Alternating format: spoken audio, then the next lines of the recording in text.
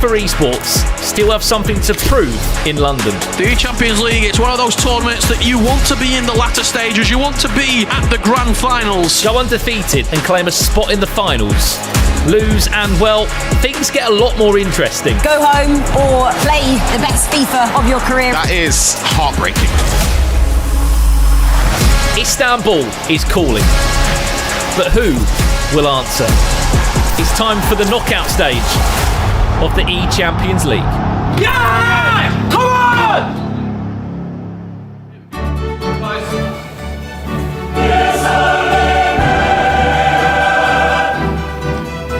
That anthem ringing out across the Here East Arena here in London means one thing. Business is about to pick up. Richard Buckley, Jaime Alvarez, you may know him as Gravison, Mike Labelle, keeping you up to date with this pivotal day in the FIFA esports calendar. Knockouts, day 2 of the eChampions League. Gravison, this is where heroes well and truly step up. Definitely, we had some big names qualifying yesterday, but we have some big names out as well. And now we have the names of people like Nicolas, Tex. Could you imagine a final in Istanbul without them? I cannot imagine that. I couldn't imagine it either. Mike, yesterday was unbelievable. Today, we go one step further. Well, this is where dreams are made of or hope is lost. We're going to have a lot of elimination games and people keeping their dream alive. Yeah, dreams will well and truly be kept alive. Before we get the gameplay underway, before a ball is even kicked, we welcome you in to the Just Eat pre-game show. This is where we're going to break down all of the players competing, the brackets, and what you want to watch out for. However, before we get underway with day 2, day 1 was magnificent. Have a little look at this. Today, we have the best 32 in Europe. So many snap players, so many big names. One of those players will get the opportunity to do... No, that's not for me to take the joy. The eChampions League knockouts start right now. Oh my days! We blink for a minute and Tex goes and scores! If Umid and Tex is not the featured match, I got to make a phone call, I got to send a text message. That's happening. Nicely done, he's on 9 of it! We're going to be seeing Anders Vergang and Tex both in the lower bracket. This is a loser bracket game, an elimination game. To still Mike have a The chance. space is open. Oh my god! Outrageous! The shush as well to the camera for Dallin Mike. So we're going in to the winners bracket. One step closer to Istanbul, but another goal he certainly will be. The Caps still going to appear, power shots, and Italy will be in Istanbul. Antonio Radelha has to be perfect now. Back to R9 with the last kick of the game, 6-6. You score, and you're off to an eChampions League grand final. Up steps Capdevia, and Umit makes it 2 years in a row. You can't write better games, come on. The eChampions League knockouts continue. It is going to be electric. Electricity indeed in the air at the ECL knockouts. That is the lower bracket as it's currently shaping up. Mike Labelle, talk me through some of the big movement in there. Just to reiterate, these are all elimination games. And we've got Vergang versus Dolomite. That's going to jump off the page. The likes of Danny Pitbull could be going home early after winning the E-Serie A. People would be surprised by that. I'm looking forward to Nick Snep, Rafsu, a lot of emotion on the stage. You see Tex, maybe didn't expect him to be in the lower bracket. Guess what? He's there. You also saw Stingray at the bottom, and these guys get rewarded by who? The thing is, Nicolas is waiting over there. It is waiting over there. Daniel and Antonio Radel as well. So big names and big matches coming up. If you'd have told me that coming into today, Vergang, Tex, Nicolas all would have been in the losers bracket, you know what I'd have said? You're lying. You are a liar. Another man who is down there in the losers bracket, Dallin Mike. He just can't be put away. He was 0-2 in the groups. He was down to the losers bracket early in the knockouts, and yet he's still alive, Gravison. He's still alive, but he's not playing that well considering we're talking about Dallin Mike. That goal was a thing, I'll believe it, but then this goal about Peter Crouch. What was this, Mike? It was the goal of the day for me, the moment of the day in terms of the pop-off, the emotion. You see what it means to the players. The monitor's going to get a love touch. Please show it. There it is, on point, on cue. And we hope to see that he's calmed down from then. Joined by Brandon Smith right now. Thank you, gents. Yeah, we'll save the shushes to the camera for now. But the guys are right. You've just got this attitude, Dylan, of never giving up. You went 0-2 in the group stages in February, still came back and qualified 3-2. And then yesterday, last night, Peter Crouch pops up and scores a goal. Just talk to me about what's going on with you. Yeah, I don't know. I would obviously prefer to get easy wins, but in the end, a win is a win. And I'm thankful that I'm still in the tournament and I have a pretty tough bracket today, so looking forward to it. And talk to me about this game. This is the big game. You've got to say the match of the lower bracket. You against Anders Vergang. Talk to me about that, because that is one hell of a tie. Yeah, also we have a lot of history. It's pretty much the two biggest teams in Germany also. So gonna be a crazy game also for the viewers and hopefully gonna be entertaining. And what can we expect from this game? Hopefully a lot of goals and hopefully in the end a win from me. Well, that's what he says, because someone will be going home. Anders Vergang or Dylan Mike will be eliminated in about an hour's time here at the eChampions League. Back to you guys for now. Thank you very much, Brandon. Great stuff alongside Dylan Mike right there. Another player who is down there in the lower bracket, Tex. He's not been plain sailing whatsoever. I feel like we were in this exact position yesterday when I said it's not been plain sailing for Tex. He's down there, Grav.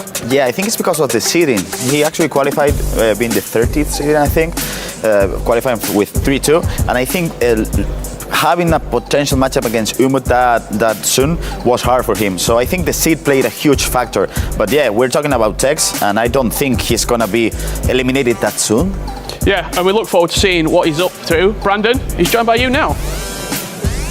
Cheers, guys. Yes, joined by Tex again. Spoke to him yesterday, but since then you've been on a bit of a run, Tex. You know, upper bracket down to lower bracket, a win against Ollie Bolly, a loss against Umit.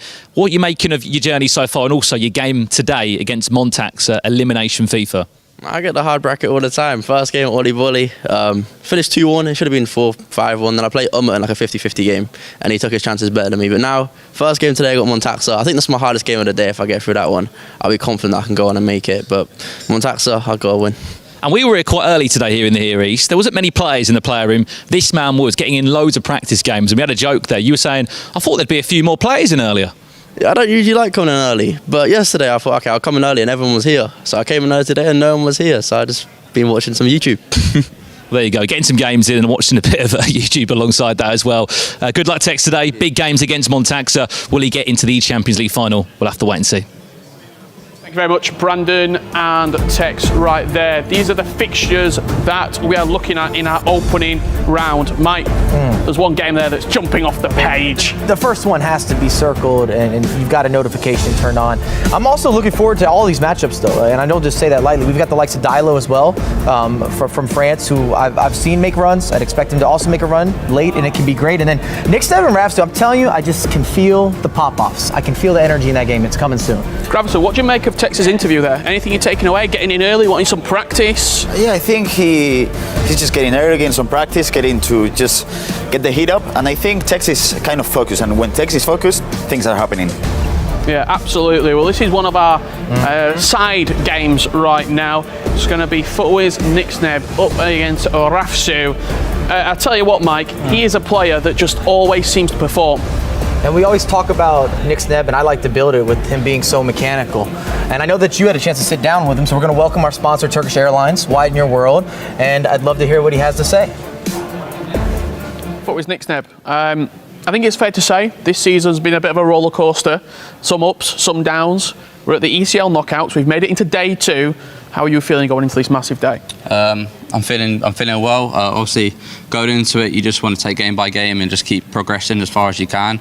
Making it to day 2 is always good, because if you don't want to go out on day 1, it'll be over and you sat there watching day 2 and get all miserable. So yeah, we've got a tough challenge today. We're obviously in loser brackets. We've got 3 games to win, game by game, hopefully, and just play with a bit of confidence. And how would it feel to you to be in Istanbul, to be in Turkey later on this year at the eChampions League finals and potentially lifting the trophy? Yeah, it's been an awful lot. Champions League is one of the biggest 1v1 events, if not the biggest. And for me also, as a young player, we haven't had too many lands away from UK, so it'd be massive for me to go to Istanbul, new experience, and yeah, it'd be a great experience. Well, very good luck for the rest of the tournament, and I hope to see you in Istanbul, mate. Cheers. Picture in picture. We got Richard here, we got Richard there. I don't know when that happened, and something that he mentions, and I think to a certain degree, we always talk about Ethan, his teammate, and he's overshadowed Nick Sneb in some ways, and this is his time to really break through. On the other side of it, Grav, a player maybe as experienced as you. More experienced. More experienced. He'll be on the stage next year. It won't be because he keeps performing. Yeah. Talk to me about Rafsu. Rafsu is actually a player who speaks English, French and Spanish, which is for me is amazing. And he's a player who made top 4 back in FIFA 18. I think he only lost against MS Tossary.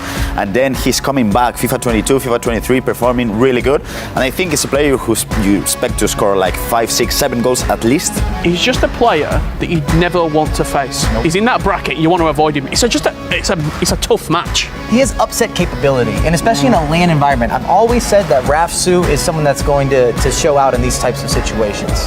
And he actually bet Nicolas in the Swiss format, so yeah, I agree. He certainly did. Well, let's go over to our secondary side stage right now. Levi Finn, a player that is quickly emerging as a young talent and one that really could be the next superstar, Gravison. Definitely one of those players who are kind of coming up in this last year, and a player who's potentially one of the players to watch in Europe. But then we have Danny Pitbull, a player who didn't play that well in the first game, but then in the second leg he actually won 6-0. Wow. So we're expecting big things from him today.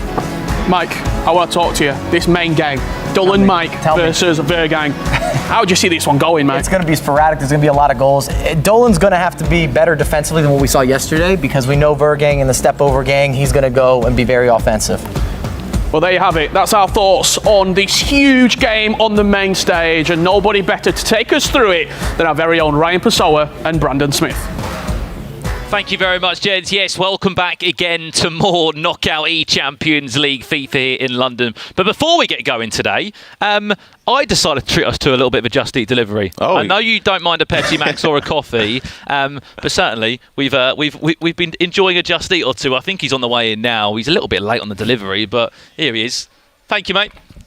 There we go. We're sorted for today. Loads of FIFA to get our teeth into, and we will be very much energised throughout it. Let's talk about this big one. Anders Vergang against Dolomite. I think the first question I ask you, Ryan, is how many goals are we going to see in this game? Yeah, Dolomite said it. Hopefully a lot of goals. I think, honestly, if this game was played yesterday, when you saw the outpour of emotion from Anders, and Dolomite was coming off of a high as well, I think it could go slightly different than what it could go today. I think Dolomite would have come in with a lot more confidence than he is playing with right now. That maybe the extra time for Anders just to reflect on his performance, maybe sort of get over that loss might help a lot. And the one thing we have to talk about on that as well, Anders Vergang is beatable, Ryan. We saw it yesterday. Obrun, the Italian, he's booked his spot in the eChampions League final in Istanbul.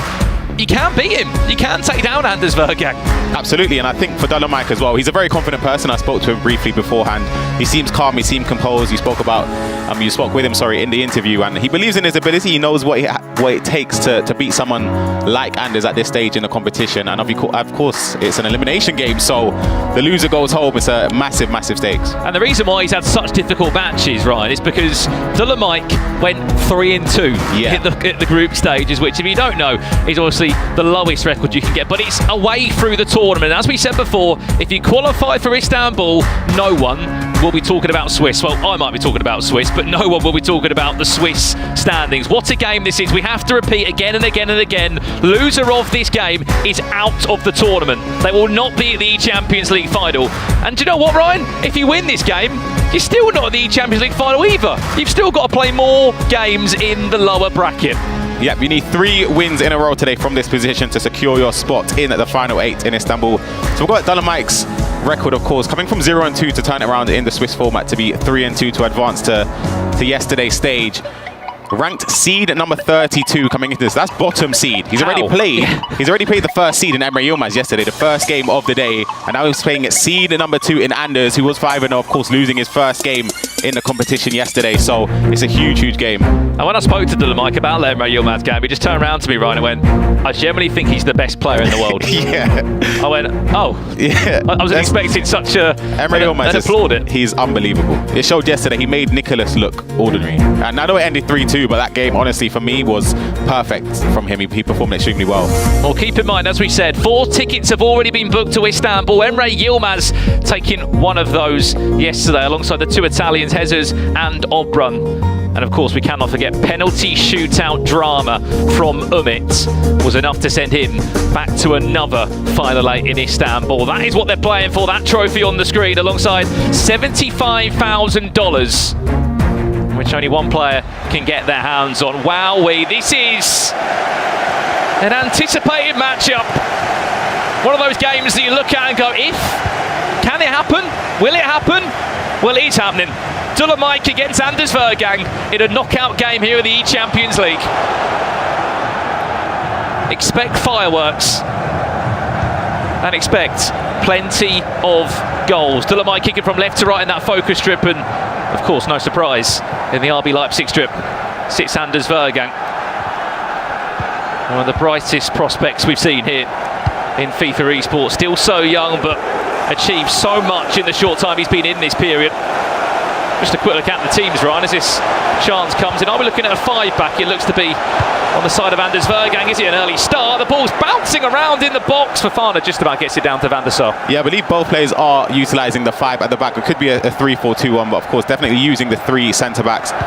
Formation has come into prominence a lot more throughout the season. The meta has shifted a little bit, but a lot of players will utilise those formations. A lot more structured in defence. It offers the overlaps as well with the wing backs. You have a lot of options. This could be a chance as well, driven into the strikers, but I think player personnel would be very similar to yesterday in terms of, for Dolomite specifically, coming off of a win. Maybe for Anders, he might have changed something slightly in his tactics or his personnel because of his loss against Oberon, but yeah, we'll see how this game progresses. Well, I know he's not a massive fan of having a coach behind him, Anders Vergang, but I did see RB Leipzig Daniel on the laptop earlier today, just breaking through the gameplay of Dolomite, trying to break down and find a weakness that they can try and exploit across the two legs. Here comes Anders Vergang now. Valverde is his right back of choice. If you want to see an attacking display, you are in the right place here. Day 2 of the Champions League knockout stages. Dolomite with Alawiron.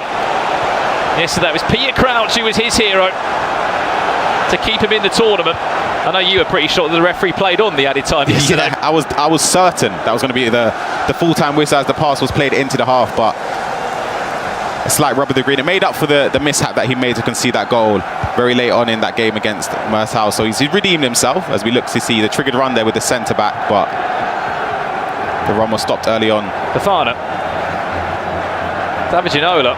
Looks like he's squeezed in some sort of right back at the moment. Fofana finds Yaya Toure. Is there a chance? A brilliant save from Van der Sar. Those are the runs you have to watch out for, manually defending and tracking the runs there. The triggered run into the box. This could be a goal as well. Short back post. Great save, Van der Sar. And Marquez, of all people, will find the breakthrough. As Dolomite goes 1 goal to the good. Felt as if the goal was coming there with the build-up from the cross whipped into Yaya Toure. Sort of a slight lack of composure in shooting to the side where Anders did move, but made the most of it from the corner. Slightly lucky again for the rebound to fall perfectly for the header. Well, that's what we've been saying. Keep in mind the squad restrictions for the Champions League. You are allowed to use any FUT hero, icon, or those Champions League promo items in FIFA Ultimate Team. Marquez doesn't always get the shout, Ryan, but for Dolomite, he's doing more than that. He's scoring goals. First goal, 20 minutes in. Of course, this is not the only game that's underway here. There is more elimination FIFA. Levi Finn, who's one of the standout players last year in the virtual Bundesliga, playing the current Serie A champion, and he is 1-0 down in that game. Danny Pitbull leading by a goal to 0. Keep in mind as well, Nick Sneb against Rafsu. There's another game. And Kurta Dilo against Van Basten. Those are the 4 matches that are currently underway here in the lower bracket round 2. Massive switch of play. This could be a second for Dolomite. Alawiron, 1-on-1. It's a cheeky chip! And it's a perfect chip! As Dolomite leads by 2 goals to 0. Wow, green timed as well. The ball in behind for Alawiron. This time he didn't lack the composure in front of goal. Made the most of it, chose the right shot type there. And of course, green timing it adds that extra efficiency in front of goal. And it's 2 goals to the good for Dolomite. That is a massive, massive start. What's so key about that, Ryan? The amount of times we always talk about it. Taking the game to your opponent, scoring goals, making it difficult for them. That's what you've got to do against a player of Anders Vergang, because you know he's going to score goals, you know he's going to create chances. You're not going to keep a clean sheet against him. Yeah, absolutely. He's somebody that is very, very dangerous in front of goal. And of course, there are other games going on around here. We've got Nixneb up against Rafsu. We're able to take a look at a replay in that game. You can see the build-up here from the Frenchman in Rafsu. Passing around the area, just twisting and turning. He's giving away possession, but he's got given straight back here. Brennan, as we see, just waiting and biding his time. A driven pass and a shot from Alawaran to give Rafsu. A quickly equaliser in that game. There has been another goal in that game as well. We're hearing Nixneb Rafsu will give it to equaliser in that game. There has been another goal in that game as well. We're hearing Nixneb Rafsu will give it to you when we can. All the games in the first leg. Here's Anders Virgo now looking to get back in the tie. Back to R9, just like that. He's back in the tie within a blink. He makes it look so easy there, just with the step overs, just stopping and waiting and just playing that intricate pass there in behind, in between the defenders for Dolomite there, and it's a quick response from Anders. Well, was an even time green from R9. Anders Virgo back in the tie. We said there's been goals in this one. We looked away for a minute. Nixneb did equalise in the game. 30 minutes in. And again, it's Rafsu that couldn't get out of the press that he found from the Footwiz player. Mechanically, loads of people have been crediting Nixneb in the final third. A brilliantly well taken goal.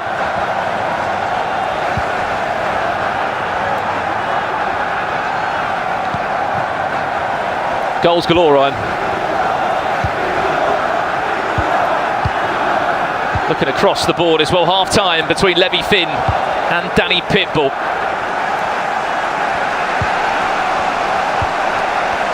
Nixneb back at it again. He leads by 2 goals to 1.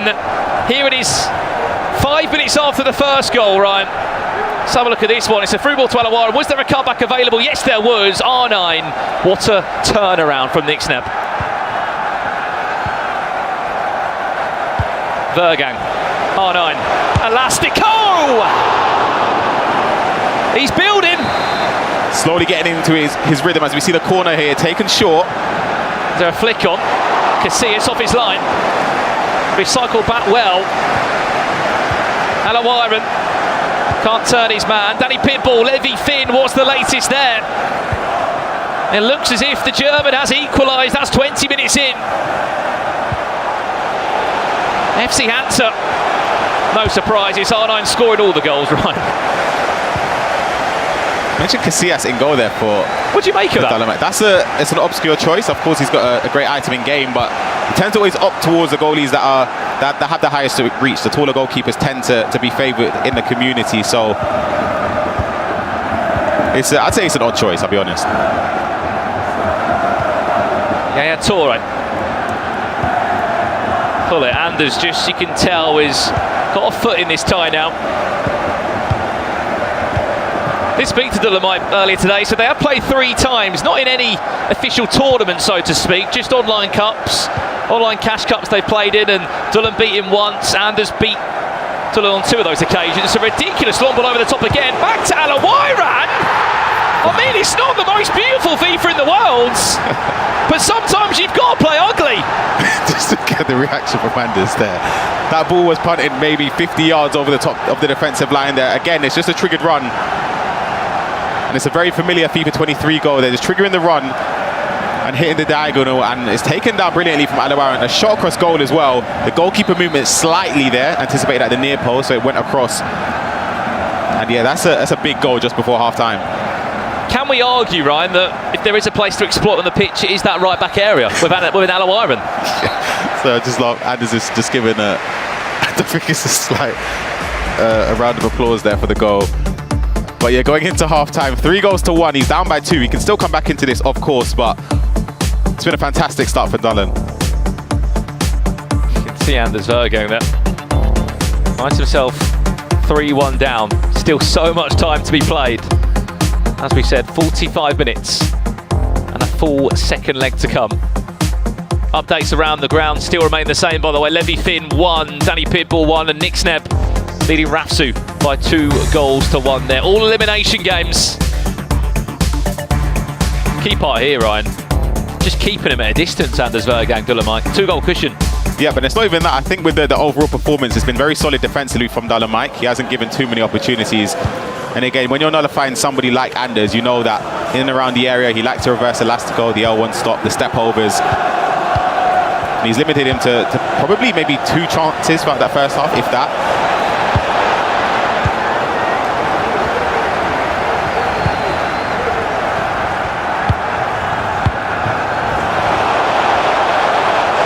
On the way for the second half.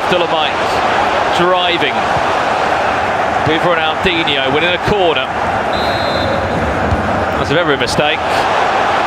Anders claps. Couple of step overs. No doubt one of the biggest parts of Anders Vergang's game in terms of his skill move list that he'll pull out. Keep an eye on those step overs. They are always unpredictable. Just like David Ginola being a right wing back, Ryan.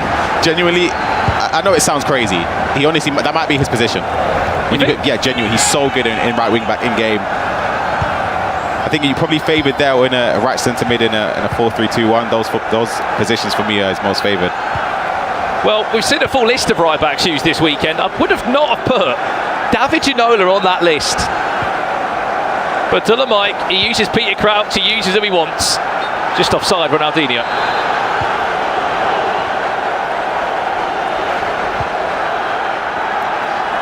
In terms of a fullback in this formation, Ryan, what are the sort of capabilities you need?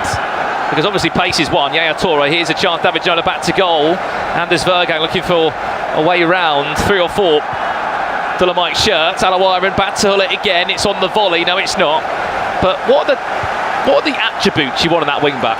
I think, of course, somebody that can offer something offensively as well as defensively. I know Ginola doesn't have the greatest defensive stats, but he has the stature in game. He's tall, he's strong, he's reliable in possession as well. I think those things have to be factored in. Big switch of play. Mike looking for a fourth. Campdevere. Intercepted by Ginola. Ball just finding its way back to Mike though. Has to do what he can to make the most of these opportunities. Alawaran down the byline, great feet. Still R9. Valverde comes to the rescue. It's another massive win from Lucio. Defensively, matching up and answering all the questions that Anders Vergang is asking of him.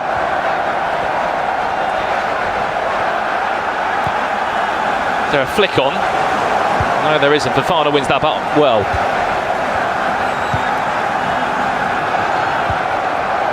Potentially some updates from the other games. Danny Pitbull against Levi Finn. Sounds as if there's been a goal over there. Give it to you when we can. Into the pause menu we shall go. Mike just matching him up at the moment. Yeah, Dolomites performing extremely well defensively. You saw there with the step before you were mentioning with Lucio. I think that's what helps having the 3 centre-backs. You can pull someone out to try and manually press higher up the pitch there.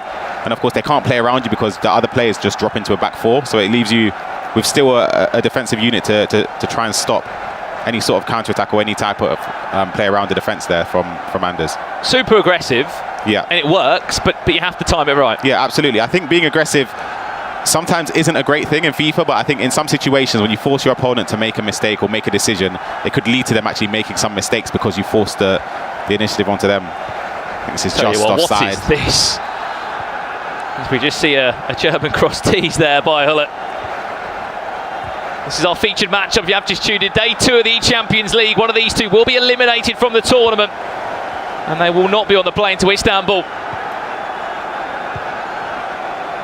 R9. Here's Anders. Goal back in the tie. He timed it red, but he still found a way into the back of the net. He's not going to care. He's back in the game. Absolutely not. Of course, the step overs there to create a chance was fantastic, but the red time, of course, you don't really love to see that one, but it seemed as if it was honestly timed green with the accuracy there and the power behind the shot. But yeah, as you said, you have to take those goals when they do come your way, despite there being a red time shot.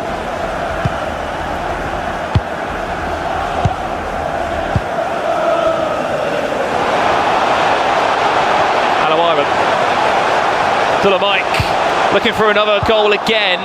That's the player from the back.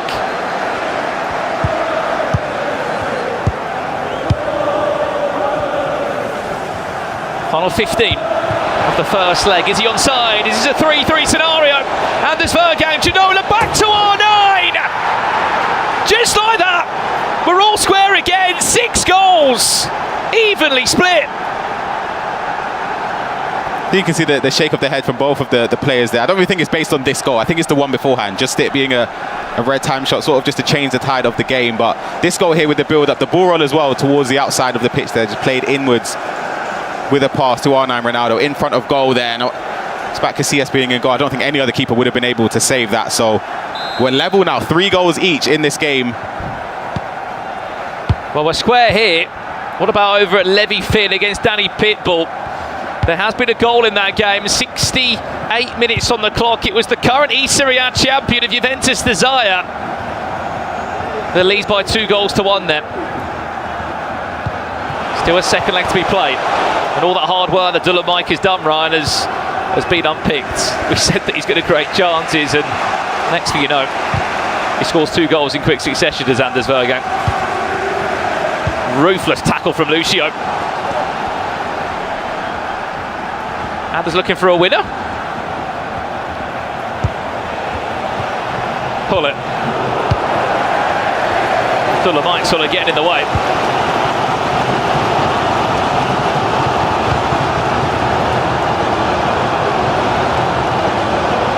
It would certainly make this second leg a smash and grab. If it was to be all square at the end of the first leg.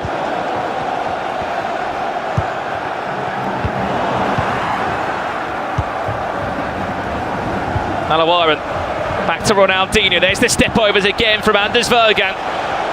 Ginola, Ronaldinho not falling kindly to R9 there. What are you thinking when Anders is coming at you with the step overs?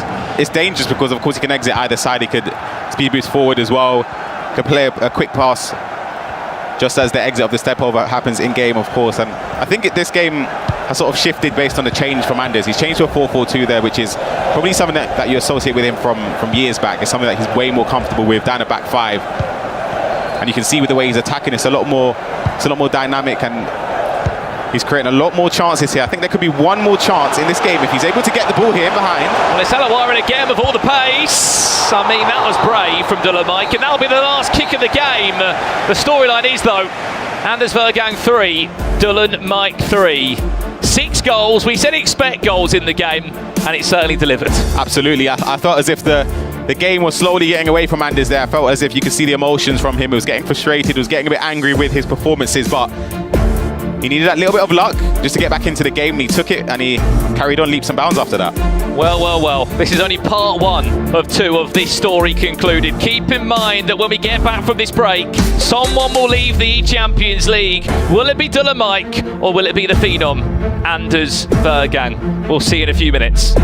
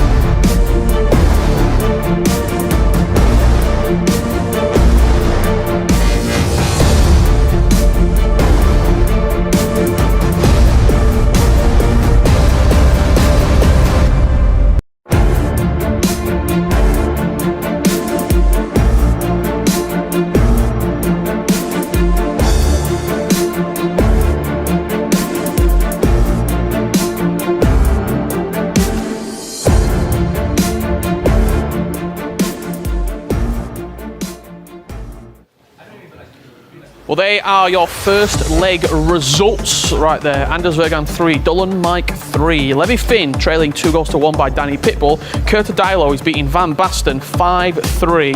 And Footwiz Nixneb leading 2-1 against Rafsu. We've seen some great moments in the first legs.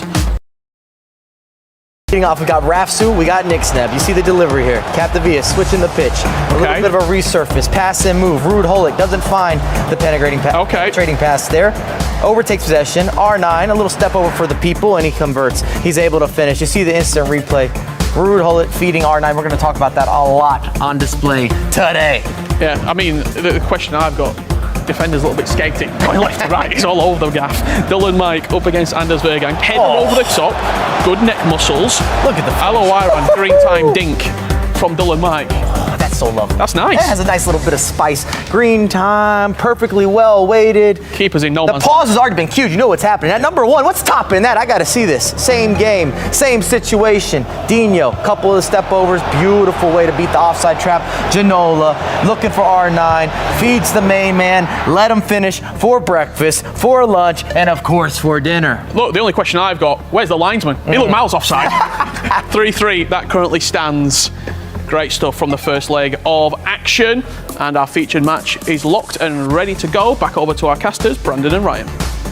Thank you very much, gentlemen. Yes, back underway here. I quite enjoyed that poll in the break there. It was it's a landslide victory there. Unfortunately, I didn't have my phone on me, otherwise I would have given Richard a vote just to help him out. I've been one of the very few that did. Well, I was just trying to do my part for my good friend. Back to the FIFA though, on display. eChampions League here. Remember, as we said, the storyline is this. Anders Vergang or Dullen, alongside all those results you just did see at the end of the first legs. Players will be eliminated from the tournament. Their dreams and hopes of qualifying for Istanbul will be no more. Was you impressed with the first game? We said we were going to see goals from both sides. There wasn't going to be any clean sheets. There was moments of brilliant defending, but a 3-3 scoreline probably seems pretty fair. Yeah, I'd say so. I think, of course, it goes without saying, come on, go for that. I feel as if Dalamak would be the less happier of the two. After that, of course, being up by 2 towards the end of the first leg to, I wouldn't say give it away, but just let the lead slip slightly there. So I'd say Anders will definitely be happier going into the second leg. But for Dallin Mike, I actually thought he played pretty well. I think he created a lot of chances. He could have had a few more as well if he was slightly more composed, a little bit in front of goal there. But I think if he does more of the same, I wouldn't be shocked if he comes away with a result. But for Anders, he needs to play his game, be a bit more composed in the area as well, and trusting his instincts when he gets into those areas. Well then, second leg underway. Anders Vergang against Dylan Mike. Only one of these two will remain in the lower bracket. Ginola, back to Anders. Is it going to be a perfect start? It will! And there's the little celebrations. They're coming out now. The shush has come out. It's a quick start from Anders into the second leg. He gets a goal early on. This could be a massive, massive moment between these two here. It's a great goal as well. He built up really, really quickly. Straight away from kickoff. What a start. What a start. 4 minutes in. You know what that means. Anders leads 4-3 on aggregate. We heard Dylan Mike before the game started. Look, this is a big game as well. Two German clubs, two German esports organisations going head to head. Elimination game of FIFA. This is where the game can change nicely. I think Anders is just going to probably look to try and slow this game down slowly but surely. It's early days. Keep in mind, as we said, 3 other games currently underway. No goals to report as of yet.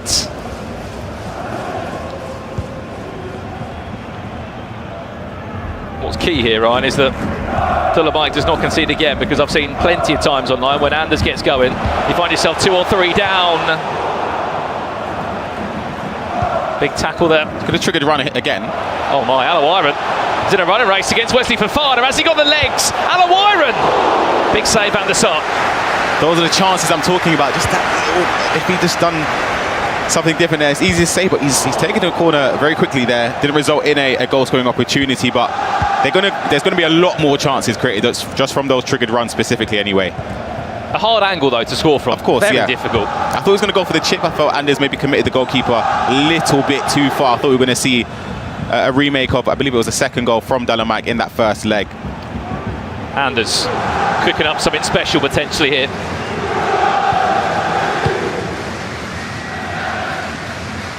Valverde, and there's a right wing back. Does get tackled off the ball. Anders steal, Ronaldinho, there's the step overs, and there's the time green finish. He's back in control and back in pole position. He loves it. He honestly loves it, as we see. I'll have to take a look at that goal again. Just a driven pass, the step over, the green time, the cross goal. That's what I'm talking about with the composure in front of goal there. Just green timing it, increasing the likelihood of it finding the back of the net. And that is exactly what it does to make it 2-0 in this game, 5-3 on aggregate, Brandon. Well, as that goal went in, there's been another goal. Levy Finn against Danny Pitbull. Danny Pitbull already 2-1 up in the game. And here's the goal. It's a long ball over the top. It's a header from R9. Van der Sar in no man's land. So 2-goal advantage for the Italian. Anders feeling a bit confident now? Yeah, definitely. You can feel it in his gameplay as well. You can see that he's feeling a lot more confident, not just in his celebrations, but just the way he's building up here. Whip towards the back post, but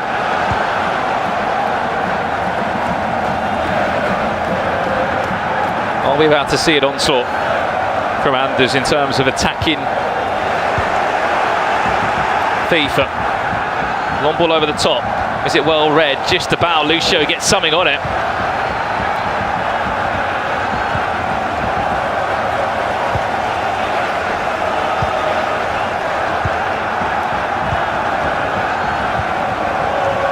Pull it. Back to Alaira, there's the step overs again. This time Wesley Fofana just does enough. Or not! Oh no, this could be curtains! 1, 2, 3!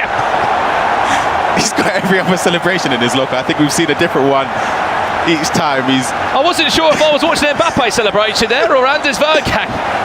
3-0. He leads. And what do we say? That's the worst situation you want to be in against a player of Anders Vergang's quality, Ryan. Because the mountain just gets more and more harder and higher to climb. Absolutely, and it was a costly error there from Dolomic.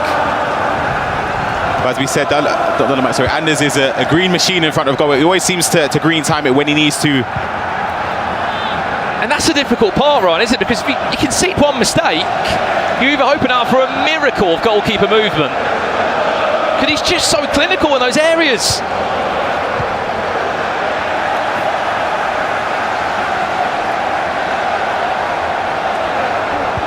Dolomic praying for a FIFA miracle. He's had a few of those in the eChampions League so far. After being 0-2 in Swiss, he bounced back to get 3 wins on the board. Last night in London, it was Peter Crouch to save the day for him. Now he needs 3 heroes. I'm not sure what for heroes, but he needs 3 goals. Against the player who is beaming with confidence now.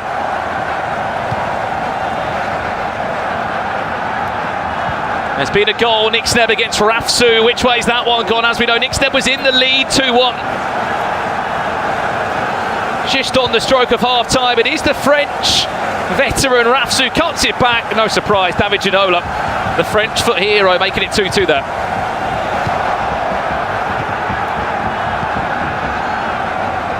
As we said, our other matchup, Kurtadilo against Van Basten. At the halfway point in that one, we saw Kurtadilo was leading. Those are the only 4 games that are currently underway. There's a flick on, R9. Did time it green, so did Yaya Toure.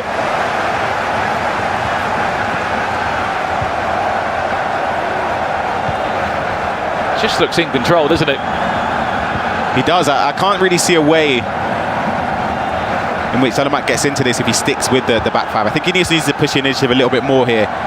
The difficult part is now, you come out of that back 5, right? You're going to concede a lot more chances. That's the issue. You're going to be needing to have the best defensive 45 minutes you can have.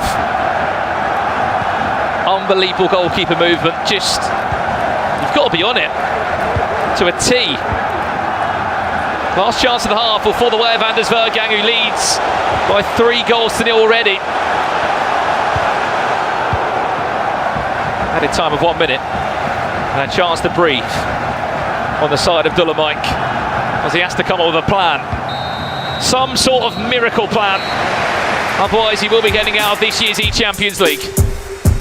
Been a perfect half there from Anders. Of course, making use of some opportunities that did fall his way through mistakes from Dolomic. But again, you have to take those opportunities when they come your way.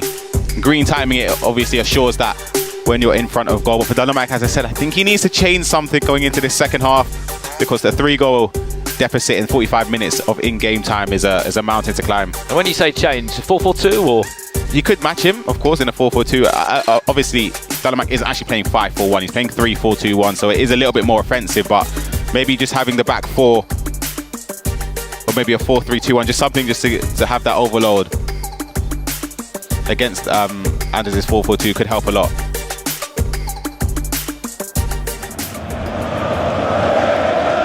"45 minutes away from the Champions League elimination is Dolomic.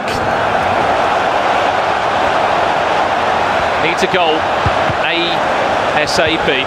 Is this the goal now? Hullet trying to do what he can, just bundle him through players, hoping for a bounce to fall his way. This is nice, Marquez. Able to get the ball back, Hullet. Ronaldinho.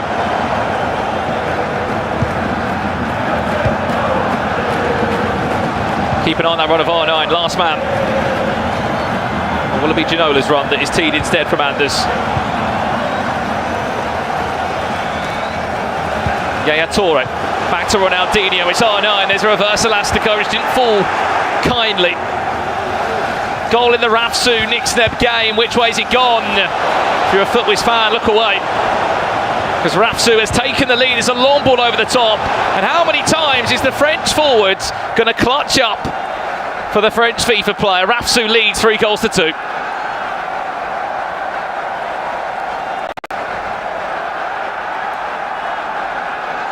Now the game has changed over there. Danny Pitbull against Levy Finn. Danny Pitbull still in control in that game, 2-1. If you haven't realised, by the way, for those at home, there is a chance, right, isn't there, that we could be seeing Nicholas Anders Vergang in a qualification game for the eChampions League. It could be happening today. I think it's crazy to say that it's only going to be one of them in the final 8, which is unheard of. Well, I wouldn't have thought that coming into this event for sure. I thought both of those names would have been, I wouldn't say guaranteed, I think that's a bit too... You can put the game to bed now, Ryan. Back to R9, there's the step overs, luckily. There's the defender in the way, but as we're saying, what a game that would be. Absolutely, I think it was a perfect matchup in terms of play styles as well. They both play very, very different. I think that would be difficult to call. I'm pretty certain they wouldn't have played before at a live event. It would be a ridiculous game. Look at the spaces. To conclude it now, Ronaldinho just couldn't get the touch around Iker Casillas. Ginola might be able to, though. Oh, no, at the back post there. There's the chip. There's the touch. Oh! Somehow just saved her. No, he hit the post, I believe. Oh, not able to find the back of the net, hit the post. It was a guessing game there of goalkeeper movement. But good to see that Dolomic has had to come out and try and press now. Ginola, if he scores again, game, set, and match. Another wave of pressure, another attack, recycled, great feet. Better save from Casillas.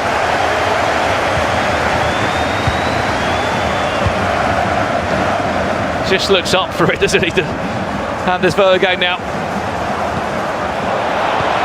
Oh, I thought that pass would have been played over the top there, but take a look at the last moments in this game. This is live. Danny Pitbull up 3-1 against Levy Finn.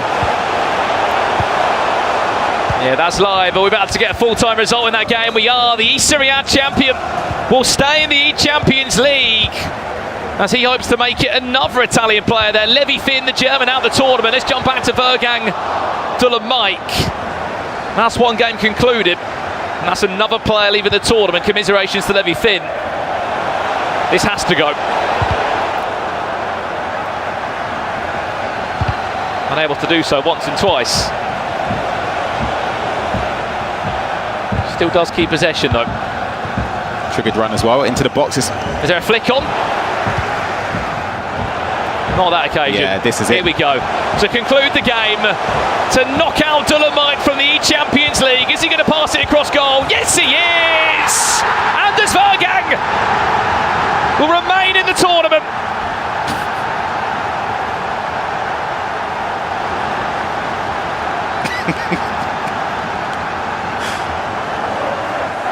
Job done.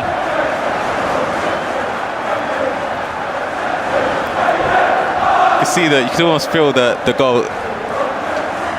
It was going to happen, and of course, this is the last moment. It's in the game. This is live. It's Nick Sneb about to grab an equaliser. Sailing the wire and back to R9. Was offside. By the looks of it there, that's in added time that game. It looks like Ratsu is going to be knocking out. Footwears is Nick Sneb. Not sure if there's going to be much more time in that game. Added time of 2 minutes or so on the corner of the screen. For this game though, the first leg delivered an end-to-end matchup, and then Anders Vergang just found his feet. Alongside that, he found a number of celebrations that he's entertained us with. And whoever stands in his way now, you should be terrified. Right, this is the last kick of the game in this matchup, by the way. Corner, is it a corner? No. It is job done there. Rapsu will knock out Nick Sneb. And let's just have a quick look down to the lower bracket. Oh wow, these games get better and better. Danny Pitbull will take on Anders Vergang in another elimination game. Winner of that plays Nicholas. Wow. For an eChampions League grand final spot. Unbelievable matchups in the eChampions League. You do not want to miss this. We've still got 4 more places to find in this year's final. That game there, wow. Danny Pitbull, Vergang. Whoever wins that plays Nicholas, even better. Dolomite, fair play, still trying to get himself back in the game. There's just simply not enough time. Commiserations to Focus Clan and to Dolomite. He has entertained us in this eChampions League through late-minute goals yesterday to last-minute winners in the Swiss rounds. If he scores now, it'll be nothing more than a consolation. Sort of sums up the game there from Dallin. It's a great build-up there, just to get in behind, but again, it's just not green-timed across goal. And of course, that is going to be the end of the run from Dallin Mike. There we have it. We can confirm in the lower bracket, Dallin Mike will leave the tournament. Anders Vergang will remain in this year's eChampions League.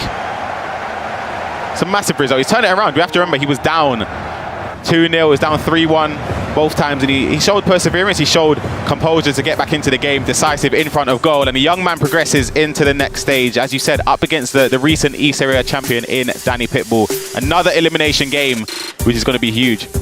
Yeah, huge indeed. Again, if you missed the headlines there, Afsu through. Anders Vergang through, a big smile on his face as he makes it into a game against Danny Pitbull in the Champions League lower bracket round 3. Big games coming in the Champions League. Keep in mind, we are jumping to the opposite side of the bracket shortly, where we will be seeing Tex in action. Just off camera there, you can see Danny Pitbull and Anders Vergang have a little hug before their game. What a match one that will plan to be. That coming up in a little bit of time. For now, let's pass over to Richard, Mike and Gravison to break down what they saw there.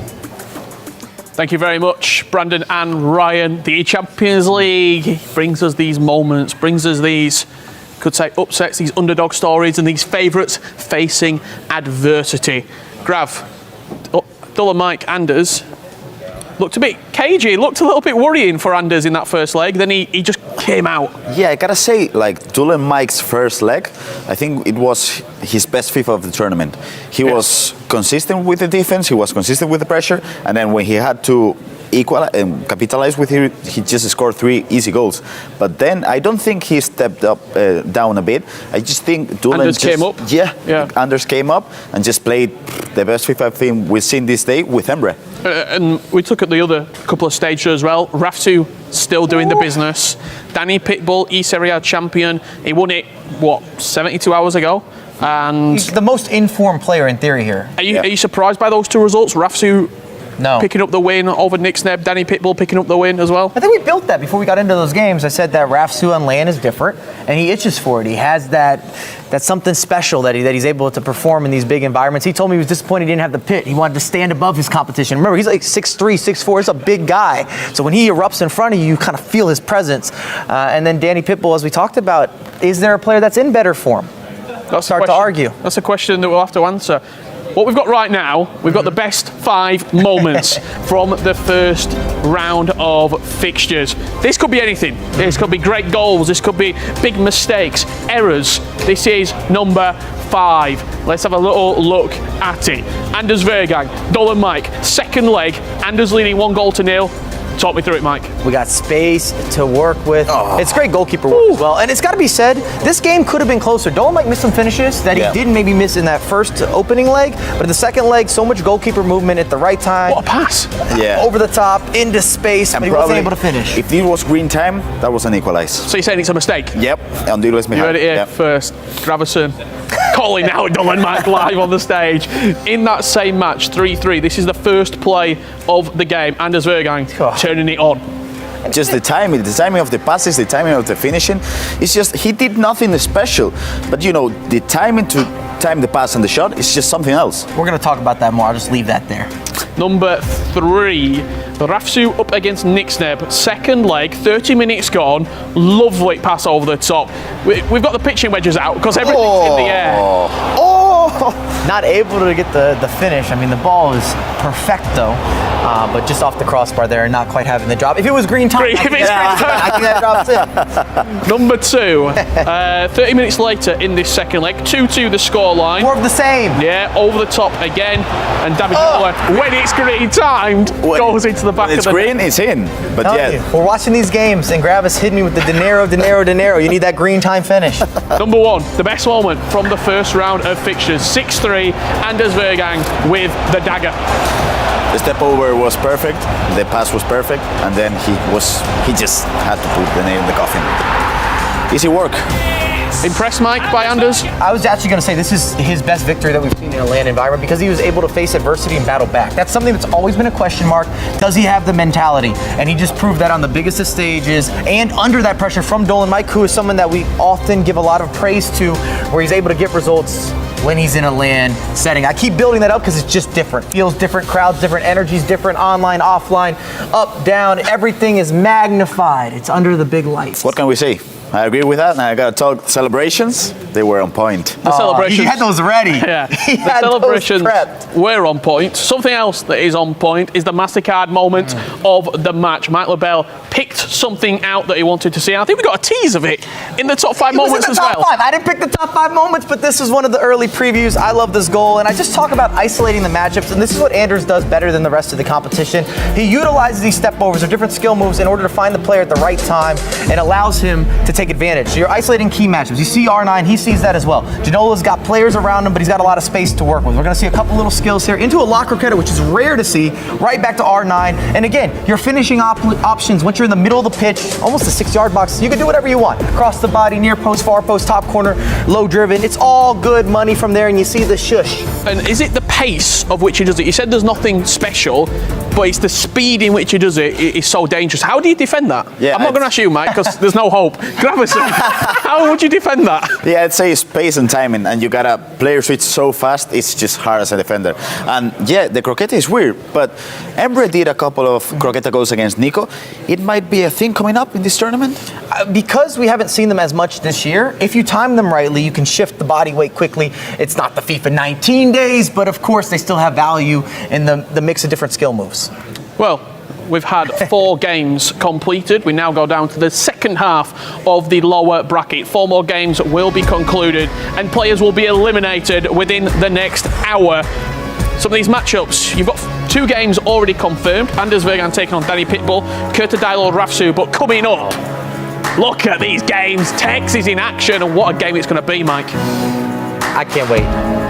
Yeah, I can't wait either. After this break, Donovan Hunt, Fnatic Tex, looking to go one step further. He finished 3rd last year. Can he go all the way? The Italian stallion Montaxa is in his path. Leon Ravel, Ryan Pessoa, keeping you up to date after the break.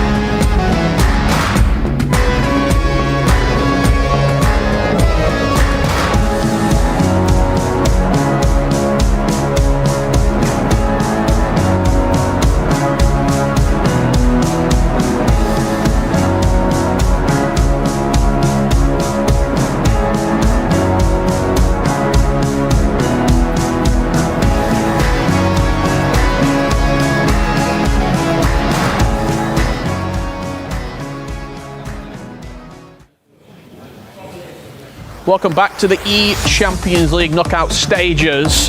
Yes, you're hearing my voice again. Don't worry, I'll let other people have a go soon. These are the fixtures coming up for the next round of action. Tex versus Montaxa will be our featured game. Marwan up against Kamal. Gio Bundy against Pepe. And Stingray Jr. versus Danny Visser. 4 incredible games. I'm joined by Gravison. Grav, any of those taking your fancy?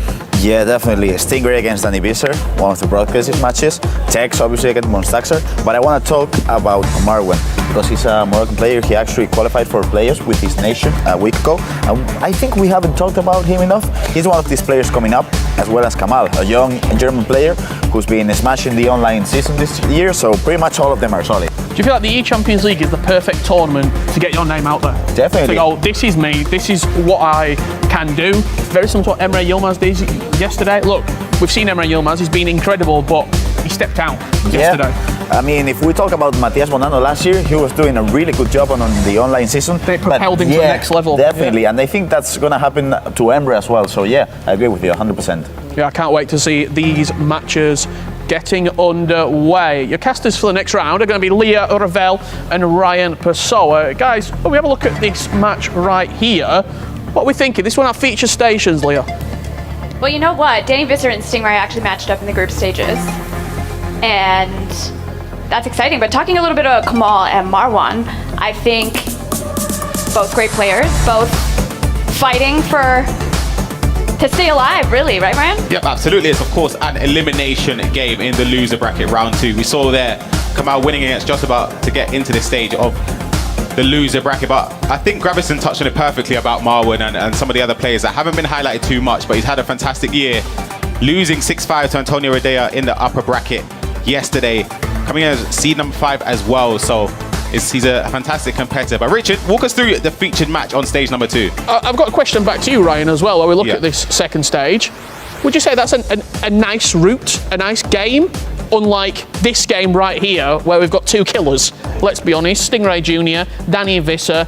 This is probably the hardest matchmaking you would think in a lower bracket here, Grav. Yeah, especially in the round 2 of lower bracket. Danny Visser, you probably don't talk about Danny Visser as much because you have his teammates, you have Emre, you have obviously Levy as well, but then he's so strong. And Stingray, a player who actually made the top 8 last year in the World Cup, potentially the match to watch? Well, I don't think so, with Tex. Top 2 at the Club World Cup as well? Yeah, as well. So yeah, he's not playing as consistent this year, but I think it could be his tournament. But this is going to be our featured matchup. Tex against Montaxa, 2 fabulous FIFA talents in their own right. Ryan and Leah, I'm going to leave you with a question before we get off. Is this the hardest first round game on Sunday? I would say so. I think these are both players that we didn't expect to be in the lower bracket at this point, especially Tex. I think both of these players have a lot to prove, and they're also fighting for the life. So yeah, absolutely. I think it goes without saying how good Tex is. We know he's one of the best, if not the best player we've had in FIFA Global Series history. But Montaxa as well is unbelievable. He's someone that I rate really, really highly in the scene, coming to prominence over the years. I spoke yesterday about his desire to always rank highly in division rivals, leaderboards to qualify for Global Series events in Europe. And he's always successful in that, but he's also vying for the top spot most of the time against Tex. So they played quite a few times in division rivals as well. And I'll be hoping for Tex anyway, he needs to start a lot quicker today than he did yesterday. He'll be definitely happy to be in this game and this occasion. Of course, he thrives under pressure, under the lights, on the biggest stage of all. And Montaxa, it'll be interesting to see how he performs against somebody like Tex on the main stage. definitely. Tex was actually having a conversation with Brandon earlier and said that this was his hardest match of the day, and if he gets through this, he's confident. Yep, absolutely. I'll take you through the stats here of Fnatic Tex. His average possession is 53%, quite low compared to some other competitors. We saw in Duxley yesterday with 61%, so that's quite low as well. You saw the average goals scored, the average XG 1.28 per game. Again, sort of relatively low if you compare Tex of previous years. Of course, you have to factor in, of course, the game is different, the formations utilized are different as well, and also play styles. Of course, Tex has been phenomenal throughout the years. It goes without saying. He's an eChampions League Invitational winner. He's finished top 4 at an eChampions League before as well, so he's got the history. As we take a look at Montaxa's stats now, average possession of just 46%, and the average XG slightly higher than Tex of a 1.58, total shots 19, and a goal difference of just +1. So he seems to be scoring a lot and also conceding a lot of goals as well. Definitely. Well, Montaxa winning his first match against Peixoto and then losing to Nixneb on pens to drop to the lower bracket. Exciting matchup. This could be match of the day. We see potentially Nicholas and Anders later, but we want Tex in that final. I think he wants to be there too. This is a massive game. Of course, the countdown going into this loser bracket round 2. The loser is eliminated.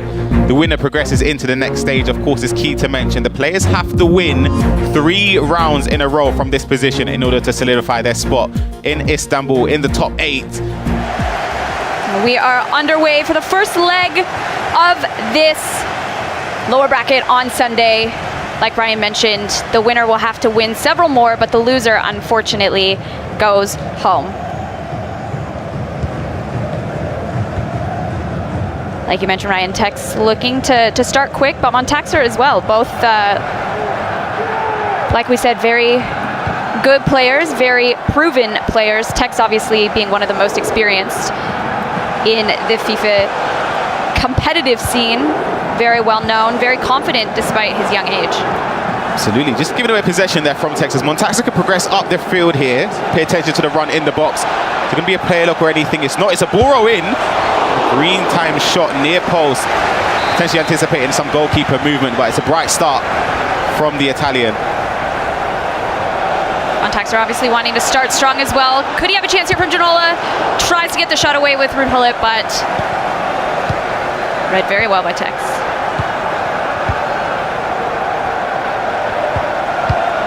Montaxa didn't have an easy day yesterday as well. But both still alive through to Sunday. Did you expect to see Tex in this lower bracket? It's hard to say because, of course, you can't really guarantee who's going to win every single game, but of course anticipate Tex to be one of the players. Tex here, R9 through to Ronaldo, but woo! Easy, no celebrations. Montaxa a little bit of stress maybe on his face. Great start from Tex this early in the game. It's a huge start from Tex. The driven pass back towards Ronaldinho, just about onside, and a pass across goal into R9 Ronaldo. A finish there from Tex to start off with a great lead here up against Montaxa. Just speaking briefly again on Montaxa, and of course the Italian scene, we spoke about it yesterday. It's come on leaps and bounds across the last couple of years. We've already seen 2 Italians secure their spot in top 4. Well, this match is 1-0. Taking a quick look at the match between Kamal and Marwan. Marwan going up 1-0 as well. But here, just a step over, a little pass back, and again, similar to the first goal we saw in this Tex Montaxa game, just played across goal. Of course, as you mentioned, Marwan takes the lead against Kamal. This could be another goal here from Tex. Lots of space from R9. Can he get the shot away? Quick, easy, almost outside the box. 2-0 for Tex. Wow, I'll be honest, I can't believe the keeper has not saved that. It's not been green time, so you can see the shake of the head and the grimace there from Montaxa. Moving the goalkeeper back is what you normally do. It's a poor save animation there from Van der Sar. It's frustrating. You expect that to be saved then. A pause has been cued. Because we do have another featured game going on. Be able to provide updates when they do come our way. Stingray up against Danny Visser. We saw Danny Visser on main stage yesterday, but we haven't really spoke much about Stingray. Richard spoke about him being a runner-up in the Club World Cup. Top 8 in the World Cup last year as well. He's a fantastic young player in the UK scene. One of the very few players left from the UK in this competition. We've only got Fnatic, Tex and Stingray left. Of course, the elimination earlier on from Nixneb and yesterday in XL Tom. Like I mentioned before, Danny Visser and Stingray matched up in the group stages. Sting winning 5-4, and then both having quite the rough first match yesterday. Obviously, Danny Visser playing against Anders, Sting playing against Emre. This attack here, just a little passes around the edge of the box here. Quick passing. It's good defending there from Montaxa. He needs to brush up a little bit because this game could get away from him. But I'm sorry, there's been an update in the game we were just mentioning between Stingray and Danny Visser. Finding some space with Alawiron. Can he get the shot away? He does. Quick, easy, top right corner, and Sting takes the lead just like he did in the group stages. Tex still leading 2-0. I imagine he's very happy with the lead, with everything on the line for these 2 players. Over the top ball there to Yaya Toure. Not looking to rush anything. Rudhulit in to Ginola. Can R9 get the shot away? Defended really well by Lucio and Montaxa.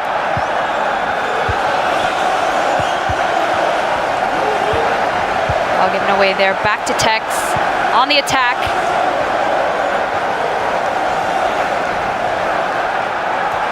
Maintains possession. Being pressed very hard by Montaxa. The ball goes out. This is a great start from Tex on the front foot of this game so far. We've only seen just under 30 minutes left, or 30 minutes played so far, sorry, of this first leg. But he's shown his intent early on with the way he's keeping possession, not rushing his attacks, waiting for the space to open up for those driven passes into the strikers. And of course, when he gets the ball to the strikers' feet, he's arguably one of the most dangerous players in the game. A little update from one of the other games. Kamal has actually equalized Marwan 1-1.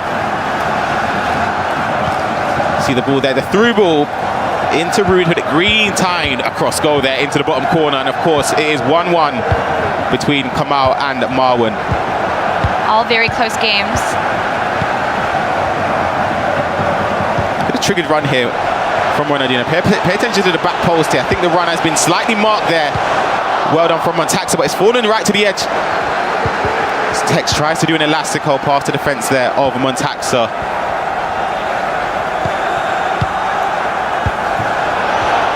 Kind of roar there as well across the stage. Is interesting to see if we get an update on where that goal has come from.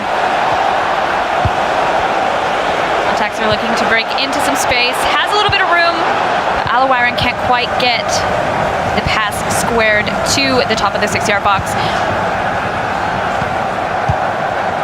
We were just talking about some updates. Stingray has actually scored to make this game 2-0, bearing in mind that in the groups he won 5-4. Great lead from Stingray. Absolutely, you can see there the heel-to-heel drag in the box there. The shot managing to find the corner there to make it 2 goals to the good for Stingray up against Danny Visser. We come back to the Tex here with the skill moves in the box, the passing, the dribbling. Just waiting for space to open up here.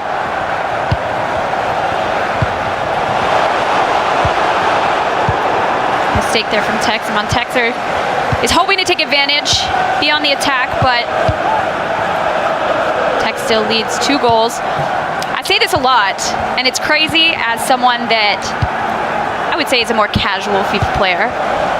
Being able to do almost 10 things at once, wherever on the pitch, is unbelievable. Absolutely, I see the way Tex manages to defend here. The whipped ball in it, headed down as well, and the shot across goal, and it's just about saved there from Van der Sar from Tex. I thought we were going to see a goal back just on the brink of half-time, but he still has a chance. Montaxa building up from the corner.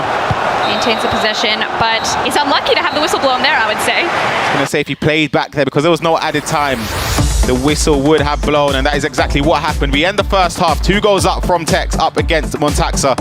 And as I say, I think it's been a complete performance so far from what we've seen from Tex. Defensively secure, he hasn't given up many chances around the area. He looks dangerous as always. Well, this is what the infamous Tex looks like. It's likely what we expected from him coming in today. He had a chance to rest overnight, have a sleep on it, regain his focus for day 2, and he's looking to get to that final, and as is Montaxa.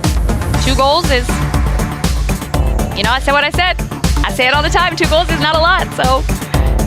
Absolutely, I think in this competition for Tex this year anyway, he's used to playing those all-important games where if you lose, you are eliminated. Of course, coming from a 2-2 record in the Swiss format, to win the last game, to make it 3-2, to reach the stage, losing yesterday in the winners bracket against no other than the world champion in Umut.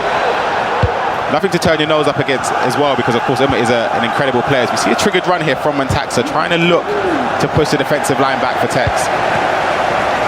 Tex obviously making it to the semi-final last year of the eChampions League, losing and going out to Nicholas 99, who ended up going on to be the champion.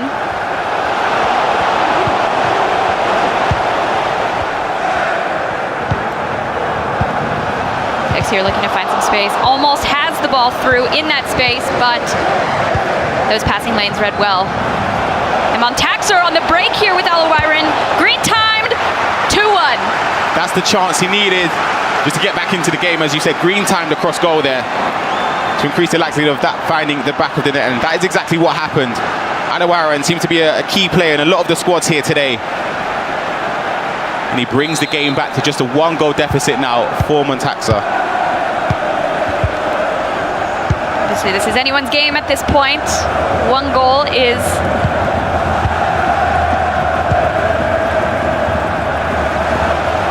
hard to maintain, but easy to come back from. I imagine that would give Montaxa some confidence. Yep, absolutely. I think it would help to boost that confidence. An update from our other match. Kamal leading Marwan 2-1. As you know, Marwan was up 1-0, so he's come back and now leading. Ooh, that's a difficult goal there to watch. I thought as if the passes could have been intercepted. Chance from Tex here. R9 green timed. Cross keeper. 3-1. It's a big goal from Tex there to restore the 2-goal advantage. A cross goal, as we said, the green time shot. At this level, you need to be timing those shots in and around the area just to guarantee that chance to find the back of the net. Tex responds very early on. after conceding the first goal back from Montaxa. So it's now 3-1 in this game in the first leg. Of course, 30 minutes still left to play. And this second leg, as it stands though, we said this is an elimination game. So Montaxa, if he doesn't manage to find a way back in this game, he will be eliminated. And I think for me, that is going to be a major upset coming into this eChampions League event. You've obviously played Tex a lot, I'd imagine. How do you think he's setting up for a game like this? It's very difficult because I think FIFA at this level, a lot of it is down to play styles. You could have some players that you feel more comfortable playing just because it sort of fits into your game style, the way you play, the formation, the way they defend against your attacks as well. But I think this game, these two players have played before in recent times, and of course not a competitive format in terms of an event, so they kind of would know what to expect. And of course, having the luxury of being able to know who you're playing the day before, so you can just look at their games, you can see what worked well for Tex yesterday. You were able to see a lot of his games broadcasted, of course, from Montaxa. Similarly, up against Peixoto and losing to Snixneb on penalties. So you're able just to see how their games went. The driven pass played back as well, and that is a fantastic goal from Montaxa.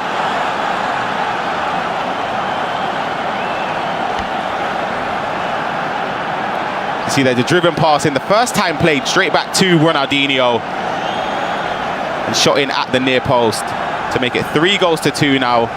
You say quick passing in the box. There's driven passes, and it's kind of hard to defend those situations. You can't really play a switch in time to intercept the pass, but Pod's queued up here. Again, 1 goal is separating these two. I think that's a great place for Montaxa to be going into the second leg. The game's not over. Lots of time for him to come back and equalize. absolutely. You see the formation briefly that he was using, the 4-1-2-1-2 second variation, obviously the narrow, what we call it, in the FIFA scene. Really the only player I'd say playing this formation in game at this event. Of course, it's very, very offensive, and it's something that he's very comfortable using, but it sort of would explain a lot in terms of the chances that Tex is trying to, or having the luxury to create. I think it's interesting too when formations are so consistent. We see the same one, generally speaking, over and over and over. So do you think that it obviously plays an advantage in this case, but do you think that sets people up for a disadvantage as well? I'll quickly answer that after this attack, as it's building up here. The pass in behind the defense, the goalkeeper movement wasn't enough there, and it's Tex responding straight from kickoff there to make it 4-2. Montaxa scores, Tex responds, Montaxa scores, Tex responds. Montaxa's not happy with that as well. Moving the goalkeeper in the correct way, you'd expect the keeper to maybe do something. He's dived the opposite way, or he's sort of fallen. Listen, I'd be queuing a pause and 70 minutes are off, honestly. Taking a quick look at Kamal and Marwan again. See there, look at the run triggered there. It's whipped in, and it's on the volley there with Rudhul at green time to make it 3-1 for Kamal up against Marwan. There, of course, has been another goal. Be able to update you when that comes through, because that is going to be interesting to see which way that has landed. Marwan obviously leading in that game, 1-0. Kamal responds with a vengeance. Chance here from Montaxa. Tries to look for R9 at the back post.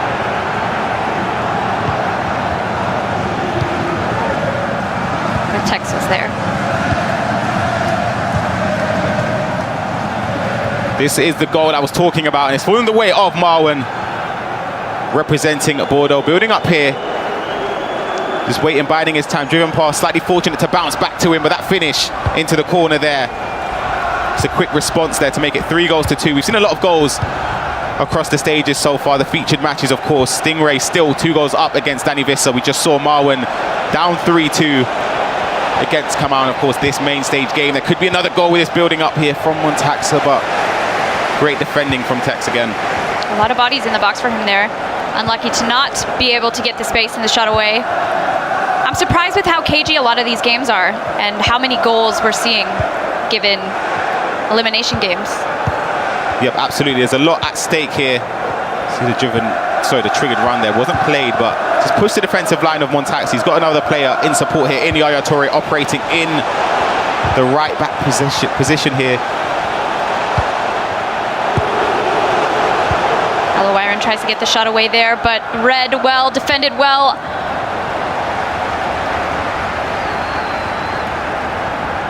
Tex loses that possession but regains it quickly. So we're nearing the end of the first leg. Tex obviously looking to maintain that possession, perhaps get one last chance.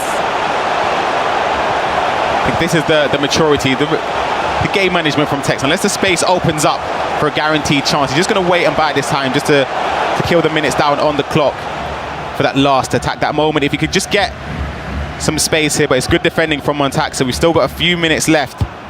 If there is going to be 1 minute of added time here, to potentially see if there's going to be space or a chance for Tex to push forward. He has to go forward now to try and get another goal. This could be the chance that he needed. Janola in the box with the croqueta. Can he find the space? He can't, and that is out. Tex leading 4 goals to 2 after the first leg. Absolutely. I think that's a fair scoreline in the grand scheme of things. Of course, there were some goals that Montaxa, rightly so, should be upset about, I'll be honest. I think his goalkeeper could do a lot better in some situations, but there's still a lot to play for going into this second leg. Montaxa just down by 2. Be hoping he could still maintain his spot in the eChampions League, of course, with his fellow Italians doing extremely well yesterday. And of course, some still in this competition as we prepare, of course, for the second leg. There's still a lot to play for. Lots to play for indeed. But before we get into that second leg, we are taking a quick break. Don't go anywhere.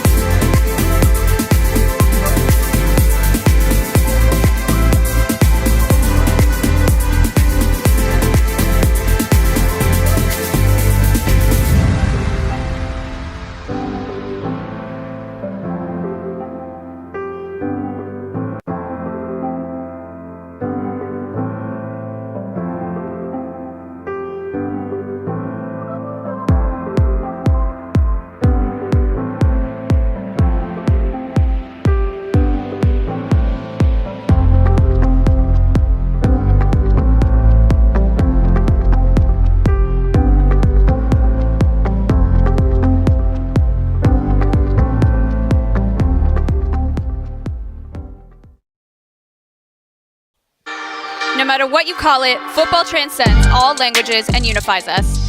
The UCL Global Native Jersey stands for exactly that. The jersey will officially launch on April 25th, and you'll be able to also collect this jersey in EA Sports FIFA23 Ultimate Team. Make sure to pick one up at stores or in-game and share the moment using the hashtag global native to unite with other fans of the beautiful game. You can now pre-order the jersey exclusively on the official UEFA Champions League online store by scanning the QR code below. Welcome back to the eChampions League knockouts. Before we get into the results, Ryan Pessoa getting third place in the best FIFA player. Ryan had finished. Right, you finished fourth in a three-way race. They're the results from the first set of matches. Tex 4-2 against Montaxa. Marwin 2-4. Kamal is leading. Gio Bundy making it look simple against Pepe, and Stingray leading 2-0. I'm joined by Gravison to break down these first leg matches. Some good impressive performances there. Gio Bundy doing the job, Stingray doing the job, and Tex and Montaxa, a great game. Yeah, great game. Loads of things happening. Montaxa changing to a narrow formation. Stingray doing his thing in the corner, Grav, you would say. What's he sort of looking for here? Just the feedback? The easy pass and the... That ball was something, the skill move was something else. The heel to heel, I don't know. Great goal. Are you scoring that? Yeah, definitely. But Leah is scoring it as well. That's right. She won. Yes, Okay. I am. It's not a comedy show, guys. Kamal, this is up against Marwin. Second best goal of the first round of fixtures. Oh, he's got a score. Oh, no. He's not greened it. You jinxed it. You jinxed it, man. We call that, in Argentina, they call that the mufa. What's that? Jinx it. Okay. Kind of. It's a great save on its way through. 87th minute as well. The best moment from the first set of fixtures. Tex versus Montaxa, and this is the 2-goal advantage, Grav. Did you see this pass? I didn't see it. Oh! Yeah, the goalkeeper moved it. That should have been a save. Keeper's got to save that. Yeah. What Van der Sar has against Montaxa, man? Someone make an inquest, because he has to save that.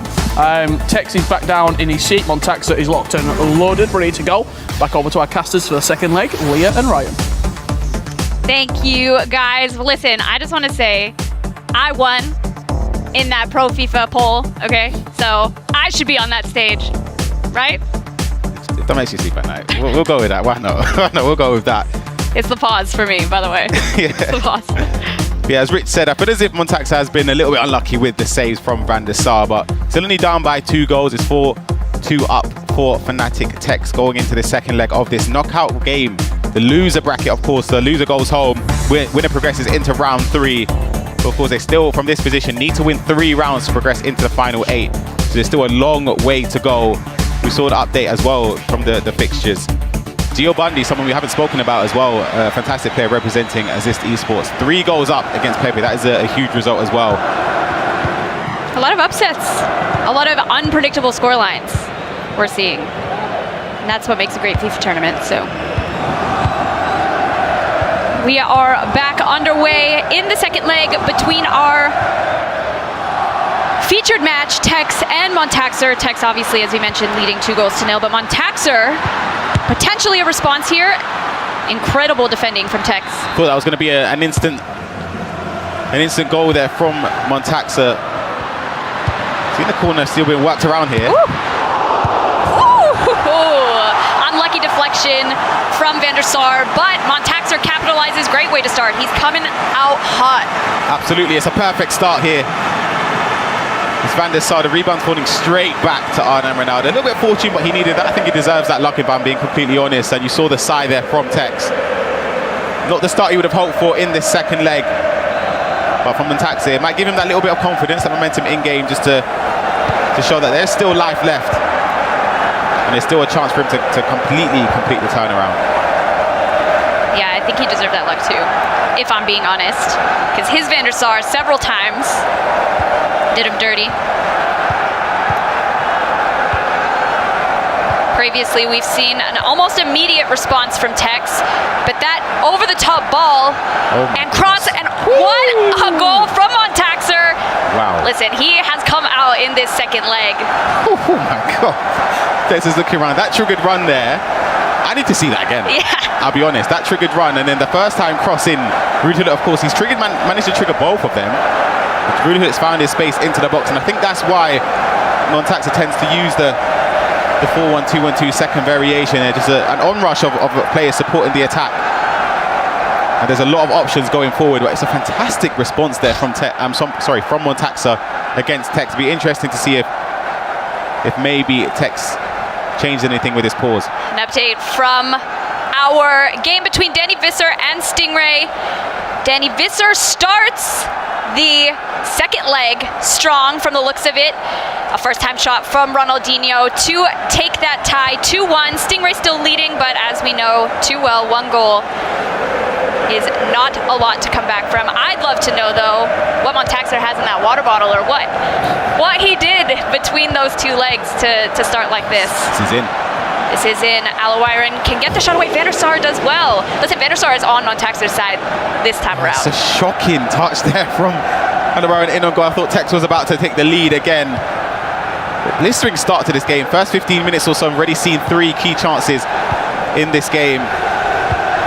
But just look at the amount of triggered runs there from Montaxer. Every time he gets possession, just tapping L1. And this is the problem, though, the negative, the drawback of triggering so many players, the counter-attacks you were liable for. Tex tries to pin the defensive line. Look at the runs over the top here. Green time shot, but possibly not enough power on that as we anticipated. In our match between Kamal and Marwan, Kamal leading 4-2 on aggregate, and now leading 1-0 in the second leg, taking that lead to 5-2. This is like a different Montaxer that we're seeing. Maybe he was keeping it under wraps until the second leg. I think just being a lot more confident going forward. You can see the difference in his confidence from his gameplay.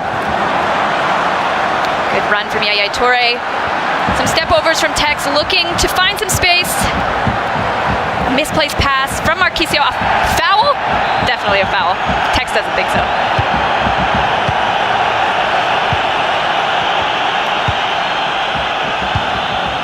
Is all square between these two. It's anyone's game at this point, but one of these two, one of their nights ends after this.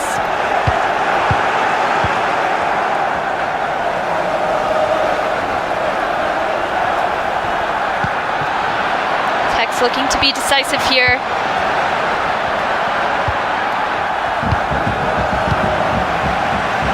Good attempt at a ball through there by Ruud Gullit, but See Tex there trying to manually track the triggered runs over the top. This game has opened up. You can see there's a lot of space. It's sort of more a back and forth. I think that's going to be just offside there. First time ball over the top there. Trying to put Alawiren in behind. Of course, his blistering pace. Not many in the game that can stop him when he gets in behind.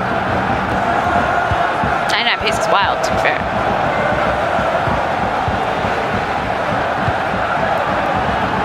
At this point, Montaxer is happy to be all square against one of the best FIFA players. Can he get a chance here? That's a good over-the-top ball. Not quite the space he needed for Ronaldinho to get that in on goal, but Tex, I think, will be relieved that he hasn't conceded there. Relieved to say at the least. I thought that was almost certainly going to lead to a goal to make it 3-0 in this game and turn the tides in Montaxer's favour. He sort of had 3 or 4 options to choose here. But now Tex pushes forward, looking for that driven pass into the attackers, and it's intercepted and possession regained from Montaxer.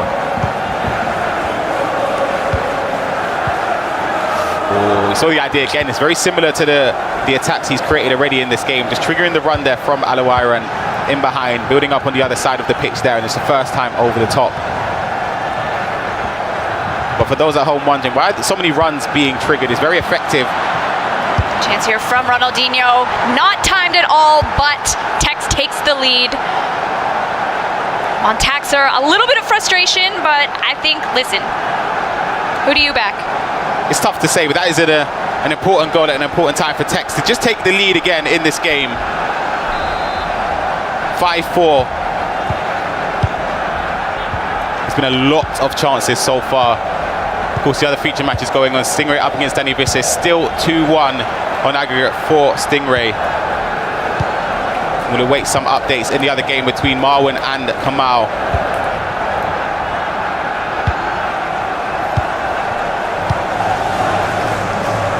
Montaxer looking to respond the way that Tex responded.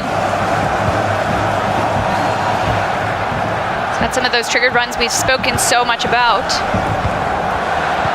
This could be a chance here. Tex defending for his life.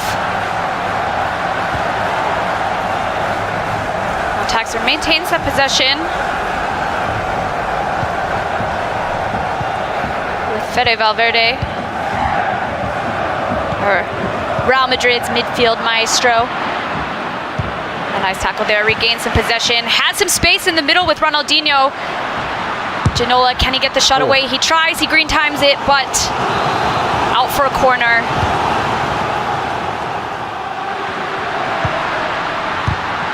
Oh, unlucky. That spells the end of the first half in the second leg. Tex narrowly ahead, of course, he was up in that first leg, 4-2. Montaxer brought it back to 4 goals apiece, but then that goal, of course, with R9 Ronaldo for Tex to make it 5-4 on aggregate. There's been a lot of chances, though. I've said it multiple times in this game. It's all stemming from the triggered runs from both of these players. And as the game progresses, it's just going to be a bit more nervy. I wonder if maybe Tex might change something in terms of formation if he gets later on into the game. Just to try and solidify it a little bit more, because there seems to be a lot of space for Montaxer in this game. He's creating a lot of chances, but likewise for Tex, he's also creating the same. Well, what I can tell you, because I was #1 in that poll, is that I would make some changes pretty soon if I was either of them. See the triggered run there, whipped in there. I saw the run from Fofana. From Montaxer, he still wins the header in the air, but defended well from Tex. Centre back out of position, but the pass didn't make it through.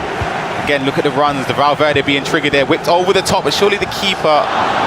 Ooh, a little flick on there from Tex's defender. And a foul that goes the way of Fnatic Tex.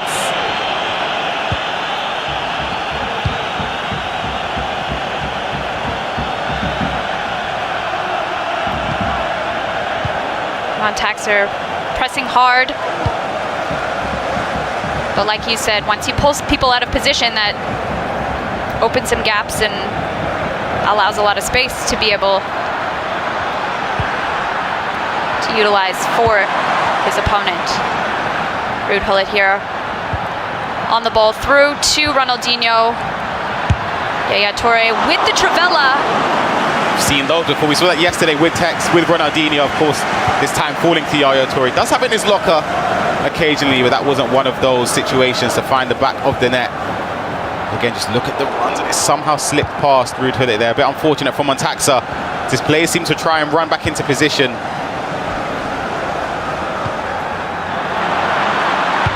This game could go anyone's way at this point, but a chance there, perhaps tipped away from the defender of Montaxer. Was narrowly missing that chance. Oh, it's gone over Yaya Toure's head here as well. Look at the back post run there. It's been manually trapped from Tex. You have to be aware there's so many options what you can do there. You could ball roll inside or ball roll outside to play it back in for a driven pass to one of the runners in the middle of the pitch. You can whip it to the back post as well. So you have to cover all of the runs, as well as, of course, just running directly to the byline.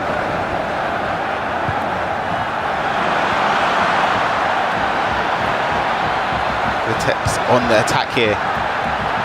Ronaldinho with some space. Another Trivela that narrowly missed the back of the net again. Tex still on the attack.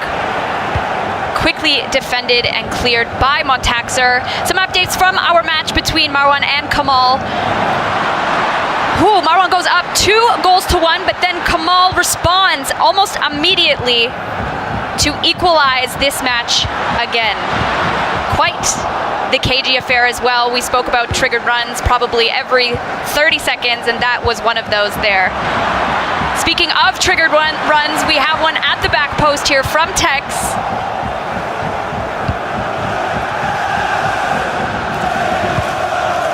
But Montaxer isn't looking to concede anytime soon.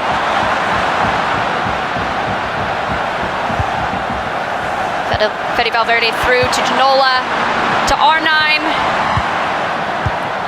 Aloiran being pressed by literally 4 of Texas players. Can Ronaldinho find some space? He does. Oh. A quick shot from that left side. Huge fair play there to Montaxer. Just to build up there, that was great building up composure until the very last moment. I think the goalkeeper movement sort of made up the mind from Montaxa, but he was sort of premeditated that shot already before it reached the attacker's feet there and just shot directly into the keeper.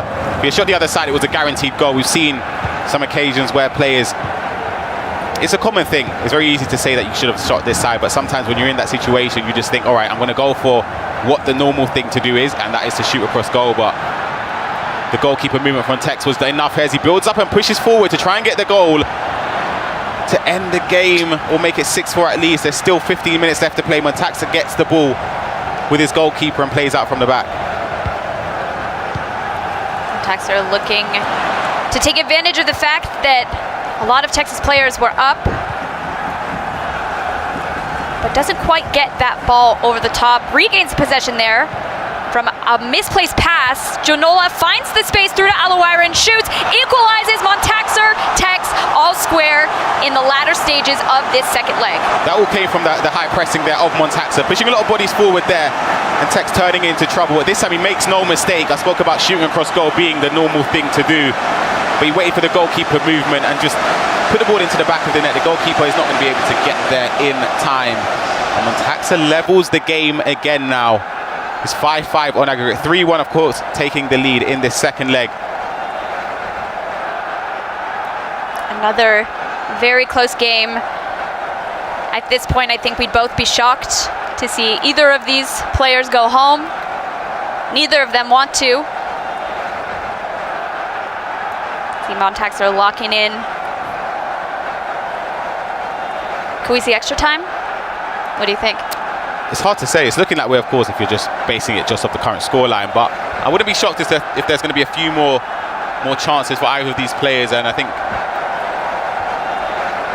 if it was to fall somebody's way, I wouldn't be shocked if that would have been the end of the game.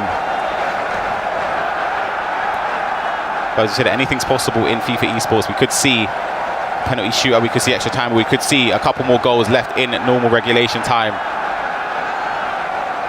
I think it's even perhaps crazy, for lack of a better word, to see players like Tex, like Nico, like Anders in the lower bracket of a FIFA competition when we've seen quite the opposite in the past. Some roars from the other side of the studio, so I'd imagine we'll have some updates for you relatively soon. Before that, someone is looking to come out a winner in our featured match. Tex with possession right now, has that chance all the way through. I'm shocked that that ball's gone all the way through to Alawaira. It's a massive goal there from Tex. Just building up towards the byline, you can see just patient there. I think the pass, if I'm being honest, was played to Arnhem Ronaldo. It manages to find its way through to Alawaira, and of course a finish there into the bottom corner. Again, another quick response from Tex, not allowing Montaxa to rest on his laurels. We're going to get another pause there. And of course, we heard a roar you mentioned, Leah, and it is the game between Danny Visser and Stingray. Was Stingray 2-0 up in the first leg? But there's been another goal in there, and the goal has fallen in the last moments for Danny Visser. This looks like it's going to be a mistake from Stingray. Passed across as well. The defender tackled and put it in the back of the net. That is a rough one to concede for Stingray, but I'm sure Danny Visser would love to have a goal like that to equalize that game on aggregate that will, at this point, send them to extra time. Wow, that is unlucky. That's on the same levels that we've seen of some goals we can see. We saw yesterday Dynamite making that mistake against Tawe. He cleared the ball directly onto the attacker and gave him an easy goal to equalise. But for Stingray, he just needs to remain focused, remain calm. But for Danny Visser, that's a huge goal at a perfect moment to equalise. Well, speaking of equalizing, Montaxa is going to want to do exactly that in this game, nearing the end of the second leg as it stands. Tex is continuing on, Montaxa is going home. It's a good ball through to Alawaira, and it looks that Montaxa has sent all of his players up, which allows for the space. Tex is going through to the next round of the lower bracket, unless crazy things come from Montaxa. The first time we've seen any sort of celebration from Tex across the eChampions League. He gets the 2-goal lead now with the dying moments left in this game. And it looks as if, as you said, we're going to be seeing an elimination for Montaxa. It's devastating to see one of the best players we had in this competition, in my opinion, coming into it in a rich vein of form as well. He's going to be eliminated by Tex, representing Fnatic, who seems as though he's done enough to progress into the next stage, of course, into round 3 of the loser bracket. I think that's the unfortunate thing at this stage in the game, when you have to push a lot of players up, you have to go constant pressure. It makes gaps, it makes your lines a little more vulnerable, as we can see here.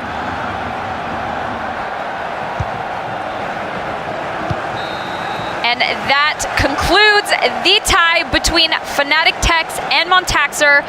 Tex going through to the next round of the loser bracket. Congratulations to him, and commiserations to Montaxer, of course. Moving over to the match between Stingray and Denny Visser.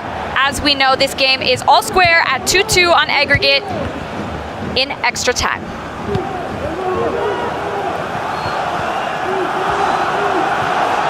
Nino Mendes through.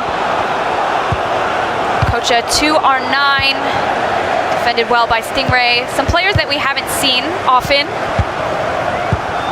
Squad's a great ball from Stingray, but not quite the distance he needed on that.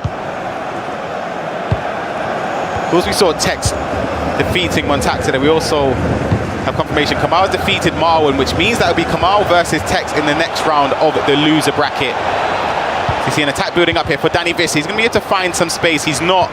And that will be the end of the first half of extra time. It's still 2-2 on aggregate between these two players.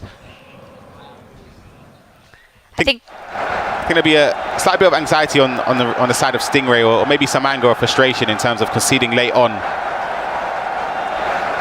Definitely, I think they both have an advantage, as they've played each other in this tournament before. You can see some nerves in Danny Visser. Poor guy's trying to drink out of his water bottle and his hands are shaking. Not a lot of time left in the second half of extra time. If this stays square, we go to pens.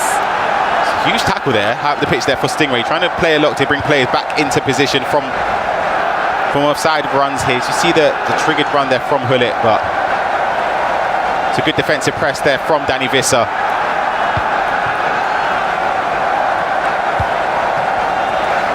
Sting clears that to reset the play. Has R9 through. Can he find one of the few bodies in the box? He does. Alowyron takes a shot, but defended well. Danny Visser needs to defend like that at this stage of the game.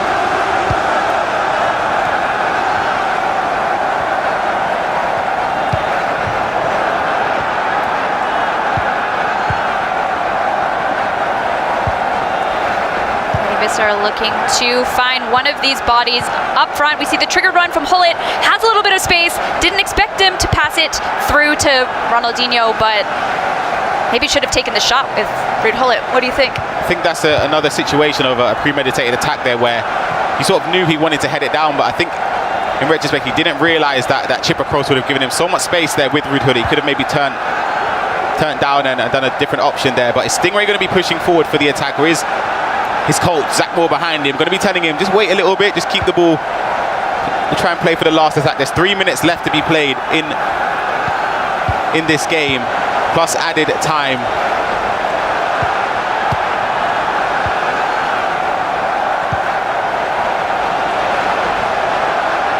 Possession of Stingray. Pulls a few bodies of Denny Visser out of the way to create some of that space. It does look like he is going for that last attack. He's giving it away here. Denny Visser could get the ball high up the pitch as quick as possible here. So you can see he's trying to manually track the runs here. He's left a bit of space for R9 to exploit, and it's going to be played into a Koch, who's managed to get fortunate. He's just done enough here. His keeper going to make a mistake, but Stingray manages to clear it out, and we are going to head to a penalty shootout between Stingray and Danny Visser. Loser goes home. First is saved by Denny Visser. Denny Visser up with Ronaldinho. Can he score this to gain that lead? He doesn't. It's saved by Stingray. It's a huge response. So we see Peter Crouch here Saved again. What's going on? Stingray misses. Can Danny Visser respond and get his first shot or his first mark here? And he does. He's up by 1 goal in this penalty shootout. Sting looking to respond immediately with Ronaldinho. He does. Van der Sar diving the other way. Danny Visser up again, looking to respond. Again, he does, still leading. This is a huge moment for Stingray here. Needs to score this. He's gone straight down the middle. For Danny Visser again, this will be a key moment just to restore the advantage. JJ Okocha, and he goes to the right, and Stingray saves it. All square again. Ruud Gullit up for Stingray. Keeper dives the right way, but still a goal, and this could be. And Danny Visser takes that one. Heading into sudden death now. Stingray with the penalty. Goes down the middle again, and it's a huge save for Danny Visser. This is potentially the deciding penalty for Danny Visser. Goes to the left. Stingray with a huge save. Unbelievable. Still in sudden death. David Alaba steps up, takes the shot, scores. Danny Visser will have to score this to stay alive. If he misses, he's gone. He scores it, still alive. It's going to be Stingray with the penalty. To the right he goes, and he finds the back of the net. And we need a response for Danny Visser if he wants to keep his hope alive in the eChampions League. He goes down the middle as well. It's still sudden death. Stingray up again. Now we're into center backs. Saved by Danny Visser. If Danny Visser scores this, he is going to the next round. Saved by Stingray. It's a huge save. Can he score with the centre back down the middle for Stingray? Can he save it again? It's Danny Visser with the penalty to the right, and Stingray saves it. The celebration to the camera as well. Ice in his veins. Woo! Calm and composed, and of course a massive result there for Stingray. Huge commiserations to Danny Visser. There is no worse way to be eliminated in a tournament than to lose on penalties, but can see what it means. Massive result. You can see what it means to Danny Visser, like you said. I wouldn't want to go out like that either, especially after saving what? 4 pens each? Yes, of course. Penalties has that element of luck. It's just about if it's your day or it isn't. And of course, the day is Stingray's as he progresses into the next stage of the eChampions League. The smile on his coach behind him. In fact, well, that was a huge moment. It felt as if the penalties could have gone on forever, honestly. Literally, we almost saw goalkeepers. Yep, exactly. Unbelievable. Well, again, commiserations to Danny Visser and congratulations to Sting. We still have 2 Englishmen alive in the competition. Wow. Amazing. Well, you guys, what an exciting round that was. But let's hear more about those goals and those matches from our boys on the stage. Whoa, what on earth is happening? You've got to go round and round. I thought the GKs were going to get 3 involved. times he could have won it. 3 I thought we had the GKs. Incredible. What was it, 10-9, I think? We never like see that. penalty kicks bouts that go that deep when we had so many misses and saves and opportunities.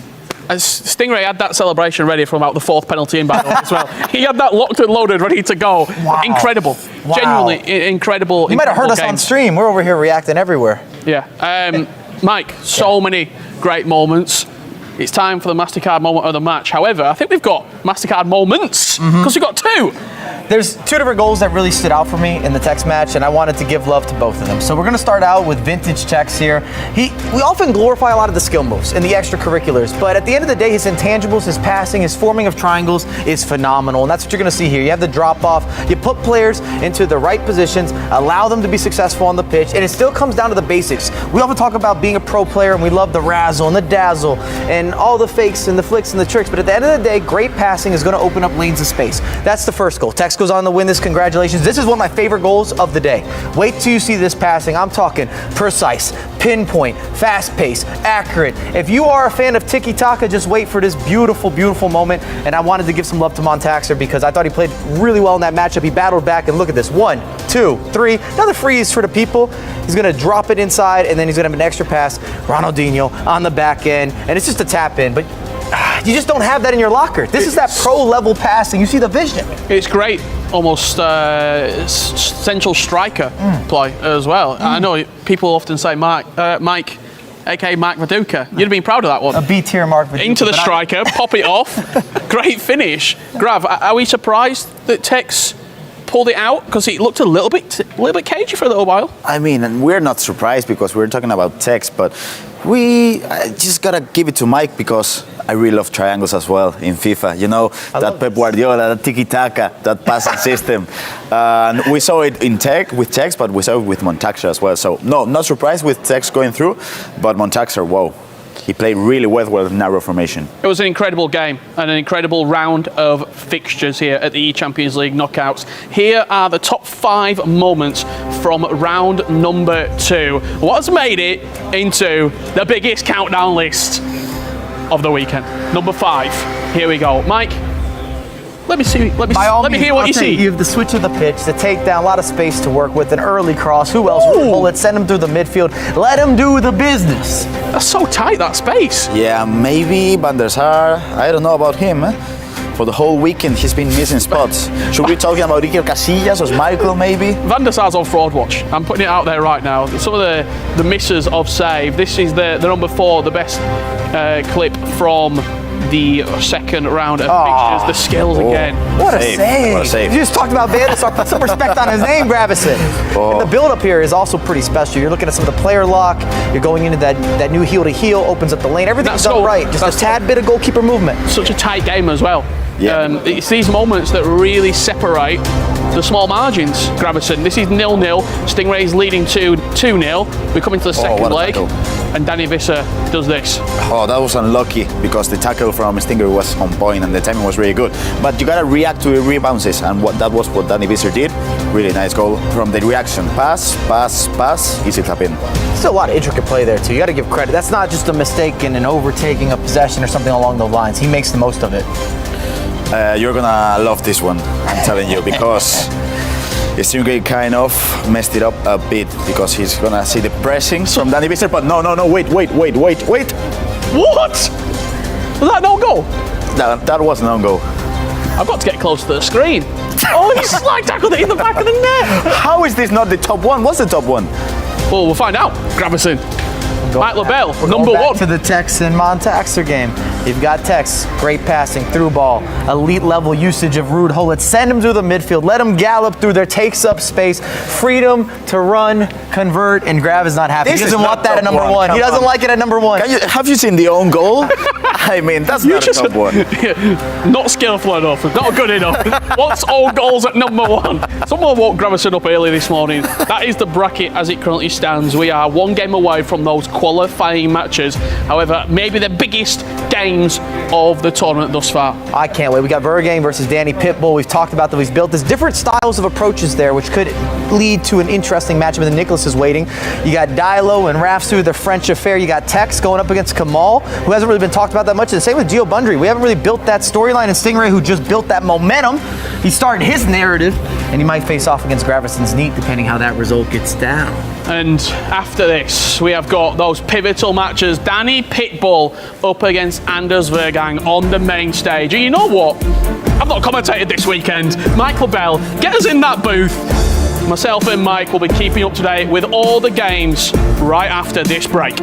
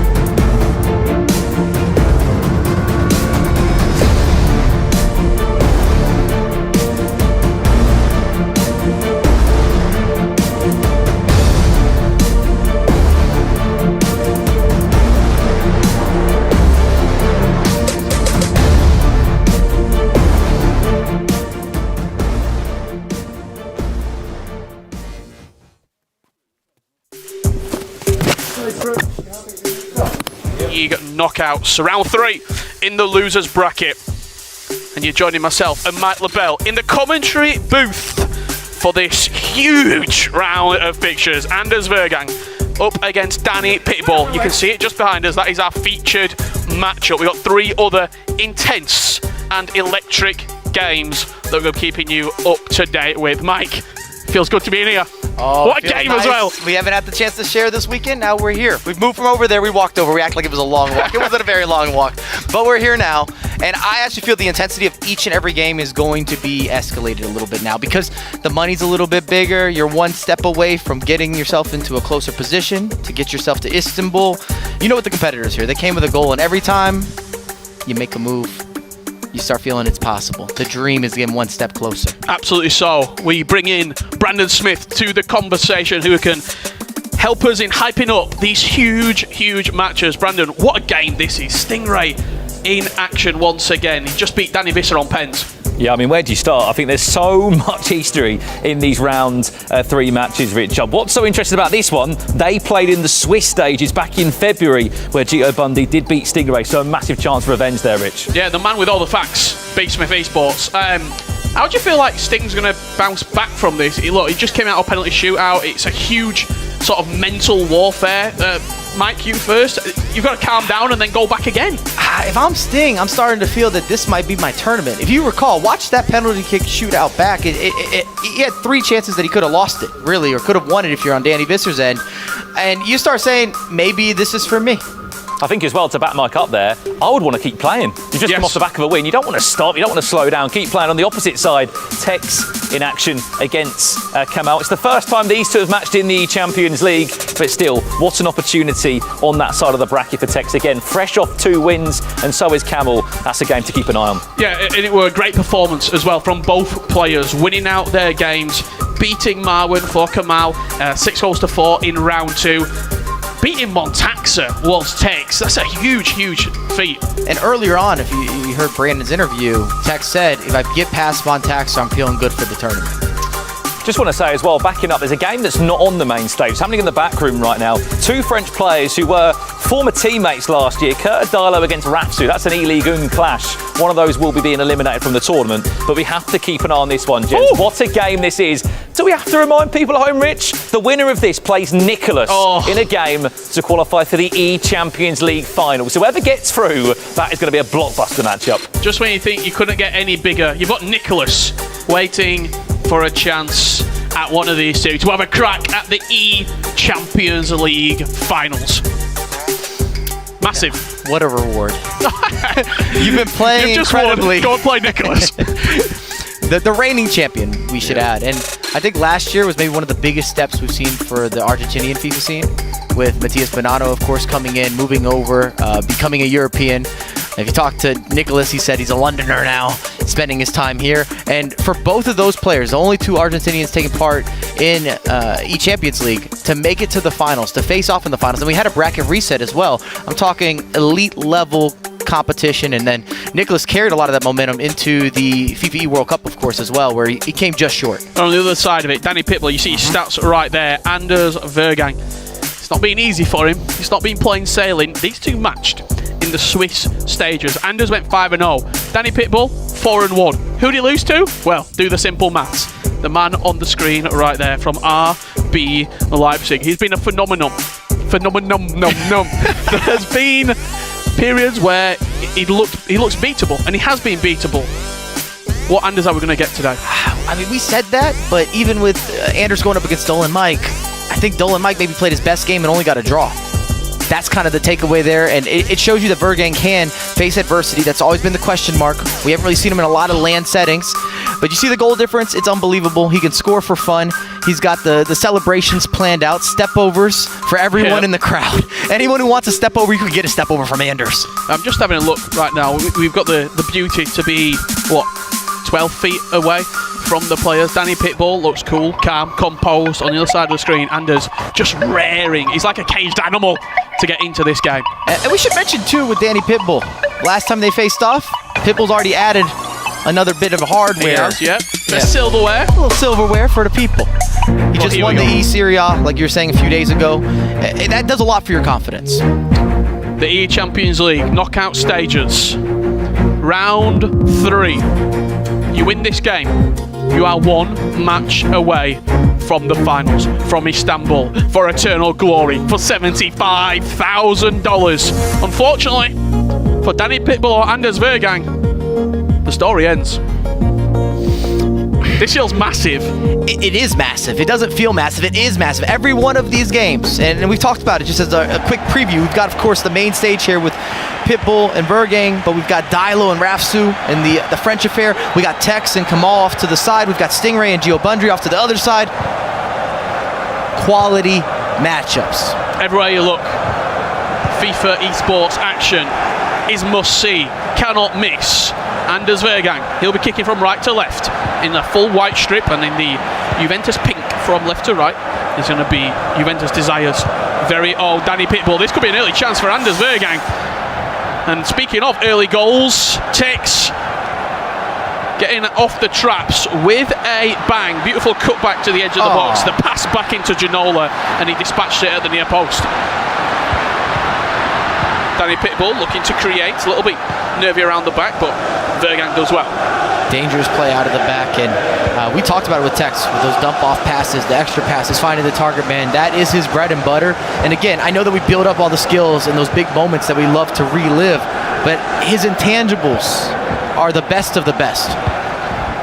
Tex is leaving absolutely nothing up to chance right now. 2-0 up inside 13 minutes. This man is on a mission, and that mission ends in Istanbul. And I'm Ronaldo looking to reverse elastico past Danny, but can't quite do it. And it's more of the same, Rich. You see the dump off, you see the triangles, you got the vision, the extra pass. You can't miss from there. 1v1 paradise. Ronaldinho, the nice little player lock fake, getting to the byline. That driven pass intercepted by Fofana. However, the chance still alive from the corner. He was very good. I was in Italy from set plays, just making every minute detail work to his advantage. And it's flicked up in the air, and Ruud Gullit defensively in the right place at the right time. Chance isn't over. R9 recycled into the box, and that'll be Danny Pitbull off of the corner, keeping the chance alive, going 1-0 up. I'm not sure if it's the curse of the commentator or maybe a little bit of a blessing there. Overtakes possession from a set piece, extra pass. R9 can never miss from there, does not matter with the goalkeeper movement, keeps it low into the corner. A true striker finish. Anders frustrated, visibly. But we saw this as well against Dolan Mike. A little bit slow to get going, but once he had everything figured out, the way that he has that fluidity going forward, it's a problem. I would argue that he is probably the best player maybe I've ever seen when he gets in his flow state. When he gets going, you're going to concede 5 or 6. The English boys making all the noise, it seems to be, here in the knockout. Stingray over the top. Gio Bundry can't quite get there, and it's green timed with precision and power past the keeper. It's got to be said, very Route 1 football there. A little different than some of the highlights we've been talking about, but if you catch that back line, if they're flat-footed, sometimes the one over-the-top through ball, especially if you're sending these runners through the midfield, you can make it work. Looking for that over-the-top through ball once again. Doesn't just seem to be an English thing. The Italians picking up on it as well. Danny Pitbull over the top. Got to say as well, 2 of our 4 finalists confirmed for Istanbul already Italian. Hezers, Obrun, there, booked. They've signed the travel documents. They're on their way. I said it yesterday. It is the most improved nation, from underrepresented to having maybe one of, if not the strongest nations. The players that get to events, they're not just taking part. No, they're breaking through. They're making noise. They're in that conversation. Vergang answering back. The build-up play, quick on the edge of the box, and he slots it past the keeper. And I was just going to say, with Danny having that lead, he's got to limit the mistakes. He had a couple iffy decisions out of the back. It's easier said than done, but of course Anders is able to capitalize. A couple quick passes. You didn't even make him earn it necessarily either. You didn't have a lot of those silky extra skills. It's a giveaway though. Big error. Yeah, middle of the pitch, giving away possession, and he will always capitalise when you give him space. A brilliant touch pass as well. But as we were saying with the Italians, what they've been able to achieve, and I feel that it's a big part of their community, from the creators, from the live streamers, from the pro players. Everyone's coming together to make this initiative. They said, we got to be involved in competitive FIFA. We need more representation. There's also been a direct correlation with the introduction of the Serie A to these Italian players now performing week in, week out, month in, month out. Gio Bundi creating a chance here against Stingray. Lovely La Croqueta to open up the box, and that'll be a 1-1 scoreline to the game. To my left, Danny Pitbull trying to push his way back in front. Yaya Toure finds the defensive Yaya Toure, but Ronaldinho will pick up on the scraps. R9 reverse elastico, creating a little bit of caution. However, Vergang defends well. And a reason that the reverse elastico is so popular is sometimes you get a nutmeg, but it also just gives you that moment of uncertainty. And that's what you're trying to create when you're on the edge of the box. You want your opposition to maybe slightly drag a player out of position or just take a half second to think about it. So this is something that I identified 3-4 days ago. I was watching Danny Pitbull lift a domestic trophy in Italy. He will use the offside trap so much. He plays that back five, but they are constantly moving, squeezing, pushing high up the pitch. That is how you potentially can get at him, as that Ronaldinho strike forces a save from Van der Sar. Just watch the back line, the pink shirts in that back five, constantly adjusting. Short corner, looking to work something in the box, but only runs into David Ginola. What a creative setup there as well from the set piece. Gets the ball in with Ronaldinho, stops the ball very quickly on the dime, and then you can go into a skill move left or right. It just gives you more options, more versatility, more room to be a little more unpredictable. Jason Park getting the call up. Looks like a right wing back. We love to see it. The right wing back or even the left wing back positions have had more versatility than ever before. Well, especially in this five-back meta, that's where all the chances come from. The wing-backs create the width, they create the overloads, and typically that's where the cutbacks are played from. Therefore, you're needing more of an authentic winger than really a wing-back. You need someone who can play enough defense. David Ginola were playing right wing-back for a few players. I think he's the best right wing-back. I'm not sure about that. If you're playing a five at the back, put that man into the business. Jason Park with a pass from the heavens, but Ruud Gullit can't force Danny Pitbull back in front. For our conversation. Yeah. There's a proof of concept. Came from. Yeah. Because you need the extra passing, the extra curvature. You need that wing inclusion. Whipped into the box. It was green timed, however, a Whitehead rose high above the rest. But already a couple of different set pieces that he's looking to exploit. The one at the front post, he went to the back post on that occasion. And I'd be interested to see whether it's halftime or after the first leg, we see some changes, some adapting. Because right now from Danny Pitbull, you're seeing a lot of the offside trap, but also the counter press. He's making opportunities off the counter press. Sometimes he's sending those deep through balls, knowing that he's going to be able to press you in there. And if you're Vergang or part of Vergang's camp, you can sit there and try to make adjustments to that. Whether it's your outlets being a little more wide or just being a little bit quicker with some of those early releases. Final chance of the half will fall to the Dane. Just to say that, he gives the ball away, and I don't think anyone's going to be registering anything worthwhile. Ronaldinho pops up to silence me. Whip to the back post. David Ginola, what's he got in the locker? Great save. Wow. I can't believe Van der Sar gets to that. I thought he was out of position. We're in added on time at the end of the first half here. R9, left-footed strike. Cannons into a defensive player, and that will do us for a truly fantastic first 45 minutes. And there are so many elements going into that game. Even if we just revisited that 45th minute, I don't know if you saw, but Vanders had already moved the goalkeeper, or Anders had already moved the goalkeeper over.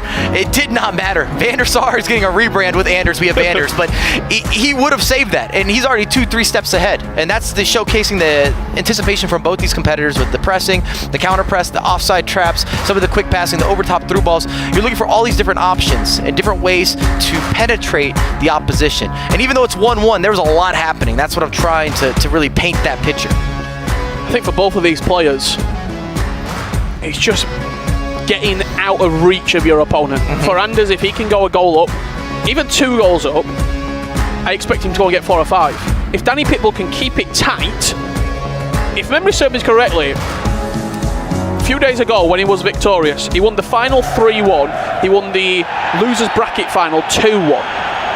So he's not winning 2-legged games of FIFA by huge margins. He is just out-performing over the course. I would even go as far as saying outlasting. Yes. I often look at FIFA sometimes where you're creating margins, and if you're someone like a Nicholas or a Danny Pitbull, you're building a house. And you need all the parts, but it takes time to build that house, and you often don't have the same mental stability to outlast these guys that are able to sit through adversity, to have those additional possession plays, to switch the pace of the game. They just change the rhythm and the tempo, and that's one of their competitive advantages. Danny Pitbull, nice prolonged possession here. Fed out wide to Jason Park. Yaya Toure, now Ruud Gullit. Tiki-taka passing, trying to spin away from Yaya Toure, but not on this occasion. Good defensive stop from Verga. And that's all about matchups as well, knowing that you have Yaya Toure, you've read some of the turning there, not the most agile of players. It's a good time to step in and take a risk, because we're always looking at measuring risk to reward, defensively and offensively in FIFA. Speaking of Yaya Toure, he punches the ball into R9. And Anders Vergang expect a couple of step overs potentially to come out here. La Croqueta pass does find its way back to R9. The reverse elastico, so close at sticking it through the legs of Lucio. And I can appreciate the reintroduction of the La Croqueta. We saw it for many years, and it took a couple years off of the FIFA scene. Just didn't have the same versatility, accessibility. Maybe really not as meta, but now we are seeing that incorporated once again, quite frequently as well, just from that quick execution. Hello, Wyra.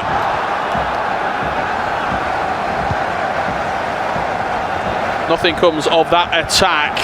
Tex looks like a man possessed right now. He's 3-0 to the good.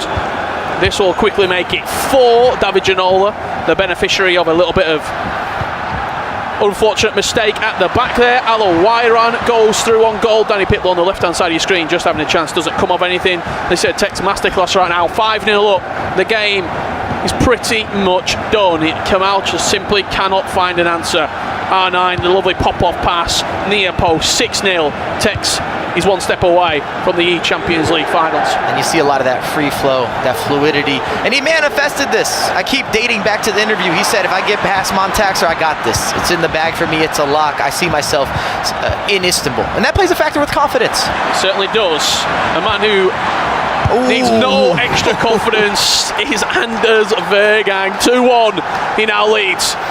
See, he's almost playing a game of chess there, manipulating the pieces to get the extra passes, the overlapping runs, the dummy runs, and then finally finding your target man. A lot of time to work with. Near post, far post, you have decisions that can be made, but you have the options in hand. Look at all these players moving here. It's so hard to defend against that. That touch to take it away from the defender. He didn't shoot first time. He took a touch. How many people at home, they fire it in across the goal, you press circle straight away and you hit the defender? They're not going to do it. You're watching this saying, I would do the same thing. You're not going to do it. The composure is different. You're a liar. 2-1, Anders leads, and right now, this is where it potentially could get dangerous for Danny Pitbull. So when Vergang gets rolling, the momentum just is something else. Dispatching Dullard Mike in a flash, looking to do the same right now, up against Danny Pitbull. But the Italian, known for his hard defensive capabilities, won't let it be easy in the slightest. I agree with you as well. I don't know that we've seen a player that is more dangerous or more fluid with having that momentum shift. Once you get one, and it can quickly become 3 or 4. It's just a wave. He just rides across the wave. He gets his surfboard and rides. Danny Pitbull. Just had too many options. I think he was trying to line up an elastico, but again, he hesitated in a key moment. And just the way that Anders goes forward, it just puts you under pressure. I keep talking about it, but it's very easy to watch and say, oh, maybe it's not that bad. But when you're standing or sitting in front of it, just bodies on bodies on bodies, and they're pushing an agenda. Oh, through his legs there. Get it in the top 5 goals. Do what you want with it. Full roll scoop turn. Sign that up. Clip it. Through the legs. Oh, that's disgraceful. Turn it off. Absolute Turn it off. filth. Turn it off. Look, 1, 2, see you later. And then the Travella as well. Oh, that's good. And he looks off the other players. He goes to defend the pass. It doesn't matter. Dino's already opened up. One of my favorite items. That new Ronaldinho, I'm so happy to see him in all the competitive teams. He does everything right. I mean, look, there's a reason he's one of those 3 icons selected. He just ticks so many boxes. He's probably, I would argue, maybe even more impactful than R9. You know what it is? His expression and his animations are a little bit different. I date this back. This is a Mike opinion, but I date this back. Mike's going to tell us that he got a celebration in FIFA. Stop it. That did happen. If you're throwing it back to FIFA 14 days. But with Ronaldinho being one of the cover stars, he had all these motion captured animations, and I think he just moves a little more unique. David Ginola, someone who's unique in his own right. I'd like to see a shot there. I'd like to see maybe a Travella green timed. You've got space, and Anders has sort of gave you that space because he's so confident that you're going to hit the cutback. Chance for Vergang to go 4-1 up. Alowairan linking into Hully, driven into Ronaldinho. Is the bounce going to fall nicely for him? Not on this occasion. Danny Pitbull holding on. Right now in this losers bracket round 3 matchup, Stingray Jr. We've not heard a lot about this game for a while. Up against Gio Bundy. Gio Bundy 2-1 to the good. Stingray did answer right back 7 minutes later to be precise. Ronaldinho getting down this byline, whipping the ball in, and Alowairan rising highest. Hey, that's what it is. You talked about Ronaldinho being one of those selections or a must-have player. He's just deceptive with how he does a lot of the skills and the activations. He's now got that pace improvement, so you can kind of burn a back line or a chasing midfielder. You create that degree of separation. And then the passing, talk about being precise or pinpoint. You want some extra whippage in your life, you're good to go. No limits. Goal would almost kill this game off. Borrell scooped from Ronaldinho. He's looking for something else. Vergang, he leads 3-1, and the frustration from him because he knows that was a huge chance to go forward up and simply kill this game off. And he might have overdone it just a tad bit, already had the angle. He's got the confidence from the last goal he scored. He's like, I've got to Borrell scoop turn every single time. Danny Pitbull, work to be done, Mike. And good luck. You see the frustration on his face. It's a tough one to adjust. It's not a position anybody wants to exchange with. I don't want to sit in that seat because Anders is building in confidence. And then when he has a certain level of flexibility and freedom, you got some goals in hand, it allows him then to take more risk. And this is just not a player you want to go up against that is going to be able to have a lot of these pressing and going for these chances and double teams and micromanaging. The way that he moves players around, both defensively and offensively, it's impeccable. Danny Pitbull and his coach have a huge 3 minutes in front of them because the eChampions League journey could be coming to a close. Anders Vergang is a man on a mission. The second leg will be joining you right after this break.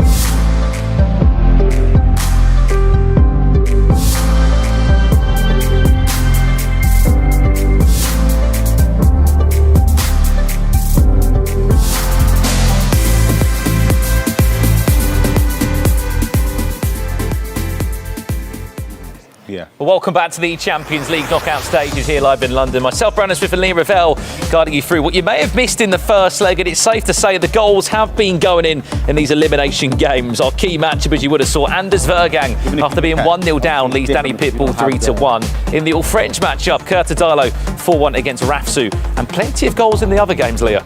Yeah, 8 goals in that match between Tex and Kamal. Not surprising, and all square between Gio Bundy and Stingray.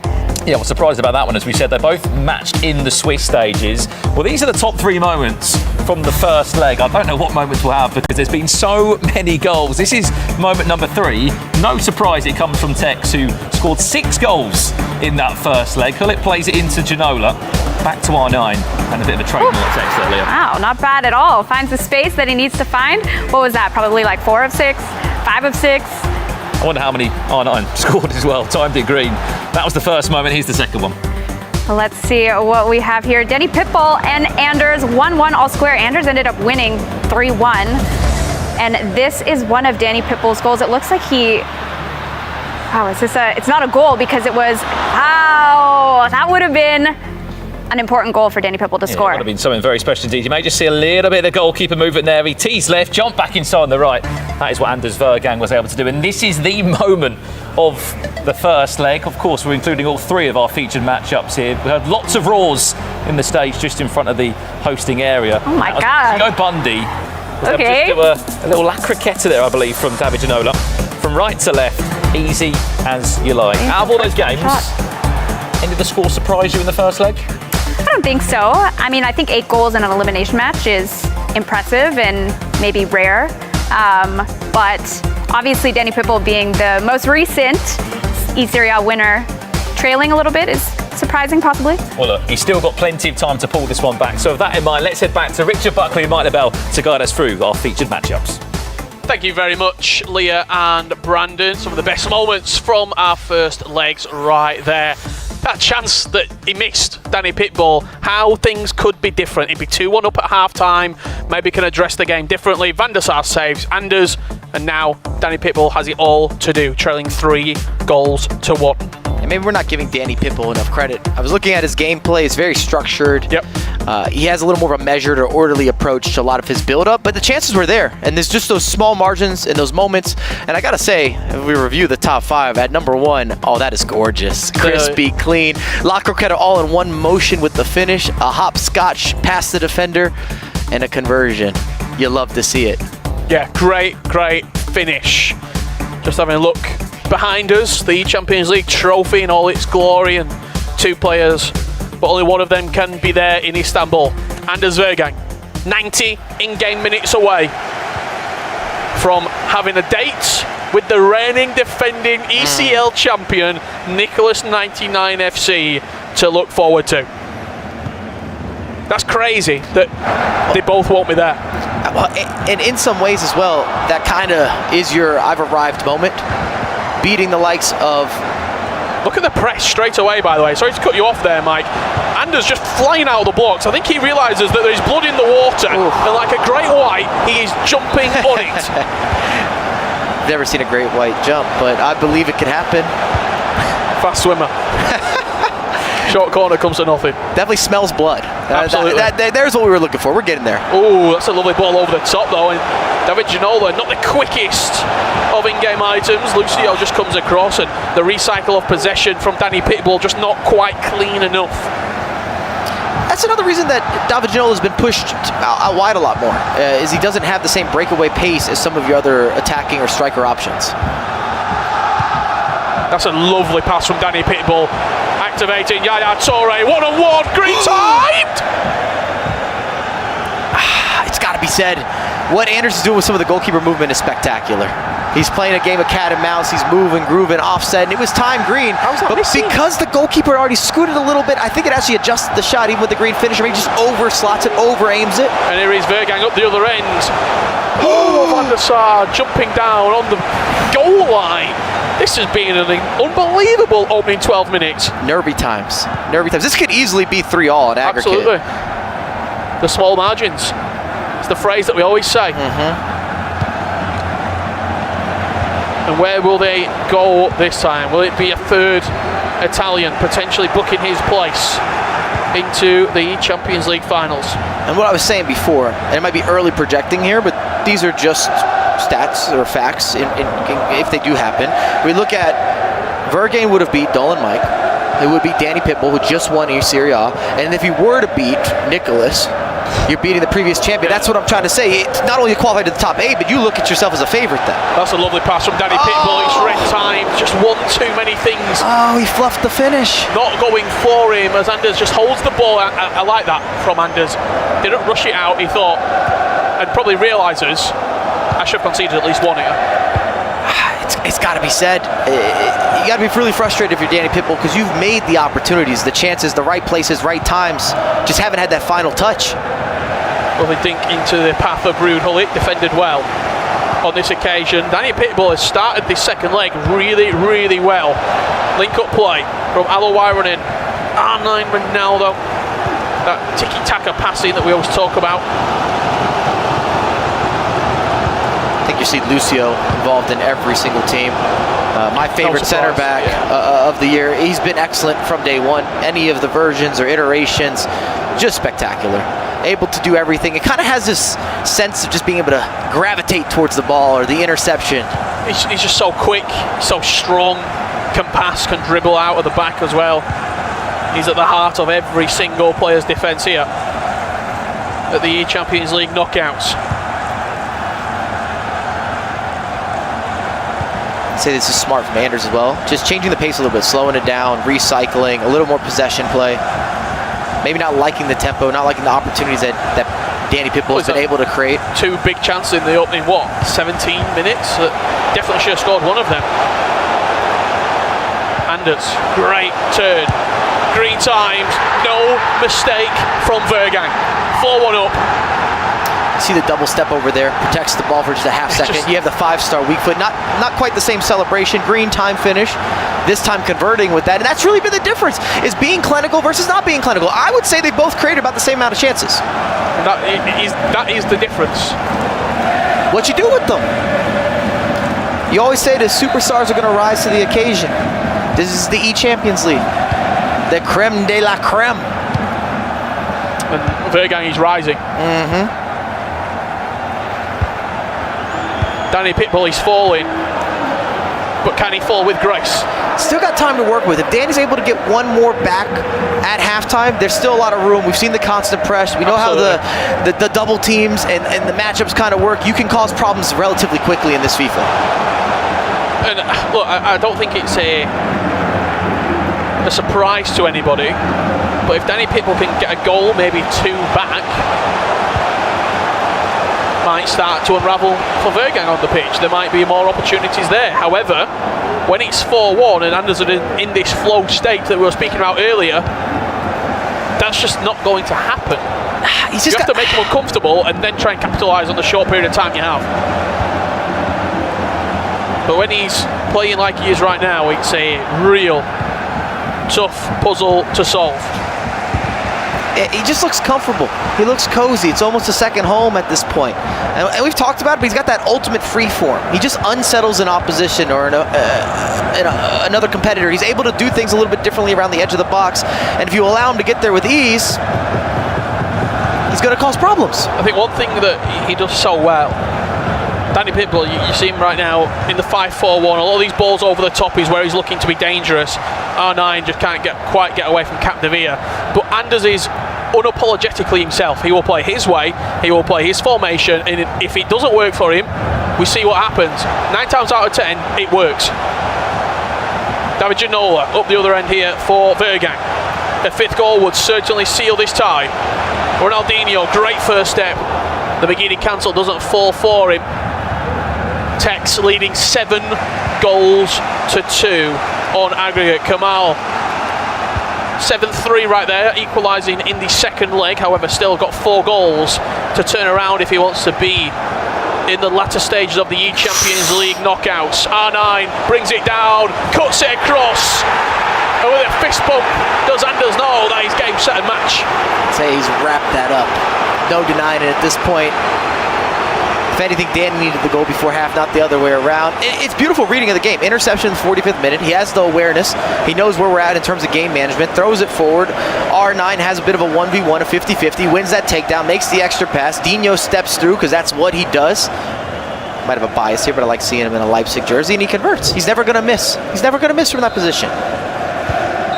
Very professional second leg, but it is just those small opportunities. Danny Pitbull timed it red. That's a guaranteed goal. He timed it green. Sometimes things don't go for you. I think he overclocked it. He hit it green, but I think he overclocked it when he was aiming. So that's 2 goals right there. We're back on level playing field. It's 3-3. We had a couple misreads as well in the first leg where Danny Pitbull maybe should have shot this way or made the extra pass. There's some goalkeeper movement that happened in favor of Anders. Either way, those opportunities weren't converted. FIFA's kind of ruthless. You have to be clinical. It can be a cruel game. We've seen a lot of counterattacks. We've seen penalty kicks being saved. We've seen extra time. We've seen players try to hold the ball and have a mistake, which has enforced a different scenario. Well, 2 of our 3 featured matches are relatively one-sided, you would say. Vergang leading 5-1. Tex was 7-3 up the last time we saw it. I believe Stingray and Giobunde still a really closely, tightly knitted affair. Let's have a look at this game. Live shots from Giobunde and Stingray. In behind, Giobunde, 2-2. Can he make it 3? He certainly can, slotting it past the goalkeeper, and that is where that tie currently lies. And I was thinking about this earlier today. You know who Anders reminds me of? Go on. The old school gorilla.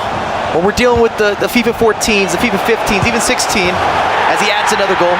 Just why not? Just scoring for fun. But when you talk about being unapologetic, playing the way that you want to play, in a lot of ways he reminds me of the original gorilla in some of those glory years with FIFA, where he put so much pressure on all the opposition or all his opponents that they had to adjust to him. And I feel the same way with Anders.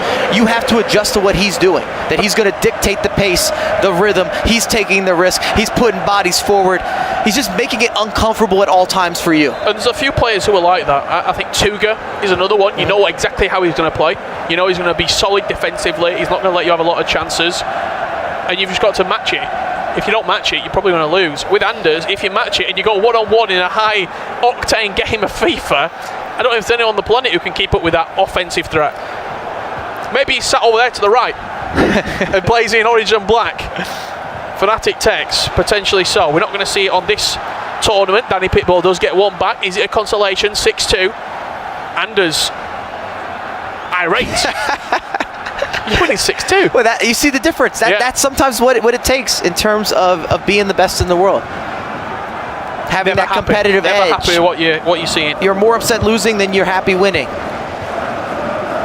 6-2. 4-goal swing needed for Danny Pitbull. He does win the ball back from kickoff. Comes forward, doesn't quite execute it right there, with Anders leading 6-2 with only 30 minutes left to play. We are going to switch our focus. Gio Bundy and Stingray Jr. currently underway. This is 3-2, and this is a live shot of this current match. Gio Bundy will be kicking from right to left in that black and orange strip, and all in white from left to right. It's going to be Stingray. And I would argue that Gio Bundy's been the dark horse of the competition. Really hasn't got the exposure. We haven't talked about him as much on broadcast, but here he is in a position to see himself in the next round and 1 win away from being in the top 8, guaranteeing Istanbul. And it's a big payday. It's got to be said. You're guaranteed $10,000. With a potential 75. Yeah, correct. Hefty cash flow. First leg finished 2-2 between these two players, and now we're back underway. Stingray with a chance, just falls behind Rude Hully. He wasn't able to execute on that. That looked like a good chance. Lovely through ball. Gio Bundy opening up the pitch. Alo Wyron into Hullit. Quick one-touch passing. That's outrageous, that ball through the gap. There was no space there, and he just fired it through. I think that might come back to bite him. Gio Bundy's got to convert there. Very risky goalkeeper movement as well from Stingray. Kind of stays put with Van der Sar. Doesn't go for the across the body. It works out for him, but you don't want to be in that type of position. Still a lot of time to work with as well from Stingray. I mean, we just saw him win on penalties in the last round. Could be an over the top, just offside. So he's used to leaving it to the last kick of the game to solidify a win. Yeah, and if you're new to the competitive world, the big breakthroughs. Bounce? No. The big breakthrough season for Stingray was last year, of course. He's been in the scene for a few years, but really didn't have those big moments or those margins that were needed until last year, where we started seeing him in the big finals, making a real name for himself. And I think a lot of us coined him as next up from English Got Talent in terms of the FIFA scene. Well, Gio Bunde, he's a player that we've known about for a long time. So much quality, such a young age, and again, just a player that the genuine talent on display, mechanical brilliance. It's hard to comprehend when you look at these younger players who are bursting onto the scene. Gio Bunde, keeper's off his line, dinked it to the back post, Alawairan's up and leads 4-2. He's that dagger blow for Stingray's ECL hopes. You can see Stingray's reaction, not happy about that whatsoever, but he also knows not only the lead or the deficit gets more difficult, but he's running out of time. He's running out of clock, and he's going to have to start going for it. I mean, keeper in no man's land. They brought him out, tried cutting down the angle. You probably expect maybe Yaya to get stuck in a little bit better. More there at the back post. Put a shoulder through him. Put a shoulder through him. Make some contact. Alawairan was up for it and leaped higher. We've got on the clock 22 minutes for Stingray to save his ECL journey. And outside of maybe Lucio, you got to argue that that's the best hero in the game. Maybe you could make a case for Yaya Toure. I just think there's more versatility, or you have additional dynamic center mids that you can interchange that will still be at the similar level, where some of these other positions you don't have that capability. There's no one like Alawairan with that pace. It's just different. Yeah. It's just different. That's a smart play. Over the top through ball. It's going to come back. It's going to get pulled back. But either way, he would not have allowed Stingray an easy counterattack. Next goal in this game truly is everything. If it goes the way of Gio Bunde, he will be one step away from Istanbul, from the eChampions League finals. If Stingray gets it, well, strap yourselves in, because we've got a potential unbelievable final 10 minutes. He is onside, Capdevila. His pass, no real player that he was aiming for, too many bodies in the way, and Gio Bunde comes down the other end with a clear purpose, and that is to go 5-2 up, green timed. Great tackle to keep Stingray alive. A little bit rash, but it gets the job done. You're going to have a corner kick. And I'd go as far as saying Stingray really needs to score next possession. If he wants to make this interesting, he wants to put some additional pressure, wants to stir up the pot a tad bit. And again, shout out to Gio Bunde. We just have not really given him a lot of the credit, a lot of the airtime, and he just keeps getting results. Keeps getting over the line. And he's 13 minutes away from seeing a huge game in his FIFA esports future. An eChampions League top 8 finish within touching distance. Seeing some of the game management here. It's a great turn from Ronaldinho. Options are open. Ruud Gullit, the extra pass. Give us a finish then. Oh! He called it. Magnificent. Game, set, and match. Gio Bunde, 3 goals. Leading with 10 minutes left to play. I just look over my left-hand shoulder and I can see a full time between Danny Pitbull and Anders Vergang. What a touch from Ruud Gullit. That little flick. Again, beautiful. So precise. He knew exactly what I was going to do. As soon as that ball got sort of crossed into the front post, flick, shot. And even before taking the shot, he kind of waits just to make sure he times it, see if the goalkeeper's going to scoot and boot. Lovely finish. Congratulations to Gio Bunde. Stingray up the other end. Puts himself potential striking distance. That's going to be a 2-goal deficit with 7 minutes on the clock. R9 right place, right time. Should I say R8? I don't know if I like that. Take it back. Surely not. Again, the clock's going to be his enemy here. If you're Gio Bundy, you really just have to resurface, recycle a couple times, maybe a couple switches of the pitch. 87th minute, probably. You can't concede off this play. If you concede off this play, well, don't know what to say. He might not concede though, he might score. As Ronaldinho holding the ball in the corner, couple of step overs, keeping things pretty clean at the back. However, possession is given up, and Stingray will not do a lot with it. No, it had to be there. It had to be there. Capdevila, player lock, faking it out. Ronaldinho. Alawaran does well defensively. It's getting a little bit scrappy at the back. Stingray does have possession, but can't do anything with it, and that will do us, Mike.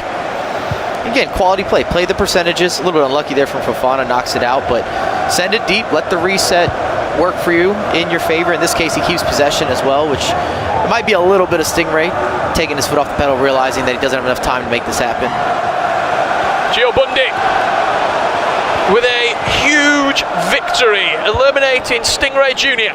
from the eChampions League finals. 5 goals to 3 as he turns to the camera, points to the mental. Did he win the mental battle?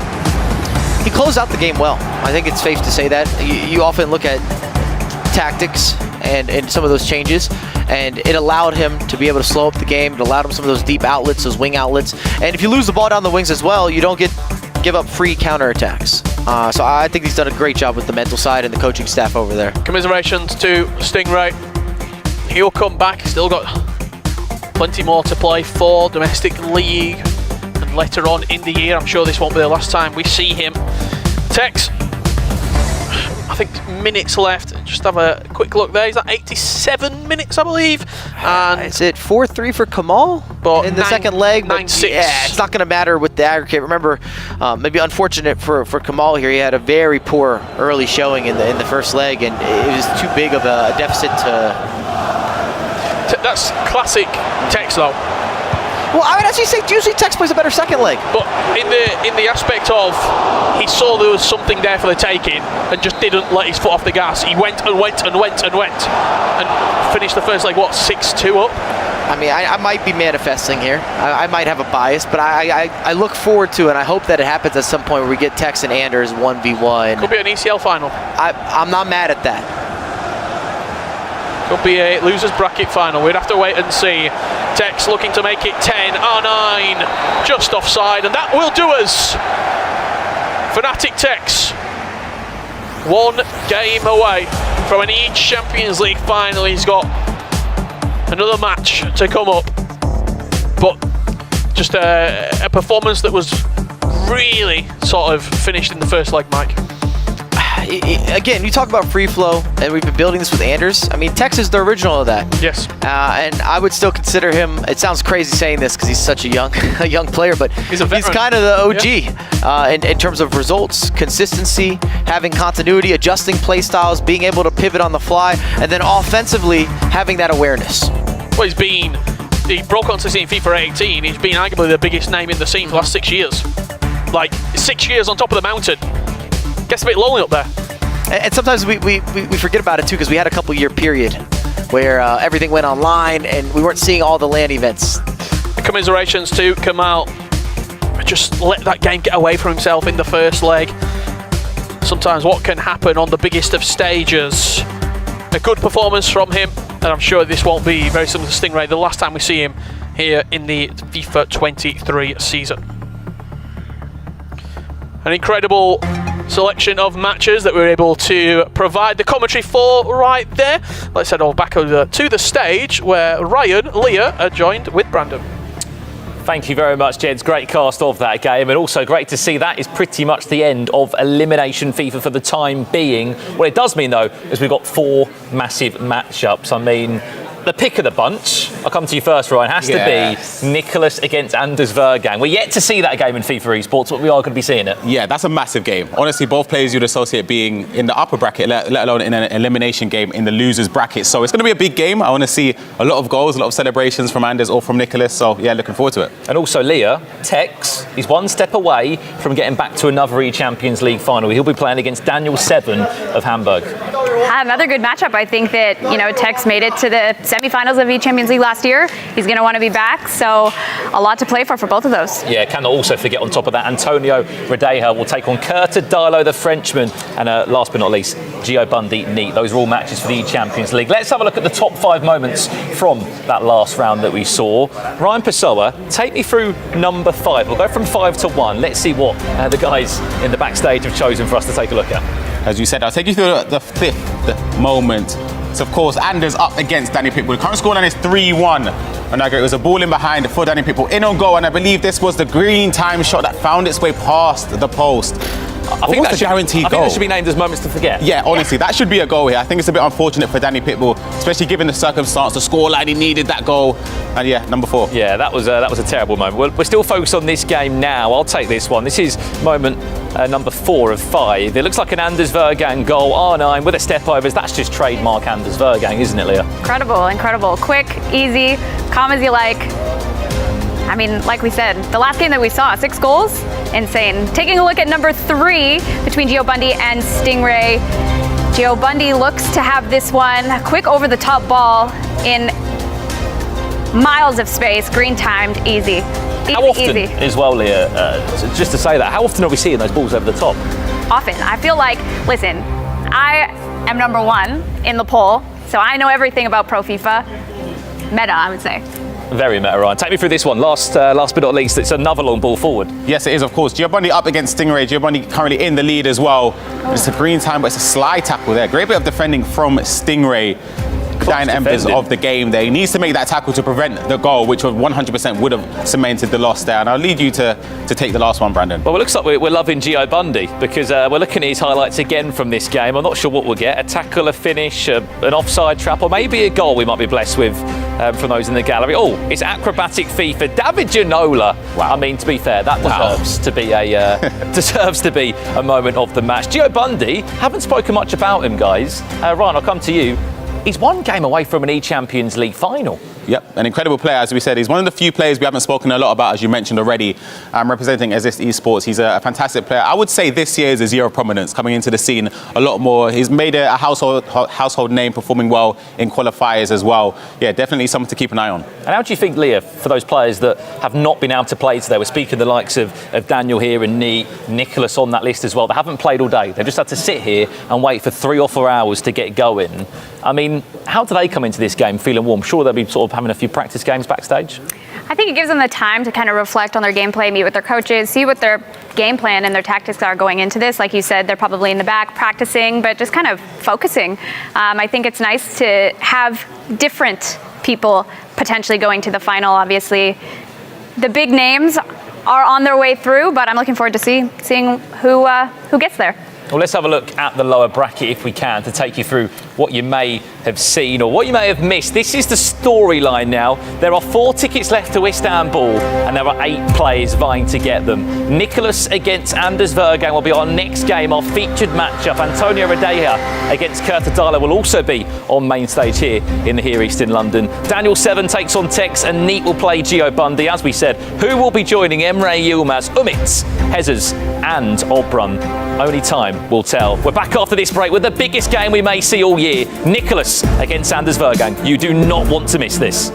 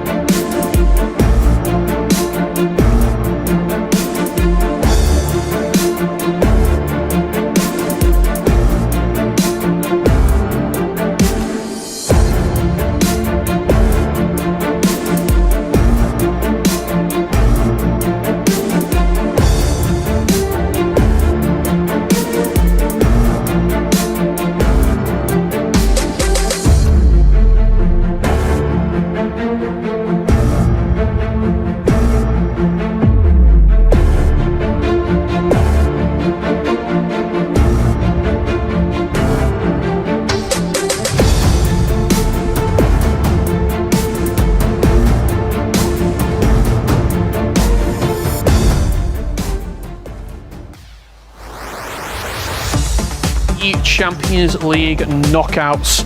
These are qualification matches. Yes, tuck yourself in for a good night because we are going to deliver. Nicholas 99 FC up against Anders Vergang. That will be our featured game. However, off to the side, we'll be keeping you up to date all the way through. Antonio Radelha up against Curta Dilo. Daniel 7 versus Tex. Neat also in action against Gio Bundy will be coming up very shortly indeed.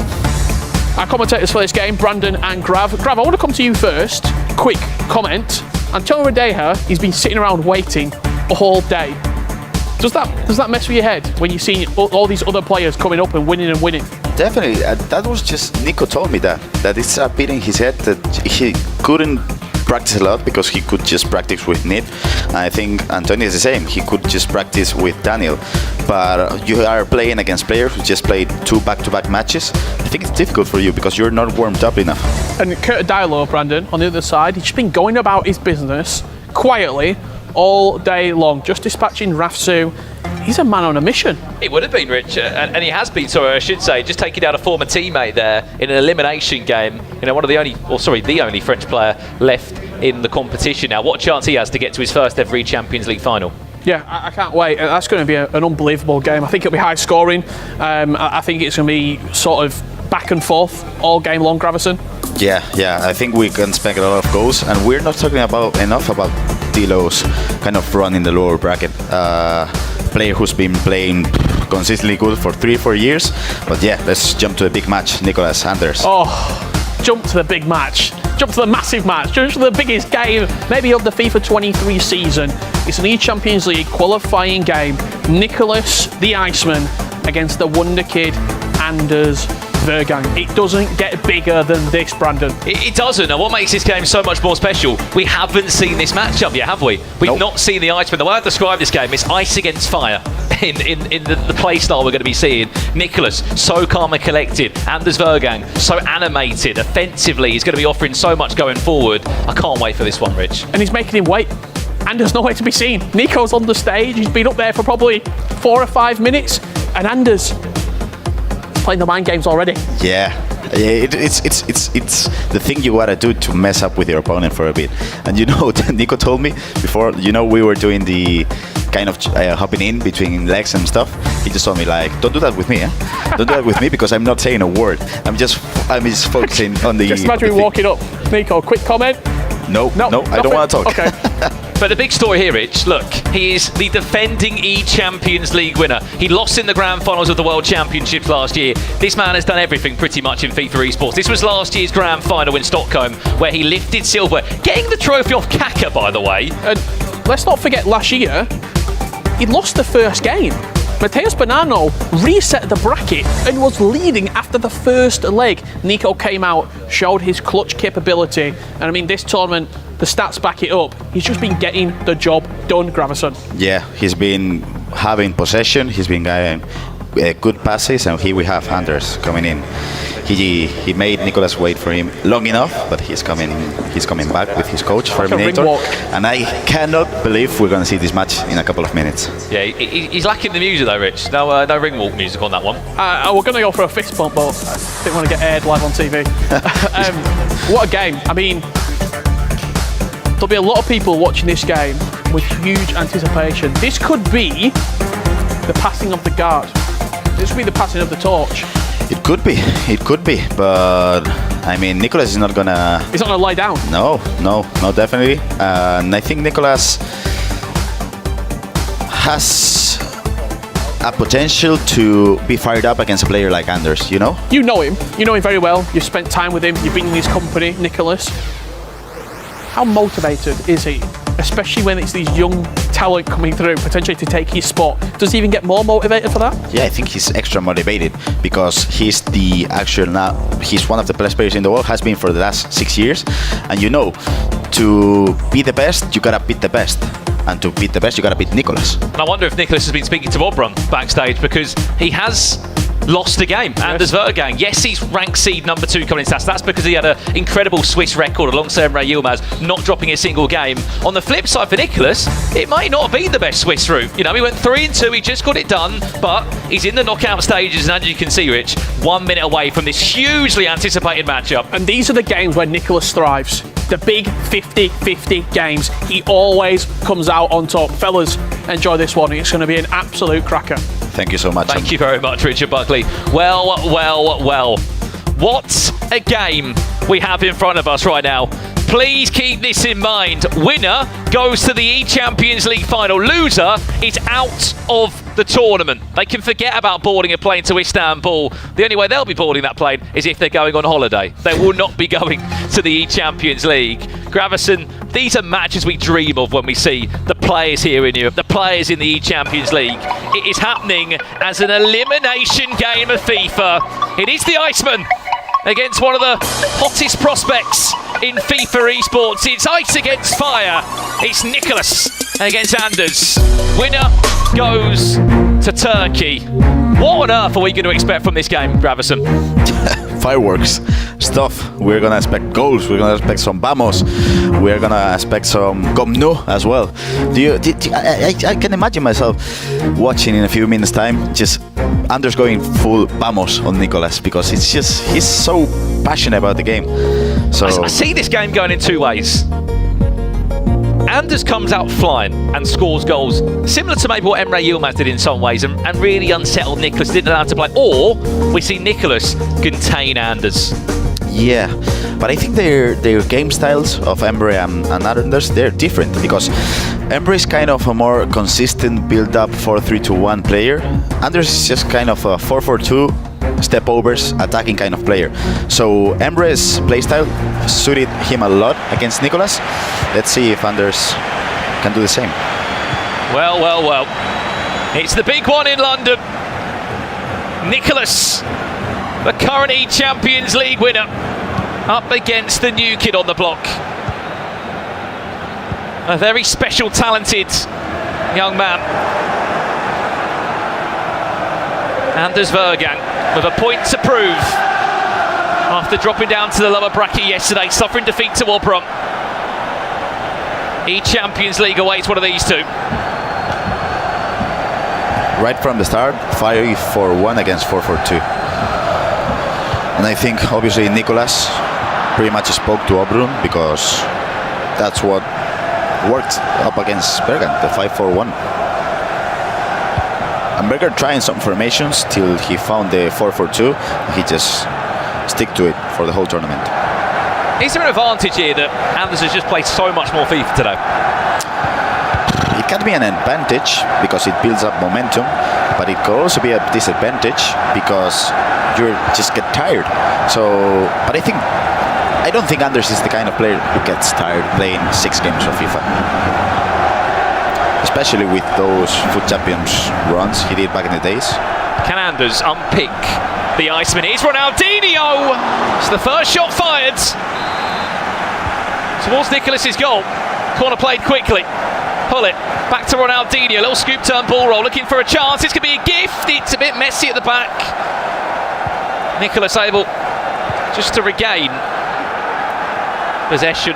He's a big fan of Roberto Firmino. There's not the biggest use of Champions League items in these teams when you have got so many foot heroes and incredible icons within your arsenal to use. Nicholas backs the Brazilian forward of Liverpool, alongside quite a few other Brazilians you might know. There's one on the ball now. R9 back to Ronaldinho. Nicholas spreads the play nicely out to Parji Song, who comes as a conventional right back down the byline. Capdevilla will do well and win a corner. It's interesting to see how Nicholas is going to play, because we expect that Anders to just do step overs, build up the play real quick and be really mechanic, but I don't know what to expect from Nico.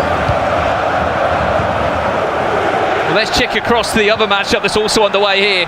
Antonio Redelha against Curta Dilo, where we've seen our first goal in that game, and he's Olympic Lyon's Frenchman that leads by a goal to nil. That's a qualification game as well for the eChampions League. 20 minutes played here. Anders Verga looking to create another attack. Has to have a new level of patience to try and break down Nicholas. Fist into Ronaldinho, who's just offside. I think we are seeing Anders being a little bit more patient. He has to be, doesn't he? Yeah, I think so, because he's not building up his play as quick as he usually does. But you're right, he has to be, because he's playing Nicholas with 5 defenders at the back. How are you going to be able to pass that defense? Park-Ji-sung, all the way from fullback. Down the byline, this could be dangerous. Lucio comes across for Anders. How clever can Nicholas be from these moments? Towards the front post, Hullet is there. We'll get a second bite at it.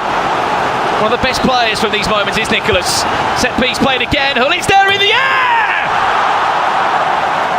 The Iceman strikes fast in this one. 1-0, and it's the 3rd goal we've seen from Nicholas in 4 matches in set pieces. That plays such a difference in these kind of 50-50 battles, and that's one of the reasons why he always wins these kind of matches. He's one of the few players, Gravison, that could have 0 chances in the box from normal play, but from set pieces he can go and win a game. Definitely. We've seen it last year. He did it in the Champions League last year, didn't he? Against Matias Bonano in the final. He's doing it again against Anders in a elimination match. So yeah, in those clutch moments, set pieces make a huge difference. 0 reaction as expected from Nicholas. He knows there's a long time left to play in this one. A tournament that he knows only too well. And how much he'd love to be back in the final 8. The biggest tournament that Europe has to offer. FIFA players could only dream of lifting that eChampions League trophy. R9 does get intercepted, Fofana wins it well. How quickly can Anders reply? He's going to need to have some really creative efforts to try and break this back 5 down. Just can't find a way. I mean, I don't know where Roberto Firmino is in that. Is he a centre mid? He looks like he's doing a job there at the moment. It looks like it. Chance to break for Nicholas, but he's not going to speed this. He'll calm it down. Huge switch of play, finds Capdevila. We'll check it again. What's been happening in this other matchup? That one just goes over the bar. 36 minutes in to this game here. I think there was a mistake. Oh no!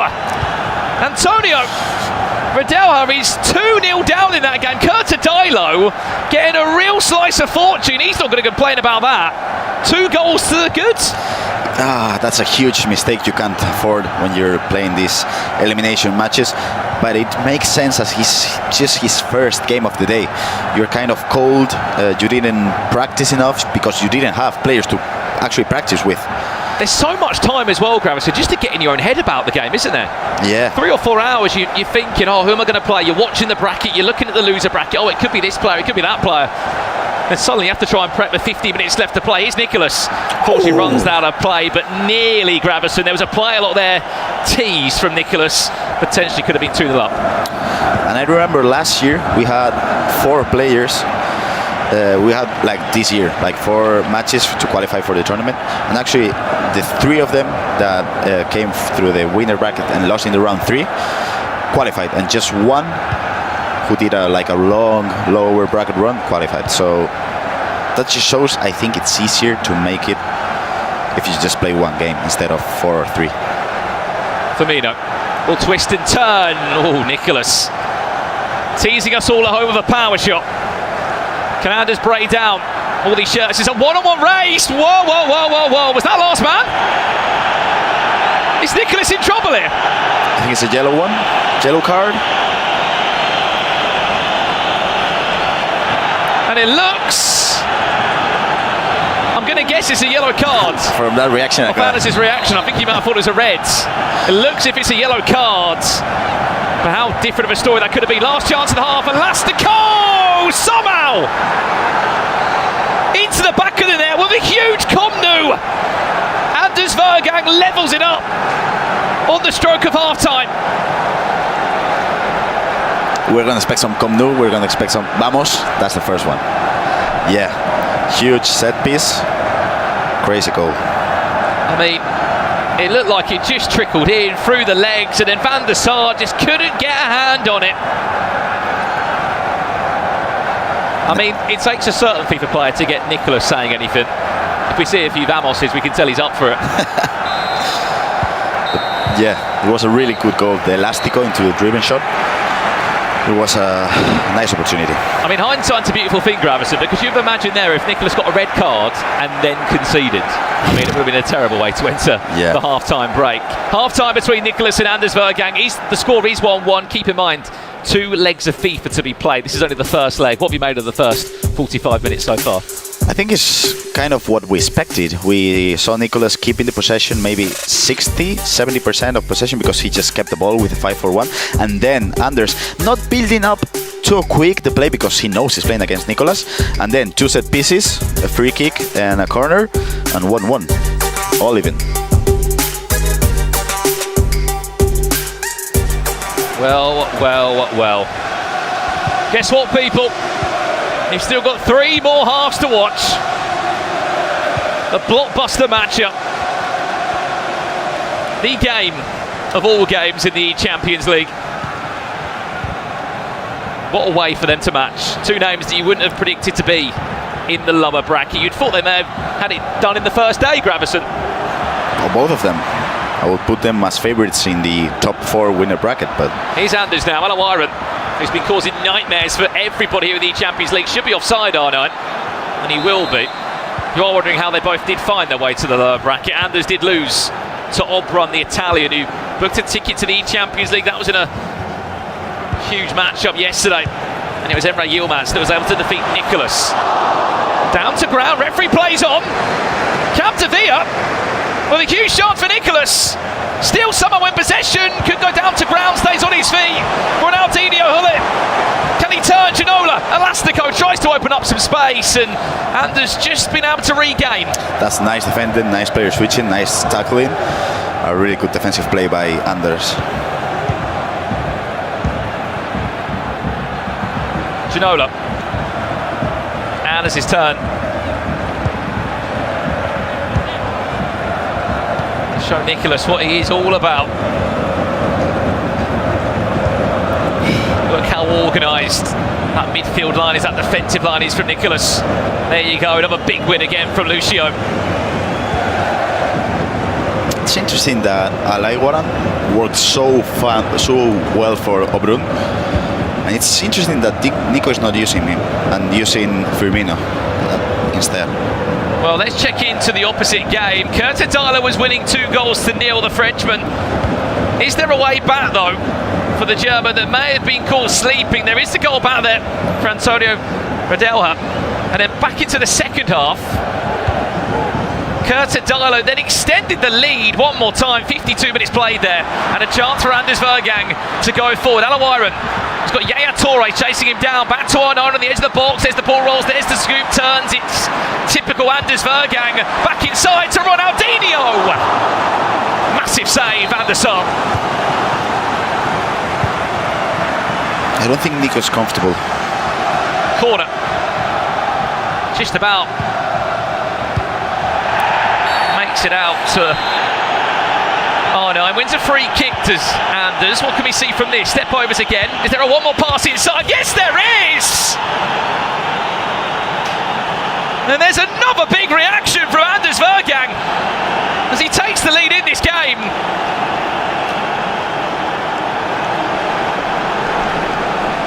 So 1 for Anders, yeah. 2 set pieces, played them short, step over, easy pass. Actually, Nicolas moved the keeper, but it wasn't enough because he shot in the first post. And yeah, 2-1.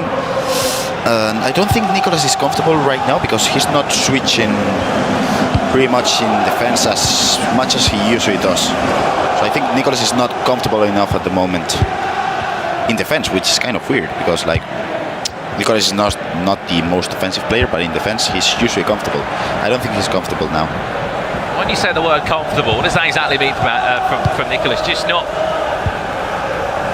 in control? not in control, you could say, yeah. Not tackling enough, not switching to get aggressive with the center backs. Yeah, you could say not in control, yeah. So far, Anders Vergang's game plan is working out well. Tried to disrupt one of the calmest players in FIFA esports. Final 20 minutes to be played. Anders looking for a third in it. Ball roll. R9, reverse elastico. Somehow just does get stopped in his tracks by Lucio.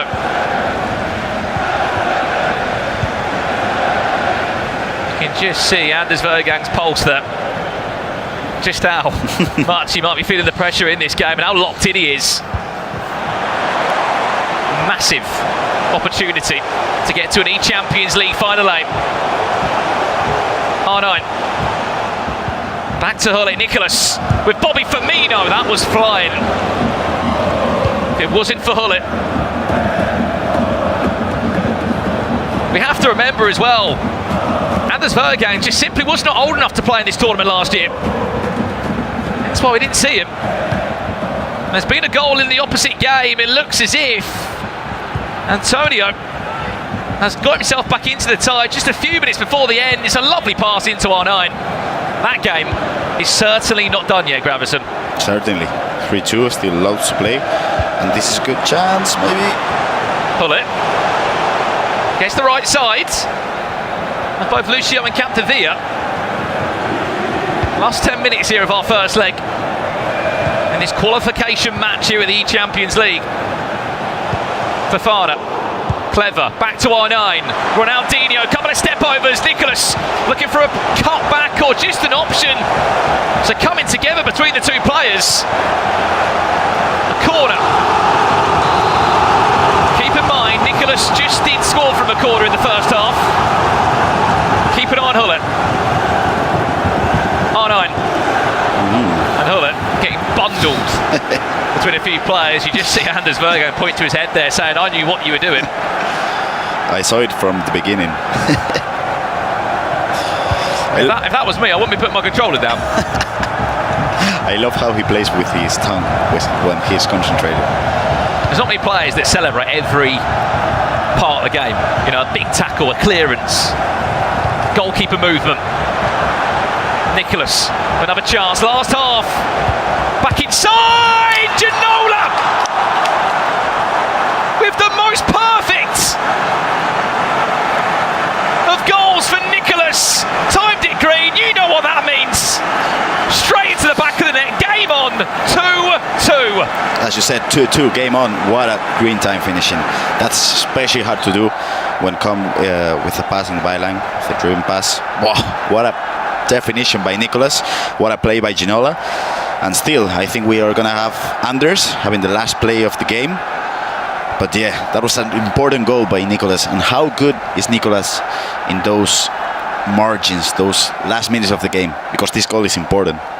It makes such a difference going to the second leg with the 2-2 result instead of a 2-1 and Anders feeling comfortable. There was a couple of times there, Gravison, wasn't there, where Nicholas was just trying to enjoy having the ball with Ronaldinho on the left-hand side of your screen. He was trying to get down the byline. Eventually, all the stars aligned in the form of David Ginola, being the brightest star of them all with an unbelievable finish into the top corner. Half-time between the two. Anders Vergang, he's not happy with it.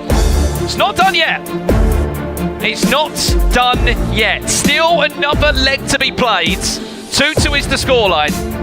And I tell you what, Gravison, this game has got so much more to give. Yeah, definitely. Anders is a bit frustrated. We see Fer trying to calm him down a bit. But yeah, he conceded a goal in the last play of the first half, a corner, and then he conceded a goal in the last play of the second half with a good play by Ginola. So obviously he's frustrated, you can see him, but still 2-2, another leg to play. So let's see if Fer can calm him down for a bit, because it's still all to play. Still so much to play for. The key thing is, though, Gravison, neither player has let the game slip away from them. They've always stayed within the tie. Two other people's thoughts that I'll be interested to hear is our very own Richard Buckley and Mike LaBelle. Gentlemen, what have you made of the game so far? Thank you very much, Brandon and Grav. It just doesn't get better than this. It doesn't get better. We're going into a second leg evenly poised, two of the biggest names in FIFA esports on the planet, going back and forth. Mike, incredible. You couldn't have set the stage better. It's got to be said. When you're talking about two of the best competitors in the world and everything to play for going into leg two, and both of them kind of playing their game. Yeah, these are the top three moments of the first legs right here. Oh, I love this. I can't believe there's two above it. Elastico, through the legs, nutmeg, goalkeeper, can't react, 45th minute. Give me all of it. Tasty. Very, very tasty. I wonder what it tasted like. Well, I just had some noodles. It was better than those. Just so good. Look at the in around the replay. box, Oh. the elastico, the finish past the keeper as well. This is the second best moment. We're sticking with Nicholas and Anders Vergan. A couple of step overs, breaking the line inside the box and just pinpoint into the near post. Kind of been a battle of set pieces here. A give and go, your step overs taking the space, extra pass made, near post opens up, goalkeeper can react, Anders can react, he's got tons of energy. You heard it in the arena, you heard it in the room, there was a pop off in the crowd. This is the battle of the set pieces. I didn't know that was going to happen. Really I didn't is. expect that between the two of these gents. Yeah, the small margins. And this was the best play from the first leg. Oh, what are we doing? The biggest mistake. What are we doing? Of the first leg. Fellas, Gerta Dilo got a present.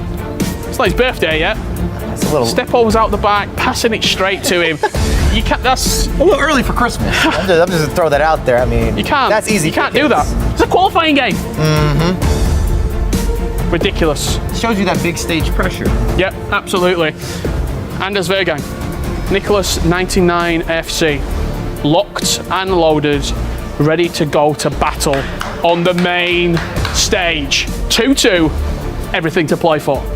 I feel a little energy in the room as well. I can't wait. You can see the tension on both competitors' faces. This is where Nicholas' career has been made of, these types of moments. The 50-50, the close affair. Well then, the second leg. I see the players getting ready. Settings being completed. Brandon, Gravison, enjoy this one, chaps. Thank you very much, Rich. We certainly will. We were treated by 4 goals in the first leg, evenly split at 2-2. Jaime Alvarez, we teased it, didn't we? This game has still so much more to give. And who wants a break when we're having Anders and Nicholas matching up against each other? So yeah, let's go for it. Let's go for the second leg. Let's see if we can expect some more calm news. Second leg between Anders Bergen and Nicholas 99 FC, starting now. Win, and you're off to Istanbul. I wish it could be so easy to win, though. The players that stand in your way. Anders Bergen kicking from left to right in the RB Leipzig strip. And we've killed esports. Very own esports kit in the game. Nicholas 99 from right to left. The player that currently has this trophy in his house. He won it last year in Stockholm against a fellow Argentine. What was a ridiculous final. He wants to be amongst those 8 names that would travel to Istanbul. Firmino kicking us off underway. Parji Sol, Nicholas looking for the first real chance of the game. The player switching by Anders has been insane. He switched up the play like, I don't know, 20 times in just 5 seconds. The player switching is insane. Massive win there by Lucio a couple of seconds ago. Was really aggressive from Nicholas. Firmino. What's the power shot all about, Gravison? Nicholas is loving that. It's all Juanma. Juanma actually showed me a couple of clips at Guild's headquarters, and they go in. They go in a lot of times. Let's just say every 3 times you actually try it, once it goes in. So it's a good percentage when it's not like that clear of a situation. And sometimes you don't even need to take the power shot. You can sort of fake it, can't you? Yeah. Player bites into the tackle, you find the one more pass around the corner. Next thing you know, you're in the lead. Especially with the zoom in. So far, Nicholas has had all the ball. This is where he's dangerous down these areas. Capdevia down the byline, teasing Anders Vergang. Oh, 9! Oh, Van der Sar just stealing the ball off the Brazilian's boots. And Anders had something to say about that one. I think he didn't like your screaming. I think he was just saying to his keeper, pick it up. Stop fumbling around, pick the ball up. But yeah, Capdevila is doing his thing, the wing. That Capdevila-Ronaldinho combination is working out well for Nico. Well played, Lucio. He's been the star of the show at the back this weekend. Such difficult players to deal with. That foot hero has been a blessing into FIFA23. Oh, that could be dangerous. Keeper, yeah. Just does enough, Lucio. Speaking of the player, keep in mind this isn't the only game underway. There is also Curtadilo against Antonio Radelha. Winner of that qualifies for the eChampions League final. Last time we heard from it, it was Curtadilo in the lead, 3-2. Still so much to come from that one. And if you are wondering, Tex is in action after this game. 4 more players still to compete. Gio Bundy against Neat the Spaniard. Daniel Seven of Hamburg will take on Tex. All for spots in the eChampions League final. Nothing really happened in the second half, apart from that R9 chance. 25 minutes in here, Gravison. Nicholas, all the ball so far. He'll be happy with this. You mentioned about being in control, feeling happy. You should be happy so far, Nicholas. He's resisted and denied any chance. Back inside, Ginola. Oh, stop it! A perfect combination. A little La Croqueta. He'll be saying mercy to David Ginola.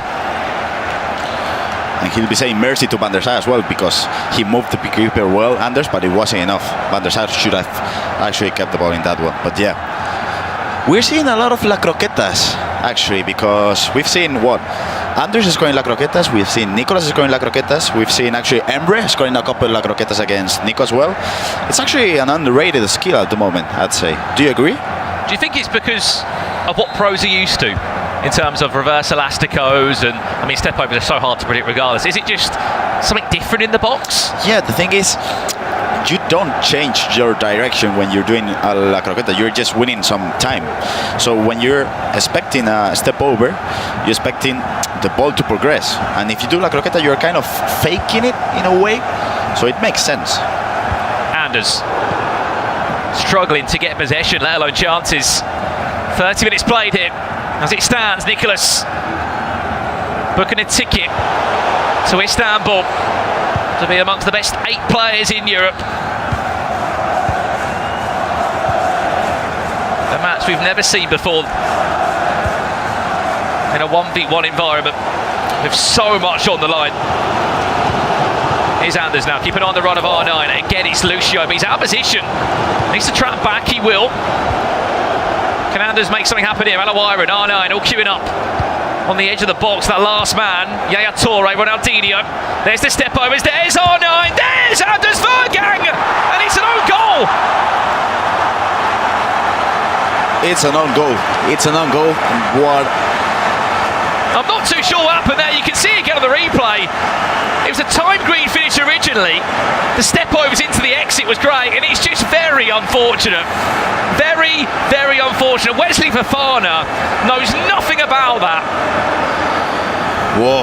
I mean, let's just pretend that that didn't happen. It was a direct goal from R9 because he deserved the goal with the green time and everything. But yeah, if I were Nico, Fofana is getting on the bench in a couple of minutes. That's a big mistake by Fofana, yeah. There's nothing that Nico could have done different. Well, we spoke about earlier when we saw him, Gravison. Something that's been very interesting about Nicholas's back line, playing a back 5. Yaya Toure has come in as a centre-back. A couple of concerns for pros about having centre-backs that can just catch up with the likes of R9 or Ronaldinho. Here's Hullet for Nicholas.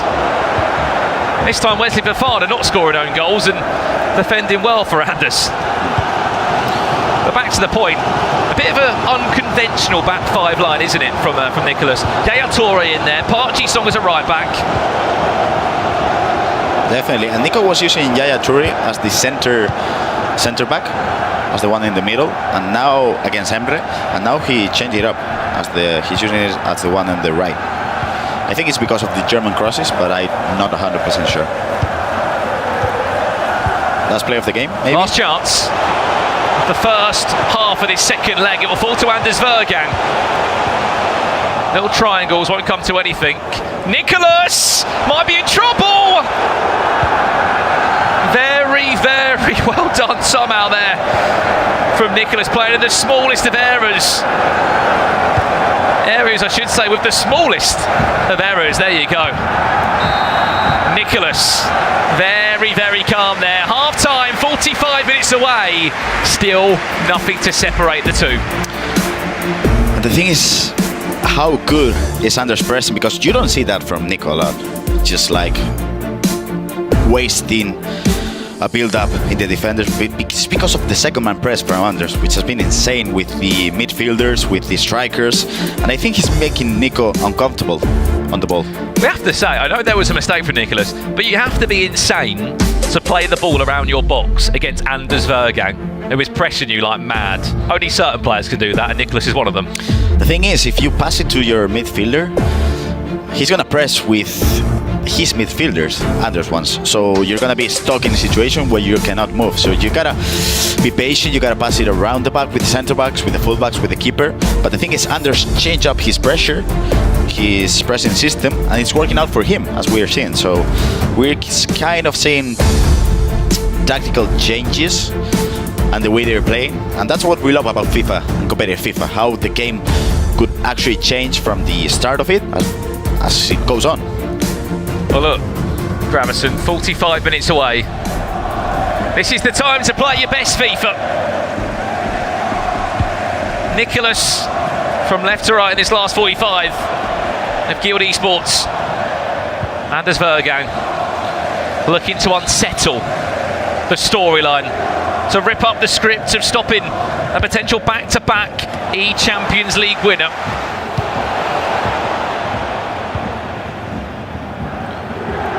Keep an eye on Arnine's run there, bottom half of your screen. There's a left back available, lots of space for Anders, doesn't want to use him as of yet. Big switch potentially on. Instead, happy to play out this way. Whoa. Big win, timed it right. You see how he presses with Yaya Toure and Gullit. Anders, that's why he passes the ball backwards to the centre backs. Nearly.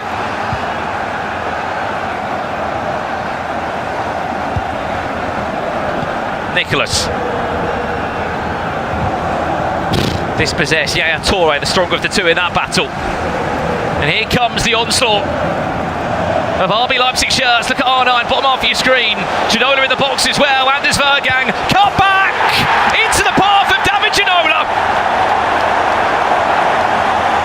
4-3. The Danish wonder kid leads.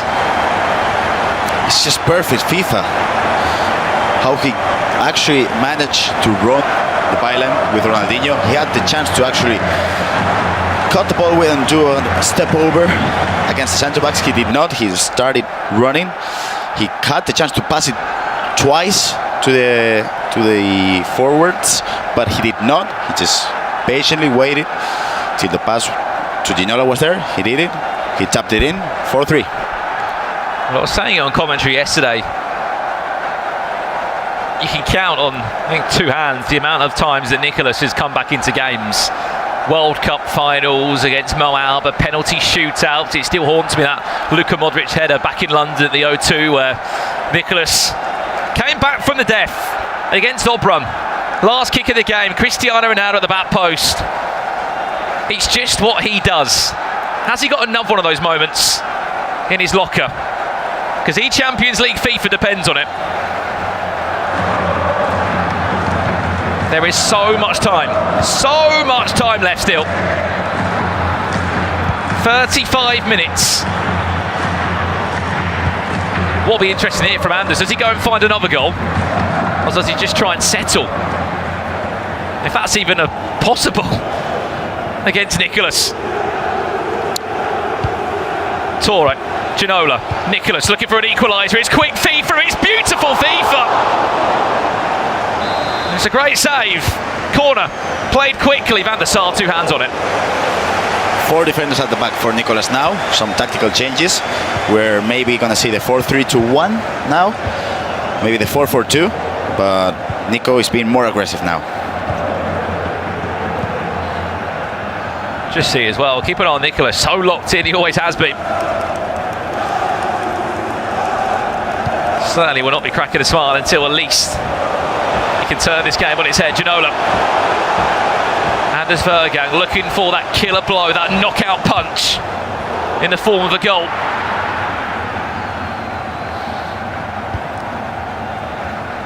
And that's what you got to do against Anders. Just keep it calm, build the play slowly.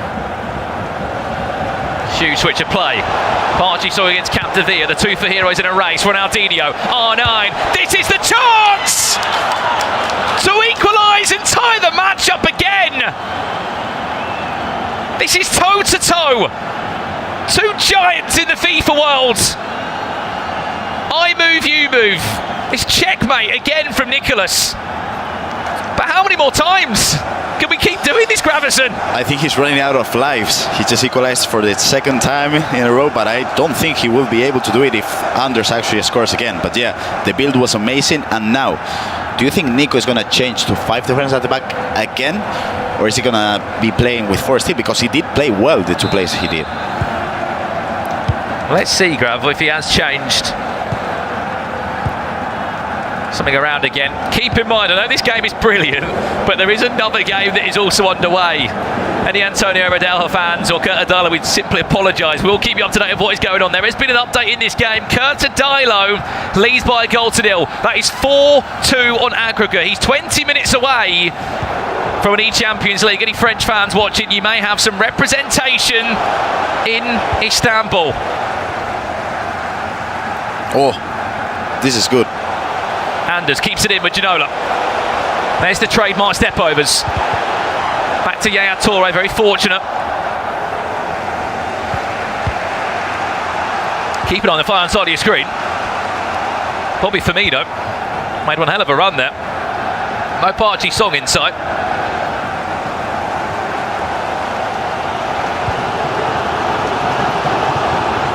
Step-overs from R9. Does enough to sell 1 or 2 defenders. Oh God, this has got extra time all over it. Oof. Massive game. The sand timer has started and the time is lacking. Nicholas defended well by Anders. Loser eliminated from this year's eChampions League. Winner will be amongst the best 8 in Europe. 7th of June is when they'll all go to battle in Istanbul. Who will be there? Anders. Can he do it? Back to R9. Oh. Lucio, what are you doing? Well played. Nicholas gets himself out of that spot of danger of a second. Now he has a chance to counter-attack.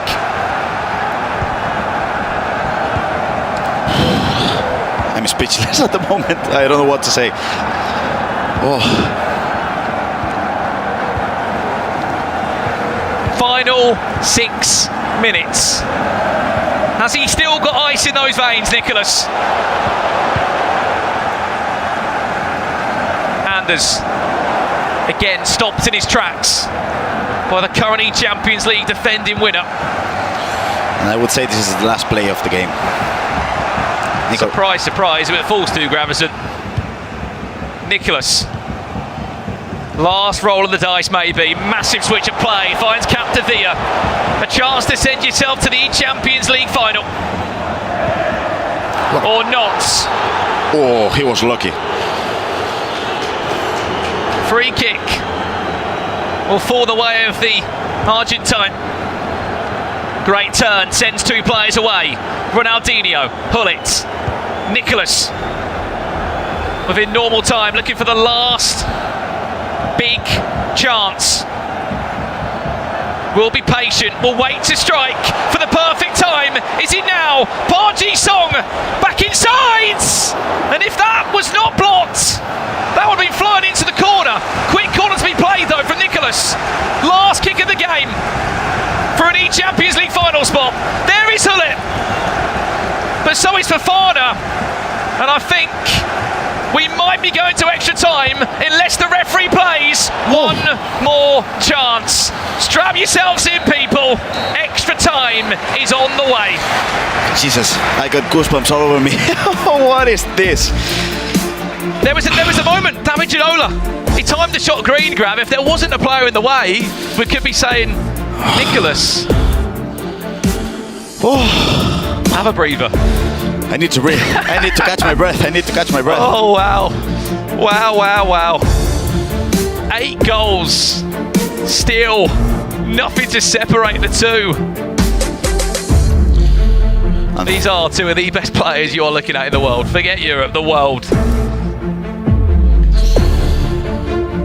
Ander has been playing consistently good, but yeah.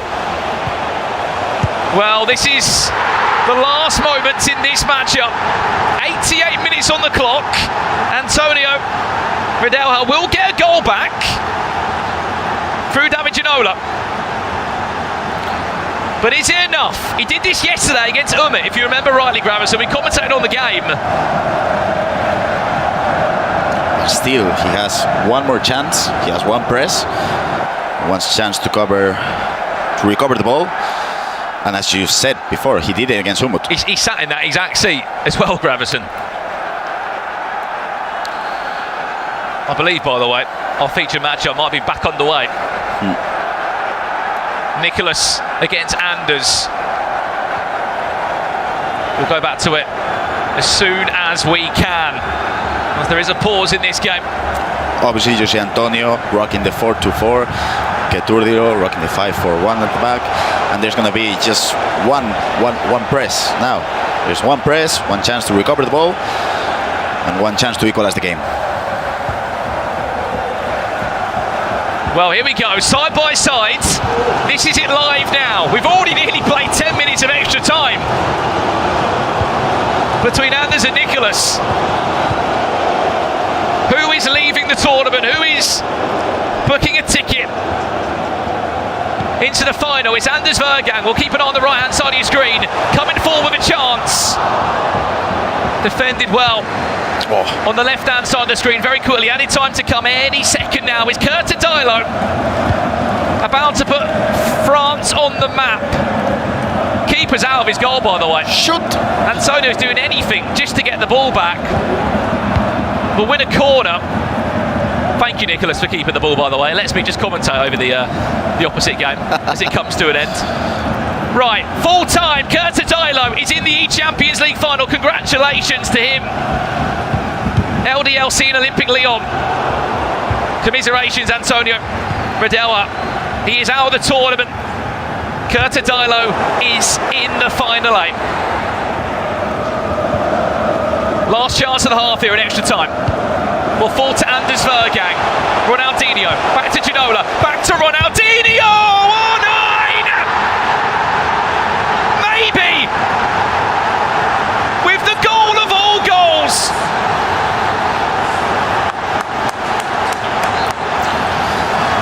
We have his mom on camera, we have Fer on camera, everyone showing up for him. What a crazy and important goal for Anders. I'll tell you now, this guy has been on one hell of a journey. It was a couple of years ago, he was travelling all across Denmark, playing in sports halls for consoles, headsets. Now he's in a tournament for $280,000. If you're someone that's watching home thinking, what if, what could be? Pick up the controller and get playing. I think this is going to be the end, yeah, first half, but still, 15 minutes more to play. 15 minutes away. Have to keep reminding people at home, he simply could not play last year. He wasn't old enough. The same thing 2 years ago, same thing 3 years ago. He's been playing competitive in Denmark and in amateur atmosphere since he was 12, 11 Ridiculous. years old. I remember it still to this day, other than the incredible FUT Champion Street, but just this wonder kid from Denmark that just kept on turning up to these tournaments across Denmark and just winning everything in sight.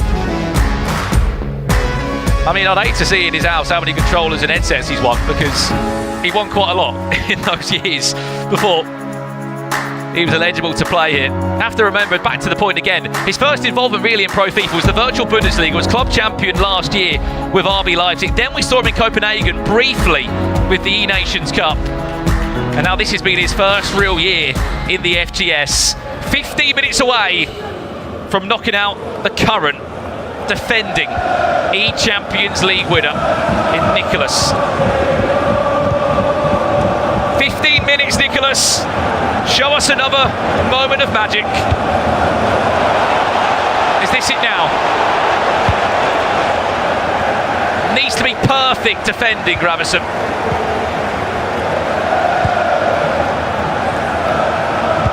For the next 10 minutes.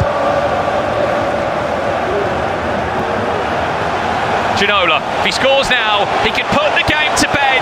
Keeper teased off the line. I thought that was going to get ugly for a minute. But that was a nice tackle for Nico by Yaya Toure, and still 10 minutes to play.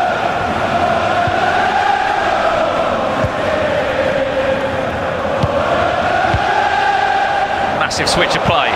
There's a double up on Capdevila. That doesn't come of anything. Where Nicholas is having to put bodies forward now, there are gaps that are starting to appear. Lucio wins it back for Nicholas. 6 minutes to play. Still a lot of time for Nicholas to find a comeback. Ronaldinho, Park Ji-sung, Nicholas looking for a 5th goal in the tie. Chances still alive, back to Hullet. Does well, does jab it Ginola. It just takes a deflection on the way through. It's in his hands now. The game is in his hands. Keep the ball and you're in an eChampions League final.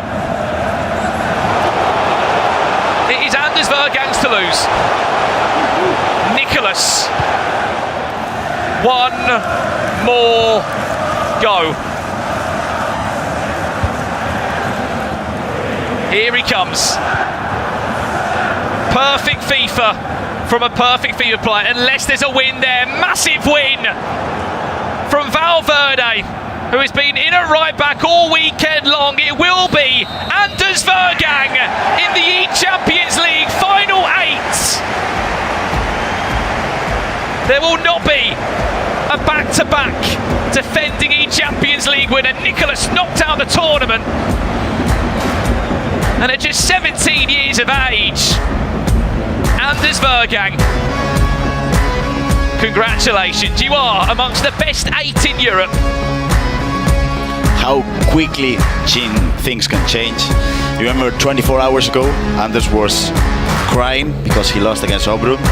24 hours later, crying, but tears of joy after qualifying for the ACL. Moment on camera. You can just see Anders' mum here, who's been on the journey along with him. That is what it means to be in the best 8 in Europe. RB Leipzig won't have one player there, they'll have 2. Umit on your screen, he'll be there. They'll be sharing a flight and a plane ticket to Istanbul this year. Massive congratulations to everybody involved. It is simply much more than just a game there. Massive congratulations. Grav, what a game. Last final thoughts. No words needed. FIFA competitive. No words needed. FIFA eSports at its best. That is it from the commentary booth for now. 2 more players in the hat for Istanbul, but still 2 more to find. Richard and Mike, over to you. Thank you very much, Brandon and Grav.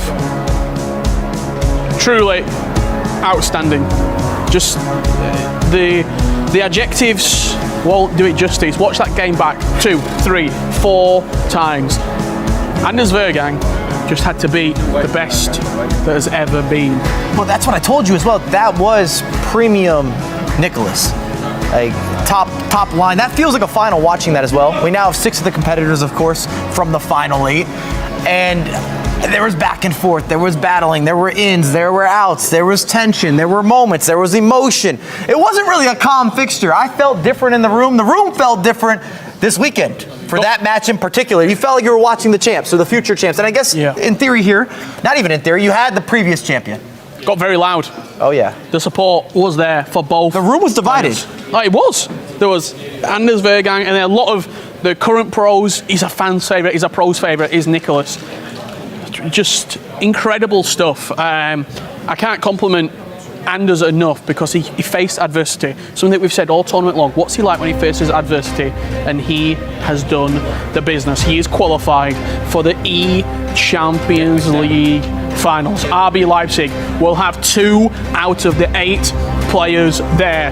Without any further ado, we welcome him onto the stage. Anders, come and join us because you deserve it. What performance. Come on in. I mean, wow. How are you feeling right now? I don't know. I mean, like, it's the first time I feel like this. Like, I feel like I'm dead. I can't think. I don't know what happened. It's like I haven't any feeling in the game. Like, I just played and I won. It's hard to explain the feeling. Do you feel as though you've silenced a lot of doubters and haters, beating Nicholas, the champion, here today? I mean, people say that I can only play online, and people call him the Iceman. And even in extra time, I showed that I was more I showed that I was more ice than him today. So I'm very proud of my performance. But I would also give him. He played really good, and I could easily have lost. Like for sure, when I scored in 105th, I was still nervous because I know how good he is in the last moments of the match. So I'm just really happy that I kept the nerves and managed to win. Well, congratulations, of course. Let's walk through some of the highlights. Let's revisit a lot of the goals, a lot of the moments. I know you had so many different emotions. Tell us what's happening. Talk us through what you're doing here, Anders. I have to see. I can't remember. I mean, he's really good in defense if you play like really slow. So I just tried to do some step-overs on the wing, and then I saw there was some space in the middle. So it was a good pass, and he's really good at this, like doing sending the right back and just doing a cross, and sometimes I don't see it, so it was good from him. But I also feel like it was really bad defense, so I could have done a bit more. And in extra time, this is where you pulled in front. Talk me through what you're seeing here. The step overs coming out, and you just got that extra bounce. I mean, I have to say he should get the ball like 3 times, I feel like, but again, like I feel like if I shoot not passing the extra pass, I feel like the keeper will save it. So I just hope that the pass will go through. But of course he's so good, so he read it as well. But finally, I was lucky this time, and I got the ball with me. Yeah. Look, nobody has deserved it more. When you look at the run, Dull and Mike, I mean, Nicholas to qualify. Well, is this the moment for you? Like your whole quest to every game you had was some of the best players in the world. Even the game you lost against Oberon. Obern's obviously qualified, and I would say a favorite going into the final 8. And you've been able to get through all these different players and battle through. How does that make you feel? Because you had to face all that adversity. That was the question as well. I mean, I haven't had an easy bracket at all. I've played like so many good players, but yeah, I lost against Oberon yesterday. I feel like I should have won, but I lost. And going into today, I might say that I was feeling like I'm already out. I didn't trust that I could win all 3, but like match after match, I managed to win. I think all 3 matches I was down 1-0 on some corners. I couldn't defend it, but slowly when I get into the match, I feel like I'm better than my opponents. Anders, you did it. Top 8, guaranteed. We'll see you in Istanbul. It's been a joy watching your games over the weekend, and have a good trip back home. Thank you. Thank you very much. Thank you. Mike. Wow. Talks like a seasoned veteran. He was real calm there compared to on stage. I'm telling you, if you rewatch some of the celebrations or just moments, even when nothing happens, a big tackle, some sort of interception, a bad bounce, a good bounce, you can see it on his face. He's leaving everything out there. It's so entertaining to watch. You could probably cut that up into some sort of highlight package. But it wasn't just Anders who qualified for the eChampions League Grand Finals. We did have another match going on, and it's our pleasure to welcome onto the stage at this time Curter Diallo. He did the business against Antonio Rodea. You've made it. You qualified. Firstly, how does it feel? I feel really happy, really proud by what I did today, all the weekend. And honestly, it was one of my goals at the start of the season. And now I need to keep playing like that and maybe win the trophy in Istanbul.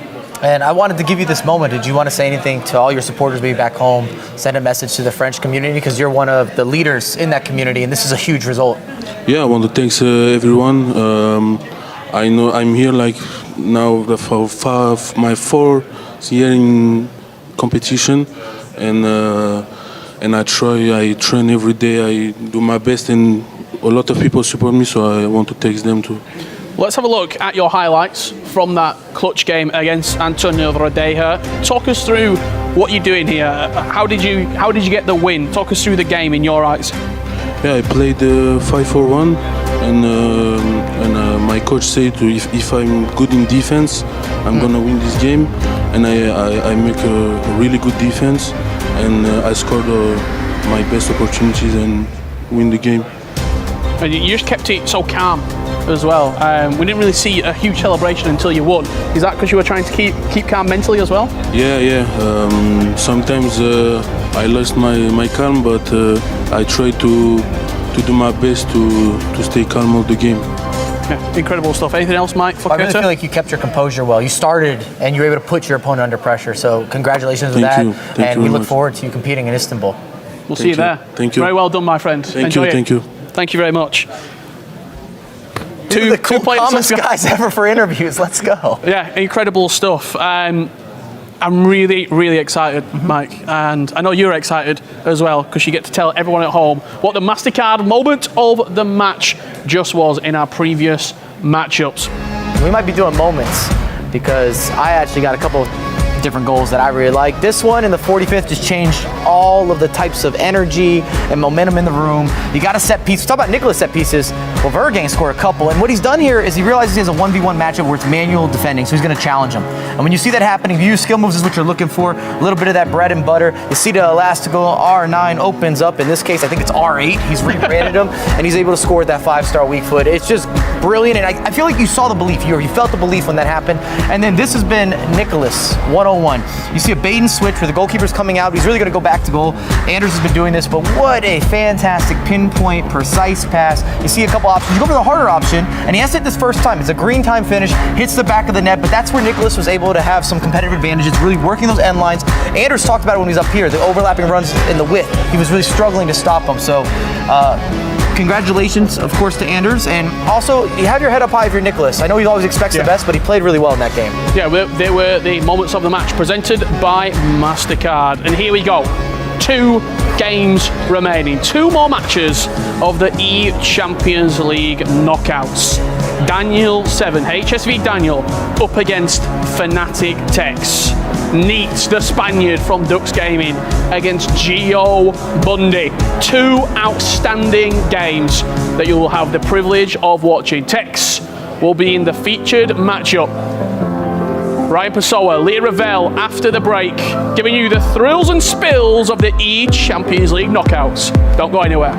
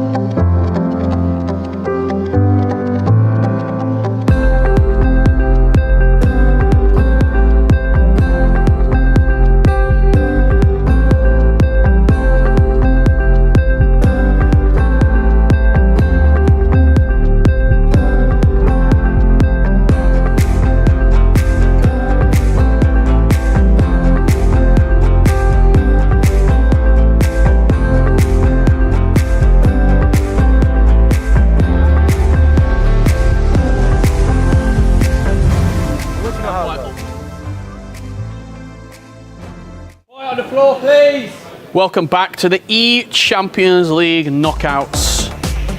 This is where 2 more players will book their place on the plane to Istanbul, Turkey for the eChampions League finals. It's my great privilege to bring in everybody in the arena, basically, to this conversation, because we've got 2 games left. Mike still joined with me, Ryan, Leah, and Gravison to break down these 2 huge matches. I'm going to start with Gravison, because I feel like there could be a slight, or ever so slight, bit of favouritism. I wouldn't say so. Coming into this featured match on the side stage, Gio Bundy up against Neat. How is Neat feeling, first and foremost? He's feeling confident.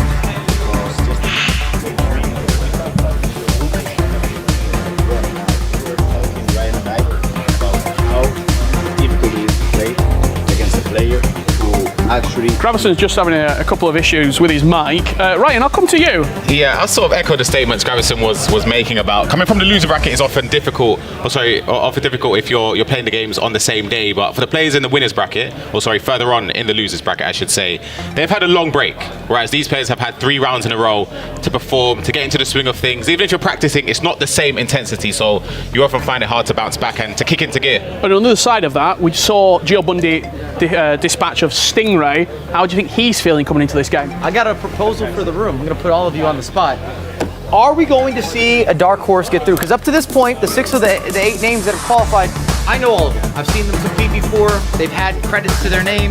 There's not that many surprises. There's been some battles between some of the biggest pros and the biggest names, but could somebody upset Tex? Could somebody upset Neat? They come in with the bigger names. But Gio Bundy's gone under the radar. Daniel's gone under the radar. It has to be said. Leah, what do you think? Do you think we'll see... There's 2 favourites in these, I want to call them finals. Let's call a spade a spade. Final matches. You'd expect Neat, you'd expect Tex. Do we see an underdog go through? I think it wouldn't be the first time that it happens. I think if there's any opportunity for it to happen, it's now. But I think, like you guys said, there's favorites for sure. This is a very on-the-fence answer. It is. It's a politically correct answer. I think that if we would put money on it, we would do the players with the most experience, but I don't know. I'd love to see a... I'm going to give an answer. Thank right? you. Let me give an answer. We're beating around the bush a little bit, right? I'm back in Tex. Okay. Straight up. There's a bias. Yeah. But cause some problems with your neighbor. There's a bias, right? Tell me on the other side. Now, this is the tricky one. You're listening to this, right, Graham? This is the tricky one because I'm next to Grab, but honestly, I'm going to back Neat. But Gio Bundy is incredible as well. That one's the closer one. I know Daniel's really good as well, but Tex is just... He's too good. Speaking of Tex, we can have a look at his stats right there that have led him to this point in the tournament. You know him quite well, Ryan. You would say you're good friends with him. You've played a lot against him. Does being in a match like this faze him at all, or is it just another game? He seems to... In the tournaments where, of course, the importance is higher, the last stages of them, he kicks into gear every time. We saw him in the previous round against Kamal. The game was over within the first half. He sort of stepped into gear, and always against the opponents where you'd expect him to win. Very rarely does he not actually win those games. We saw last year in the eChampions League progressed into the top 4 as well. He's won the eChampions League Invitational online. He's won multiple FUT Champion Cups as well. So I think for Tex, he knows how to perform on the biggest stage, and of course his opponent as well is one of his rare occasions here. And on the other side of that, when you're coming in as an underdog, like you did in many of your games, Mike. Here we go again. How do you deal with that? You're not expected to win. Yeah, I was going to say, you kind of are playing with house money because you don't have that expectation, and that means you don't have that pressure unless you put that pressure on yourself. And I also agree with Ryan. I think the matchup that's going to be very debatable here is going to be the Gio Bundy versus Neat. I think there's going to be a little bit of a back and forth there. There's room for an upset. I think Tex, after scoring 9-10 goals, tough to beat. Well, 45 seconds left to go, guys. Enjoy this because they've got 2 games left of the eChampions League knockouts. Your casters, Lee Ravel, Jaime Alvarez, and Ryan Pessoa. Thank you, Richard. Well, 30 seconds in between us and the final match of the day. As Richard had mentioned, 1 player is going home and 1 is booking their flight to Istanbul. What do you think?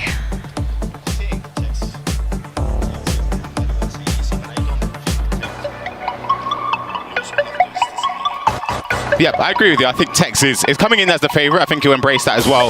I think there's going to be pressure on Daniel, but I don't think it's going to affect his performance that much because he's coming in as the underdog. There's still pressure, but there's less pressure, significantly less in my opinion. And I feel as if Tex will set a mark early on in this game, as he did in the matchup against Kamal. So, yeah, it's going to be an interesting game. Definitely. Well, we are just about to kick off. Ryan, question for you. Obviously, we mentioned that Neat and Daniel have not played today. They've had the most time in between their games. Both of you as players, would that affect you positively or negatively? For me, negatively, absolutely. You can look at it both sides. You have the ability to check over your opponent's gameplay. You can see the tendencies they build up in their attacking gameplay, the defensive routines as well. However, just having that break in play often negatively affects it. We saw Gravison as well. Nicholas losing, he had that long break as well. So again, it seems to be working against the players so far. Yeah, 2 out of 2, it worked out bad for them because like 2 players who actually played their first game lost. So I agree with you. Just facts don't lie at the moment. Well, we are underway, 5 minutes in to this match between Tex and Daniel. An obvious favorite, but we love an underdog story. And Daniel has been playing consistently good throughout the online season. He's been playing good as well here. He just lost the match. So you can't count him out, especially using the 5-4-1 at the back. Well, both players looking to play this one safe, as it's do or die. Do you think we've seen a lot of very cagey affairs today? Lots of high-scoring games. Do you expect this one to be similar? No, I don't think so. I think it's going to be not that many chances, maybe at least, I don't know, tops 6-7 goals in total. I don't think that's a lot, talking about the current meta of FIFA. Well, Tex is looking for some space here. Puts the ball through to Alawire and down the wing. Can he capitalize on this chance? A really close opportunity there, but misses it just wide. I think that's the danger there for Daniel. Trying to defend Tex in those areas, the step overs, the skill moves, the dribbling. And just went wide of the post there. But the ball in behind there, the triggered runs we saw earlier on today, how effective he is at making the most of them. Tex with possession again. Has some bodies up front. But a misplaced pass there. I think it's actually interesting to see the change of game style and game plan on Tech's side from FIFA 19-20 when he was so aggressive. He did a lot of skills, and now he's kind of a more patient guy, just passing the ball and actually trying to punish you if you do some offside traps. Like, you can see the change as Tex mature as a player. Absolutely, there's big changes in his gameplay. I remember the days of when he burst onto the scene with the skill moves in and around the area. Sort of every game with him was a... What a ball over the top. Ruhulin in one-on-one with the goalkeeper. Can he shoot? He does! Daniel takes the lead 1-0 over Tex in this first leg. Is that what you expected to the start of this match? It's a difficult start there from Tex. Of course, you would expect there to be chances for Daniel, and he makes the most of it. Grab, we know, we play the game.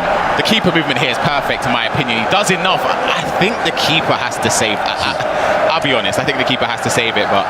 He has to save it, especially because he moved the keeper and he was patient enough to could have changed to shot into the shot. But yeah, I think that should have been safe by Van der Sar. But yeah, Van der Sar is not playing that well. Taking a look at our matchup between Neat and Giobundi. This is live at the moment. The score still sitting square at 0-0. I actually kind of see that Neat's playstyle is beautiful to watch. And I think the country that respects Neat the most, I would say, is the UK. You guys love the way Neat plays. Yeah, he's a player we speak about a lot in the UK in terms of practicing and how good he is. Neat, of course, is a Ducks member like yourself, so you know a lot about him more than, of course, any of us could know. What would you say his confidence levels are going into this? As you can see him building up, but a good tackle from Giobundi. I think he's confident, but this is his first time in this kind of situations in an international event, the ECL. So even though he's confident, I think when... Whoa, that was good. I think when it's your first time in this kind of situations, there's got to be nerves over there because, I don't know, maybe your first time playing FIFA 18 or FIFA 17 qualifying for a FUT Champions Cup, you could be confident, but the experience wasn't there. Yeah, absolutely. It's safe to say you'll show your bias towards Nate. No, I won't. I won't. We'll see. I won't say a word. Not even one celebration. No. Stone cold. Surely. No. We got to have just Liar. one. Liar. Not one vamos, I'm telling you. Not even a vamos. No, not even that. Well, I'll believe that when I see it. Ryan, you mentioned something going back to the goal that Daniel scored against Tex. Back in the behind the scenes about goalkeeping this weekend. Yeah, I feel as if there's been a few opportunities where the keeper movement has been pretty accurate in terms of predicting the movement. The ball over the top here, the keeper does enough to close down the space and get there just before the attacker. But again, goalkeeper movement, it doesn't necessarily mean the keeper's guaranteed to save it. It just increases the likelihood of them doing it. But again, we've seen some chances. I think for Tex to be a little bit upset there. I think he'll be more so upset the fact that it was that easy to cut him behind. Well, a chance for Tex to redeem himself. A good shot by R9, not green timed and saved by Van der Sar. That should have been a goal in my opinion. Clear chance. Van der Sar saved it. But let's see if Tex... Another chance here. Ronaldinho has some space, looking to find numbers in the box, but Daniel has more. Maintaining that possession. Ronaldinho looking for space. Almost gets it through. The gap was there. I think the pass, it was there. Defensive line just stepped back there just to intercept the pass. He could have even shot across goal there, but again, hindsight is a wonderful thing.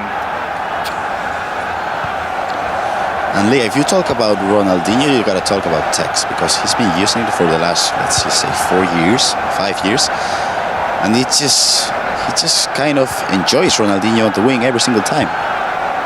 They go together like PB&J, one would say. You can say so. Nearing the end of the first half, Daniel still leading 1-0. How do you think that affects Tex going into the second half? No changes to be made yet, right? No, I don't think so. I think we might see Tex using the 4-4-2 because he's just comfortable with it. Yeah. But I wouldn't say he needs to change his tactics because he's just playing well. You can see the stats. He's playing well. He's playing consistently well. He just needs a little bit more of those 1v1 situations. Yeah, absolutely. Of course, we've been speaking about Tex, but his opponent is the one with the lead. Daniel 7 up 1-0 as we go into half-time. It's a great start for him, of course. Do you think that he could feed into the occasion a little bit? So maybe he might get a little bit nervous. We've opened in these situations where you're the underdog. You might be leading the game. You tend to just... your performance starts to dwindle as the game gets on. You get a bit more nervous. Do you think that could happen, or do you think? Yeah, I think it could happen, but he's been playing the virtual Bundesliga for a lot, and that builds up confidence. I think these kind of players who burst into the scene after the COVID happened and everything, they kind of build their momentum and confidence online. Yeah. So it's not like back on the days when it was like FIFA 17, 18. You didn't play that much online, you qualified for a tournament, everything was new to you. Yeah. These things don't happen to new guys. Let me throw that question back to you, Ryan. Obviously, Daniel going up against an opponent like Tex, getting closer to the end of the second leg. If he's still leading, do you think that, beating someone like Tex to eliminate him, does that put any pressure on him? Can you tell me, maybe after this chance here, Ronaldo looking for that space, but Daniel's not letting him through. Yeah, the McGeady cancel there in the box. Perfectly read there from Daniel, but I sort of agree and just echo the statements of what Gravison said. As we're able to look at the other game going on. This is currently live. It's still 0-0 in this game between Duxney and Giovanni. Giovanni has been on a run. He's played fantastic players, and Nip could be like the final Infinity Stone, you could say, as Thanos, but yeah. Good tackle by Lucio.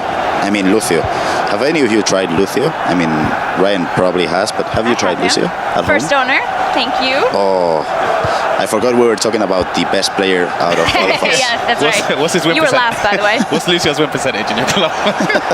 High. Really high. This is a good chance. Ginola on the ball. Nice defending.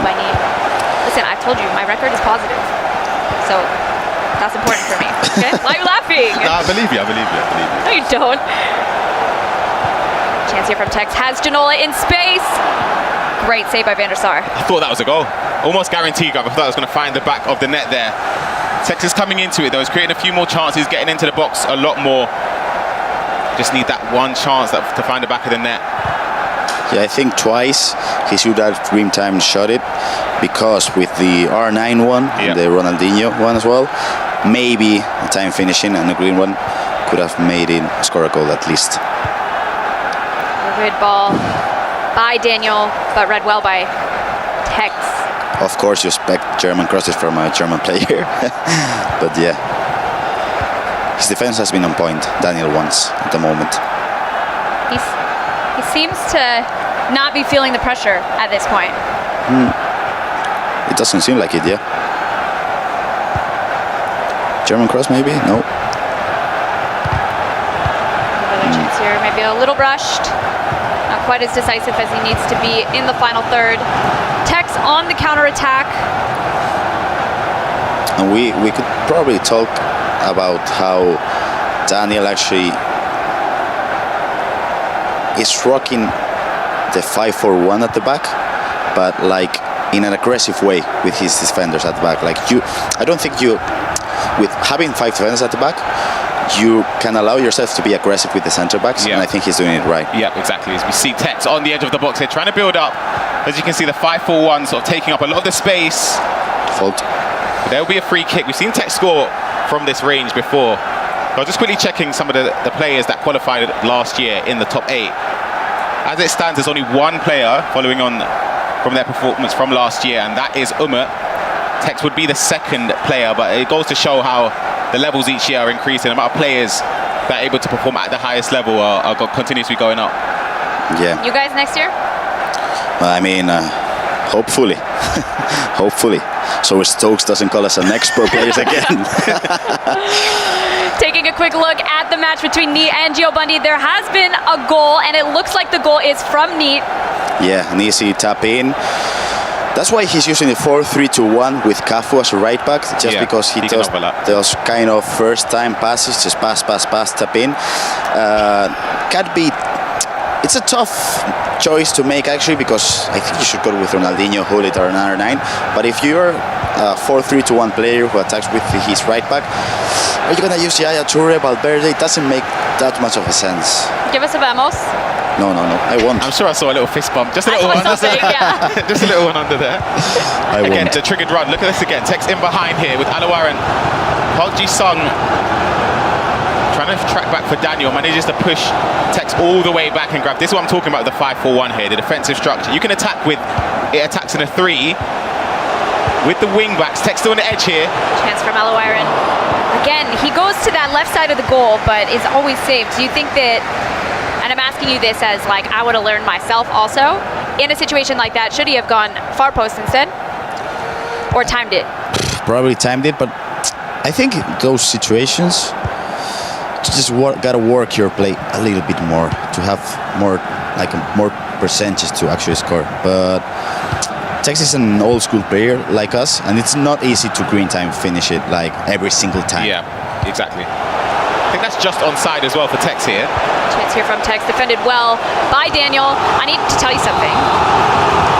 I learned how to green time just the other day. I turned it back on for the first time in 3 years. It's hard.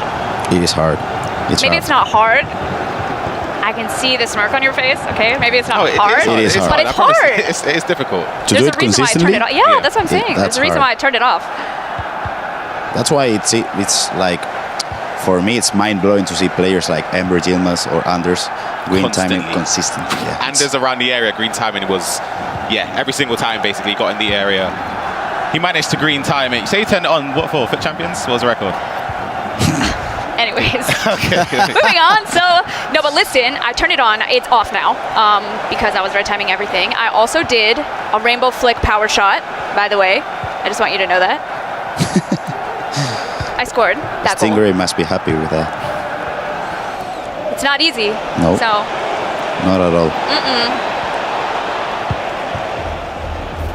As we approach the end of the first leg, Daniel still leading Tex 1-0. A mistake there from Daniel. Can Tex capitalize with possession? This is his last chance of this first leg. Daniel's got a lot of defenders back. He's not giving Tex much space. and there should be the full-time whistle. That was nice defending. Great defending. He recovered really well there from the slight error there that he made. I was expecting just to wipe him out there I would have taken a red card rather than have the attack because he wouldn't have enough time to go forward, but he defends really well there towards the end of the second half in the first leg. 1-0. Not what I expected, if I'm being completely honest. I already gave my predictions at the start of the game. Remember when you gave me some fuss? I put my neck on the line. You were just sat there. I gave my opinion. I didn't beat around the bush. I said Tex is going to win this game. It's not over yet. He can still win it, but Daniel's performing really well. I said an underdog story. That's what I said. I'm not Check the VOD. I might have said Tex was winning this one. What about Neat? Let's talk about Neat. Are you happy? I'm obviously happy with the 1-0 result, but Giobundi, he actually played against the Stingray and he come back. So it's not over yet. 1-0 first leg, but it's still loads of time to be played. And I think when you have played already 3 matches, like, it's easier for you to just come back on the second leg and be electric in a way. In those first minutes, the kickoff, first minutes of the game, it's easier for you to be electric. And I think we didn't talk about Giobundi enough. Yeah, I agree. I think there's a lot to see from Giobundi in this second leg, but before we get there, let's hear from Richard and Mike about that first leg. Thank you very much, guys, on the casting booth. Great job, as always. Anyone want 1-0? That's all I'm offering you. 1-0s. 1-0s across the board. Daniel beating Tex. 1 goal to the good, and Neat is 1-0 up as the favourite against Giobundi, joined by Mike LaBelle to bring you the top 3 moments from round 5, the first leg. Number 3, Mike, what we're looking at? Well, there weren't a lot of goals in these affairs. These are more of those rigid, really close affairs, those cagey affairs that we kind of expect in this type of position. It means so much. You see the wiggling, the working, almost a finish, a nearly man. Maybe if it was time green, we would have been talking about it a little bit differently. Don't get Gravison started on being time green, honestly. Twisted, turned, in and out of the defenders. Can't quite find the finish. Number 2. Look, I've not looked at these. I'm going to guess. We had 2 goals. Oh, no, we got time. And we got 2 moments left. We got a lot of time to work with here. Beautiful over the top, first time finish. Also, no green, no verde on verde on verde. We didn't see that. It moved him to the near post, and he still shot at the near post. I think in a certain regard, it's good goalkeeper movement, but it's from close range. It's top corner. It's a lot of power. It's overpowering. Keeper's got to save it. Okay. Number 1, this is Neat's goal. 74 minutes on the clock. We have to remind you, if you win these games, you qualify for the eChampions League finals. Oh, that's a great finish. This was easily the goal between the 2 legs. It's well worked. It's very intricate. It's consistent with his gameplay. You see the tiki-taka, pass, move, and groove, extra pass, tap it home, R9, wearing number 9, which makes me much happier because number 8 just does not seem right. I'm not sure that Anders has seen the highlights. Tex got a lot of work to do. HSV Daniel, he's on the stage. He's enjoying life. He's looking over to us, giving us a smile. He's 1-0 up, and he's 90 minutes away from pulling out a huge that might be the underdog upset story of the tournament. Say all be all. A lot of people, once Tex got to this point, they already wrote it off that he signed his paperwork and he's going to be heading to Istanbul. But Daniel has different plans. On the other side of it, I mean, Neat is leading currently. And I'm looking forward to seeing how he is getting on.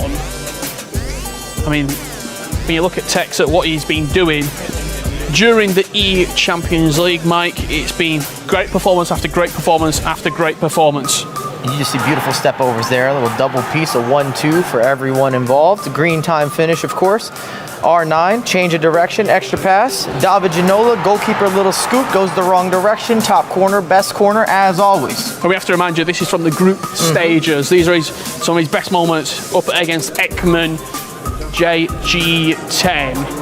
He was leading the tie, extra pass, moving the ball, manipulating the space. He's got to do a little bit more of that if he wants to turn this game around, Mike. A light freeze frame to hit that near post. It's always that game of kind of baiting the goalkeeper, moving him out of position, taking a half second to decide where you're going to place it. As you see his stats from the eChampions League so far, Tex has been away for maybe 4, 5, 6 minutes. Daniel is pacing on the stage. This might be a strategy. This could be new. He's 90 minutes away from knocking out arguably not only the fan favourite, in the entirety of the ecosystem, but one of the favourites to lift the eChampions League trophy. He's been there before. He's been to the final stages. He was finished third last year, only behind Mateus Bonanno and Nicholas 99 FC. In theory, if you're Tex, you're just hoping not to play an Argentinian. And they've all been eliminated. Yeah. So if he keeps pushing through, it won't be one of those positions, at least not in the ECL. See the eChampions League trophy that everyone will be fighting for. It's got to be said. I think that's my favorite trophy of any of the competitions. That thing looks heavy. You want to hoist that bad boy, give it a kiss. I saw you try to in the intro. They waved you down. They said, no go. Don't put your hands on it. Don't touch it, Richard. I tried picking it up and I got a stern telling off. Tex is ready. He's just sat back down, so it's perfect timing to hand you back over to our commentators for the final leg of the eChampions League knockouts. Ryan Pessoa, Jaime Alvarez, and Leah Ravel. Thank you very much, Richard and Mike. We are minutes away from the second leg in this final match of the day. Let's talk a little bit about Tex and Daniel. Obviously, Daniel leading 1-0. In our last matchup, we saw our current champion, Nicholas 99, go home. How likely or how much of an upset would it be if we see Tex go home right after him? I think it's a big upset, of course, because you expect Tex to play all the finals. I think it's been a long time since I've not seen Tex playing in a World Cup final situation. So if you're talking about the 8 best players in Europe, you expect Tex to be there, obviously. Definitely. I think that if there's anything Tex can do is come back. He has the experience. He's been on this stage before. He knows what he has to do in this last 90 minutes. Do you see a comeback from him? It's hard to say because I made a prediction and I'm already wrong, so I don't want to make another one and maybe jinx it a little bit. So I'm going to do what you do. I'm going to sit on the fence. Okay. I'm not going to say anything too much. She does it, eh? Yeah, exactly. I'm just going to say that Whoa. if Tex plays his game and plays his best, I mean, come on, we know what could happen. But the same goes for Daniel. He's in this position for a reason. He's 1-0 up against Tex, about to potentially send him home out of the eChampions League and secure himself a spot in Istanbul. So it's going to be a huge second leg for the German. Talking a little bit about Daniel, obviously his game management in that last leg was very good. He was solid defensively. He capitalized on the chances that he had, and that's why he's 1 goal up. Yeah. Last year's ECLs, we saw a lot of Germans playing in the finals, and that's what we were expecting this year again. That's why we cannot count Daniel out, because the Germans and the ECL is kind of a love story in a way. Well, we are underway in our final match, an elimination match between Daniel 7 and Fnatic Tex.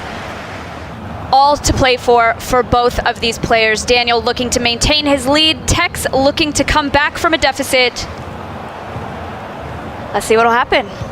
Let's see what will happen. I want to ask you, Ryan, if you were playing this tournament, which right back you think you would be using?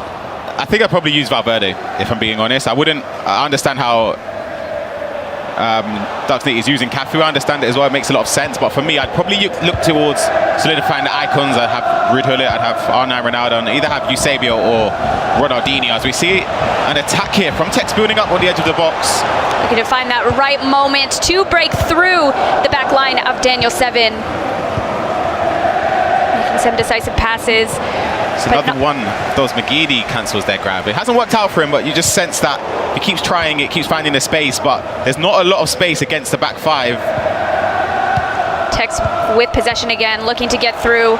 Ronaldinho, a favorite of Tex, as we know, with some step overs. Does he have a chance to get a shot away? He managed to maintain that possession a couple times. Lucio, I mean, we all know him. Something happening. Grav, let's look at the score. Let's let you take this one, yeah? Yeah, Ole Warren running the wing. Ginola into R9.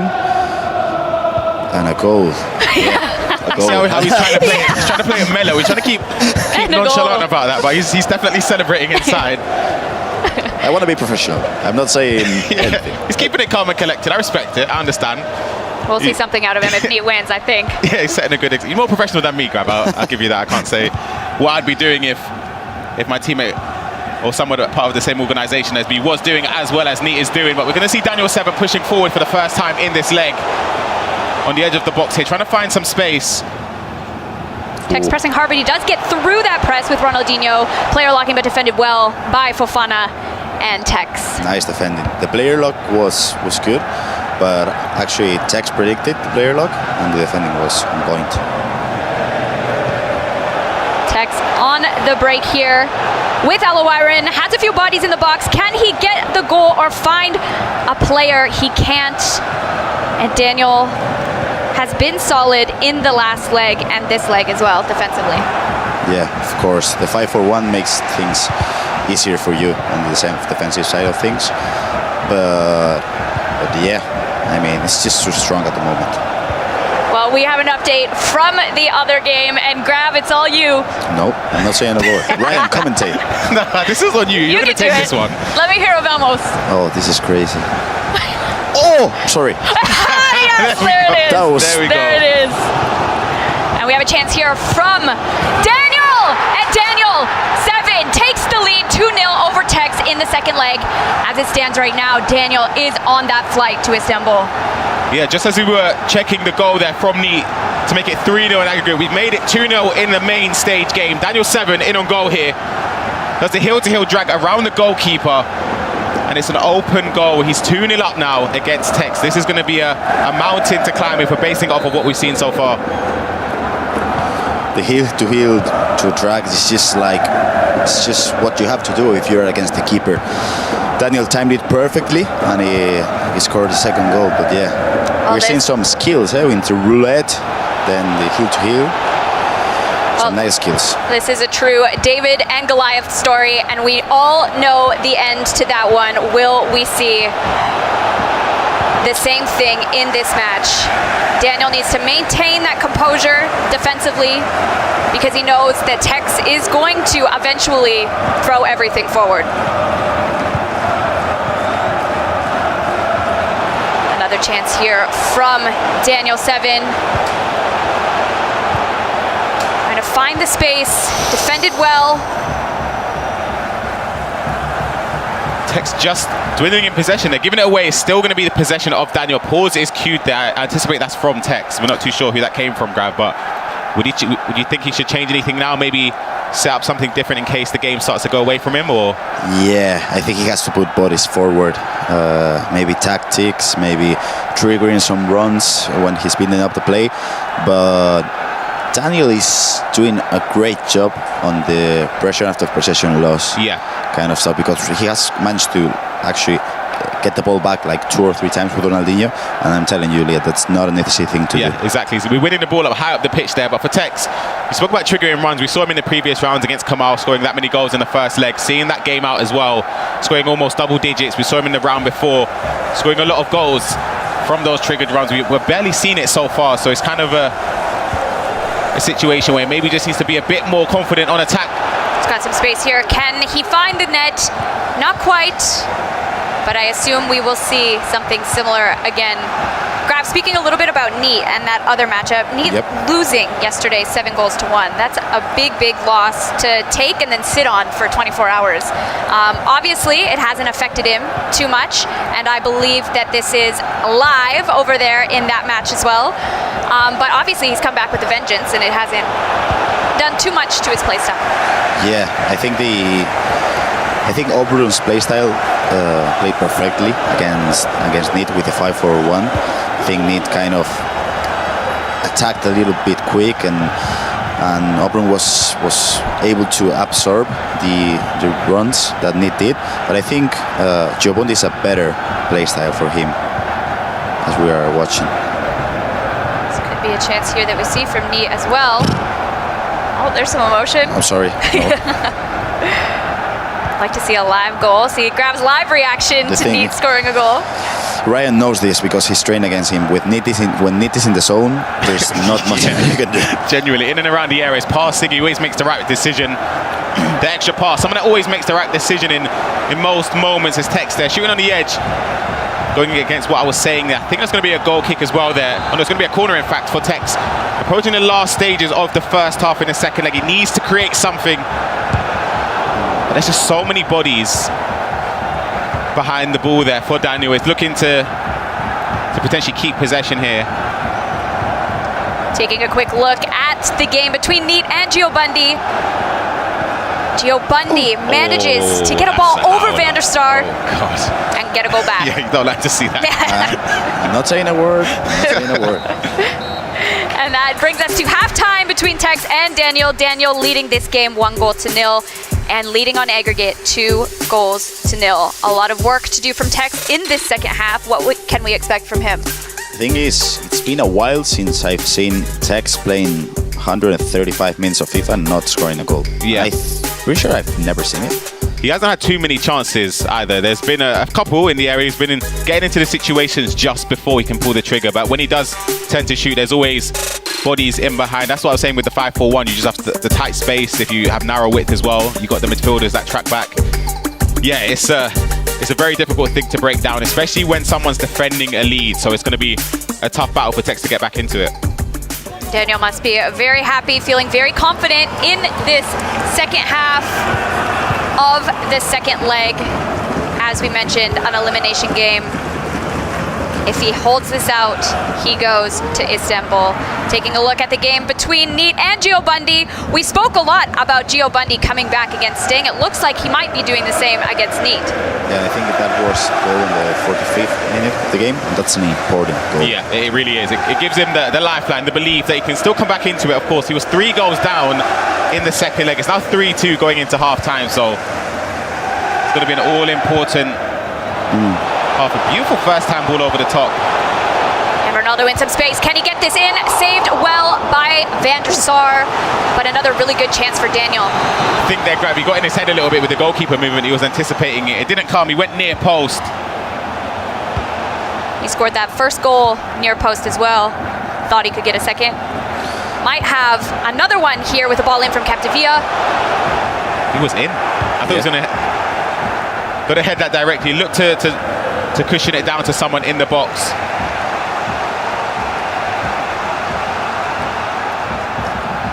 Oh, the timing was there. The timing was there, Ryan. Yeah, we both saw that. I'll text on the attack here. Ronaldinho in some space. R9 in some space. Great goalkeeper movement from Daniel 7. I know we've said this a few times, but he's been really, really solid at the back. Yeah. Oh, red time. Gets a corner from it. Got to take those when they come and being a bit of a hypocrite. I think those red time shots shouldn't be able to hit the target, but we've seen some luck from red time shots today. It's going to lead to another chance for Tex. Beautiful dribbling, step overs. Red time, the orange time again. Oh, that hurts so much to see after doing mechanically that good throughout the whole play. Oh. The time finishing on Tech's side of things has been... Taking a look at the match between Neat and Gio Bundy. Gio Bundy on a great run today, winning all of his matches to get to this point, and is through on goal, scores it, green time, and equalizes Neat. Mechanically, that's a beautiful goal. Beautiful goal by Gio Bundy. And we see Daniel on the run.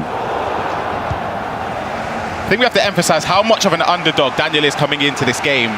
His recent accomplishments, of course, FIFA23 Global Series, the European qualifier number 5, finishing 4th, which is his highest accolade so far. And of course, this would be a monumental accomplishment and accolade for him if he's able to defeat Tex and secure his spot in the top 8. And of course, even outside of that, he hasn't accomplished too much in the FIFA scene. So again, this might be the thing to springboard him into success. You never know, he could still go on and make a name, but right now this is the biggest game, in my opinion, so far of his career. Definitely. And if we talk about FIFA 21 season, it was important at the moment, but it was an online online season. This is in person. This is right here under the lights on the main stage, and he's performing extremely well.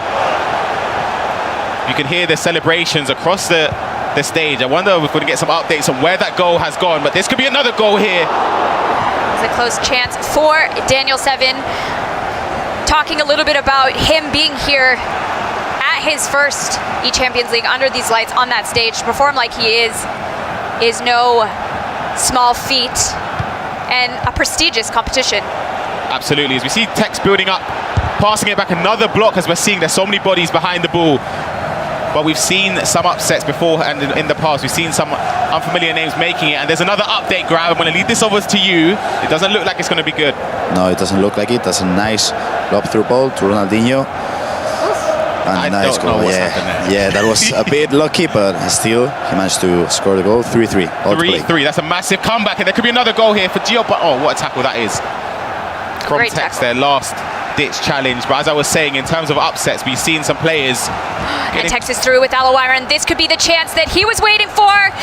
Scores it. That's what Tex does. That's the Tex we know and love. Still 15 minutes more to play. Loads of time if we're talking about FIFA. He managed to keep his composure with Alawaira. An easy finish for him. Does he still have time to come back from this? Yeah, exactly. This is a huge moment for Daniel. Can he handle the pressure now? I felt like maybe Tex done slightly too much. I think Daniel maybe defended a little bit too well, but he could have switched off of Fofana there, which meant he ran past Alawaira in possession. This is going to be a nervy last 15 minutes for Daniel, of course. This is going to secure his spot if he's able to keep the scoreline the same. But for Tex, he's going to have to throw the kitchen sink now. He's going to have to put bodies forward, maybe change formation, of course, go constant press. Gravison, there's so many things he could do just to try and press higher up the pitch, just to make that one chance. And it's difficult to play against constant pressure. It's difficult to play against constant pressure when you're playing for a spot in the finals, but it's even harder to do it against Tex.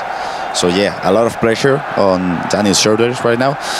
Is he going to be able to maintain his composure? I don't know. I think that Tex, this could be the goal that he needed to boost his confidence. The floodgates might open, but we've seen Daniel be solid defensively this entire match and the last match as well, so he just needs to maintain some of that composure. Talking a little bit about Neat and Gio Bundy, both of those players, as far as we know, have not played in an eChampions League final. So brand new players will go. One of them will be on that plane competing for that trophy behind us. I think Tex is using 4-4-2 at the moment, and this is a good chance for him. Tex is looking to equalize this scoreline to at least have the opportunity to bring to extra time. And again, Daniel solid defensively. Tex is going to obviously be pushing a lot harder, but how can Daniel cope with that pressure? He's done well there to play it out from the back. A little intricate dribbling as well. Maybe that was a little bit of a jinx there from myself there, just brushing the pass forward, but Tex retains possession now. 5 minutes left to go. He's got bodies through, he's got space through, red timed. Not what he wanted to do in a moment like that. Definitely, because not only you miss a good chance, you give Daniel the time to breathe now. So yeah, huge mistake by Tex. Daniel's giving it away again here. Straight away, he could have done something different there. He's trying to play it long, and he's giving possession back to Tex. 3 minutes left to play in this game. Of course, the winner solidifies their spot in Istanbul. The loser is eliminated, the final step. And for Tex, it'll be devastating, of course. He's had to play 3 games in a row, or 2 games so far, just to get to this stage. For Daniel, he lost yesterday in the winner's bracket. He was able to sit and see who his opponent will be, and Tex is needing to get a goal here, but it's another great tackle there from Daniel. 1 minute left, Leah. Daniel's going to want to keep hold of that ball and see the clock out. He doesn't. He misplaces possession, gives it to Holland. Holland takes the shot. Van der Sar saves it. That was the chance that he needed, and that is done. Daniel 7 goes to the eChampions League final for the first time in his FIFA career. Oh, that last chance. Tex is going to be upset about that one. Yeah, we talk about the goalkeeper movement throughout the whole tournament, throughout the whole day, throughout the whole match, and the goalkeeper movement was on point there. Whoa, that's gotta be so frustrating for Tex, but yeah, I mean, Daniel did a great job. Oh. Well, congratulations to Daniel and commiserations to Tex, the upset that we didn't think we would see.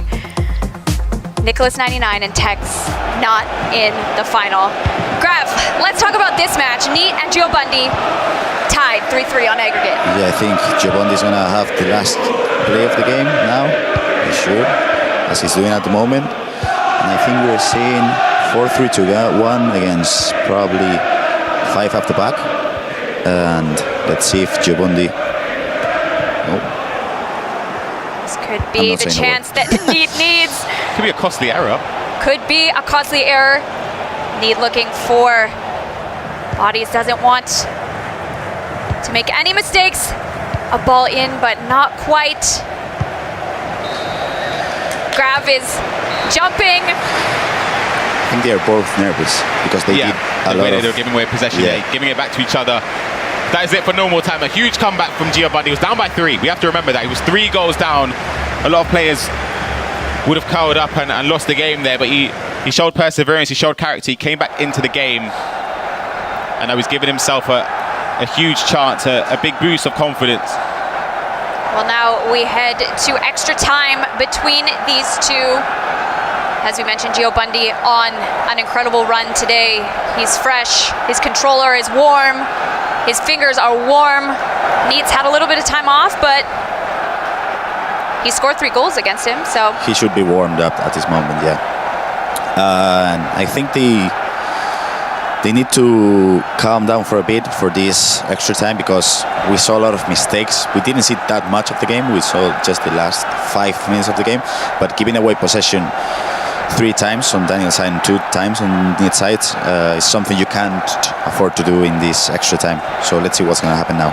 Would you say the nerves are more going to be on Neat's shoulders right now? Just because, of course, he was 3-0 up. Let's keep it simple. He was 3 goals up and he's given away the 3-goal lead. You feel as if it could work against him. You know him a lot more personal than any of us do here right now on stage. So how would you assess his character? Do you think he's got what it takes to bounce back? He definitely got what it takes to bounce back and to score a goal, but... This could be a chance here for Gio Bundy. Close, but no cigar. If you were Neat's coach, what would you tell him? Bias. Be completely biased. I will probably cheer him up for a bit. I would be energized because he's just so calm. And when you are coaching one of these players who are just so calm, sometimes you just gotta spice things up. You gotta pump him up for a bit. So I would just pump him up. So how do you say "let's go" in Spanish, Graf? Vamos. Vamos. Let's go. We are 7 minutes into the first half of extra time. And Neat is through. Janolov tries to find the space with that ball roll, but perhaps not positioned well, placed well on goal. Great chance, maybe a green time shot with his right foot, but he tried to ball roll and tried to guess the goalkeeper movement. The goalkeeper movement wasn't there for Giovanni, so huge chance for Neat, who didn't capitalize.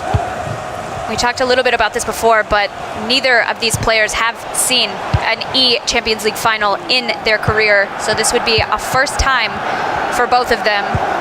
And we have some veterans not in the eChampions League final this year, so we mentioned how prestigious this tournament is, and it could be the opportunity to make a name for some newer players. Chance here from Gio Bundy. Saved by Van der Sar. Again, Giovanni did a really good job on the build-up. He could have done something more to just get a clearer chance. And this is good by Neat. He's got the bodies up that he needs. And over the top ball through to R9. Can he get up and get that possession back? He can't quite. And out for halftime. So nervy first, obviously, the amount of times the players are giving away possession here. Just checking up on Gio Bundy's stats as well from the FIFA season so far. He's finished top 17 to 32nd in the European qualifier #1, and qualifier #2 he finished top 9 to 16 as well. So he started off the season, the 1v1 season I should say, very, very well. He's taken that, of course, into the eChampions League, qualifying for this. Even this stage, qualifying for this stage was difficult. The stage before that was even difficult. Just even getting in amongst the top players, top 64 into the top 32 and potentially into the top 8 is not an easy thing to do. And the player, the Dutchman, is definitely showcasing his ability and why he deserves to be here as well. And if you talk about Neat, you could potentially talk about an experienced player because he's been competing since 3 years ago. But the thing is, he's been competing well online. Yeah. So this is his chance, not only for Neat but for Giovanni as well, to show that they're not online players, as we call it's a them. massive boost of confidence as well. We even have qualifiers coming up next weekend. Just even going into that, it gives you a huge boost of confidence, knowing that you've done it on the biggest stage of all against the biggest and best players, and you've performed extremely well. We are underway in this second half. Di Natale through, tries to get the shot on goal, doesn't Green time it, but perhaps some confidence there from Neat. He's building up the play as well. He just needs that great time finishing, in my opinion. Gio Bundy with the over-the-top ball that we know all too well in FIFA 23. Good ball down the wing there to Capdevila. Capdevila looking for his front man. Good keeper movement, anticipated the cross. Was basically one of the only options he could execute there. Moved him out into the space. Now Gio Bundy can attack it. 8 minutes to go in this game. Does well there. He does well to defend that. And again, we've seen a lot of penalty shootouts today. Could we see another one? No, please. No, please. You want me to have a heart attack here on the mic? I don't think we want that, no. Neat with the possession, misplaces the possession. Over to Gio Bundy. Gio Bundy has some bodies up. Alawiran on the wing. Oof. This is the chance for Neat. I think Grav would be screaming at him to keep possession here for the last attack. He's forced the ball forward, and Gio Bundy now is in his hands to create that last moment. Is he going to score before penalty shootouts just to have the final attack here to put himself in Istanbul? Is he going to run out of time? He has to go forward now. And out of time it goes. Penalties. Exactly what you wanted, huh? Yes, I do what we wanted. So let's go for it. Well, let's see which one of these players make it to Istanbul. Ronaldinho up first for Gio Bundy, saved by Neat. Neat has to score this to maintain his lead, and he does. Now it's time for Ginola to actually try to go maybe the middle, maybe left. He goes middle, scores. Now it's Neat turns. He's 1-1. Chance to go up. Di Natale. Van der Her with the goalkeeper moving, trying to distract him. Di Natale is gonna go. Saved. It's a big save there. It's now Gio Bundy to take the penalty. Which side is he going to go? Top right corner, finds the back of the net, and we need a response here from Neat. He's currently down by 1 in the penalty shootout. Move to keep it level here. He has to score, and he goes top left. Gio Bundy up to maintain his lead, and saved by Neat. Kravinson's turned around. Neat needs to score this. He does. Don't do this to me. Don't do this to me. Neat a chance to actually save it, Van der Sar, and go through to the finals of the ECL. Is he gonna go to the middle? He qualifies! He qualifies for the He qualifies for the ECL, and I'm throwing back to Ryan because I cannot take it anymore. That was the emotion we're talking about. He tried to hide that. You can go on and you can express your emotion with Neat, of course. That's a huge moment for the young man performing on one of the biggest stages. Of course, this means so much to Gravison, one of the owners of Dux Esports as well. And the Spaniard advances into the final 8 of the eChampions League. That was see how much it means to them as well. Exactly, all the emotion that Grav had built up for that whole entire matchup, but Neat does get on that plane, book that ticket to Istanbul. And commiserations to Gio Bundy. He should be extremely proud of his performance today, especially. He went on a great run. Yeah, it's gutting to see someone upset after a performance. To come back from 3 goals down is not easy at this level, and he's done it to make it 3-3. Unfortunately, losing on penalties, but it could have gone either way when it comes to a penalty shootout. You could be the victorious person, or you could be the loser. Unfortunately for him today, he was the latter.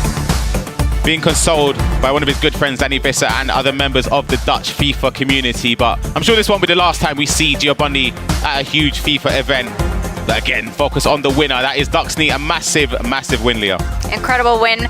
His first time at an eChampions League final. I'm sure he's thrilled. I'm sure Dux is thrilled. I'm sure Grav is thrilled.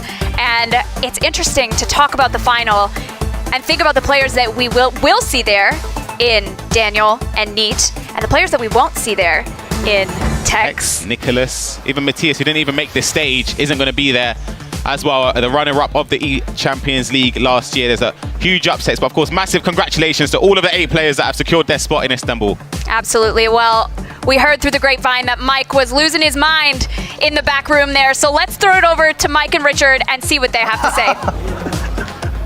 Thank you very much. Great job on the cast. The emotion from Gravison right there, and you're joining us for plenty more emotion right now on the eChampions League post show presented by Pepsi Max. Mike, you can't write this up. Oh, you don't get better than the this. upset maybe of the year in terms of Tex losing that last round. That game, Neat was up 3-0.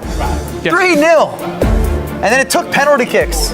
And that's the bracket as you see it. Emre Yilmaz against Umut. Hezers versus Oberon. Vergang taking on Kurtadilo, and the 2 players we just saw qualify in dramatic fashion.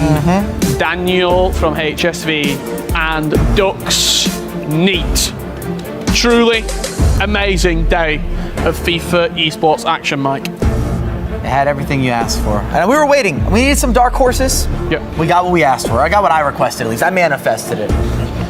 Daniel, join us on the stage. You've done it. You've just pulled off one of the biggest upsets, maybe one of the biggest shocks in FIFA esports. How do you feel? I'm very happy. I just gave my best. I played my best FIFA this year and defend well. It was a very hard game. And yes, I'm very happy and looking forward to the next event. Speaking of a difficult game, let's watch that game and tell us what's going on, because there is so much happening. A lot of chances missed, opportunities created. Walk us through what's happening. Yes, this is the opening goal. Yes, the opening goal. He moved the goalkeeper to the right corner, and this was a bit lucky for me. Was there anything? This is a similar goal. Was there anything that Tex did that surprised you? No, I think I surprised him. Yes, with this through balls, and yes, I defend very well. You defended really well in the game. You just beat Tex in a qualifying match. I just can't believe at the moment. I think this will come in the next few days, but now I'm very happy and looking forward to the next stage. And we always like to use these moments. Is there anything you want to say back to all of your supporters? Maybe hit them with some German for everybody back home? Yes. Because I know a lot of people have been watching. I've seen the chat. I've seen everything on social media. Yes, my parents are watching at home.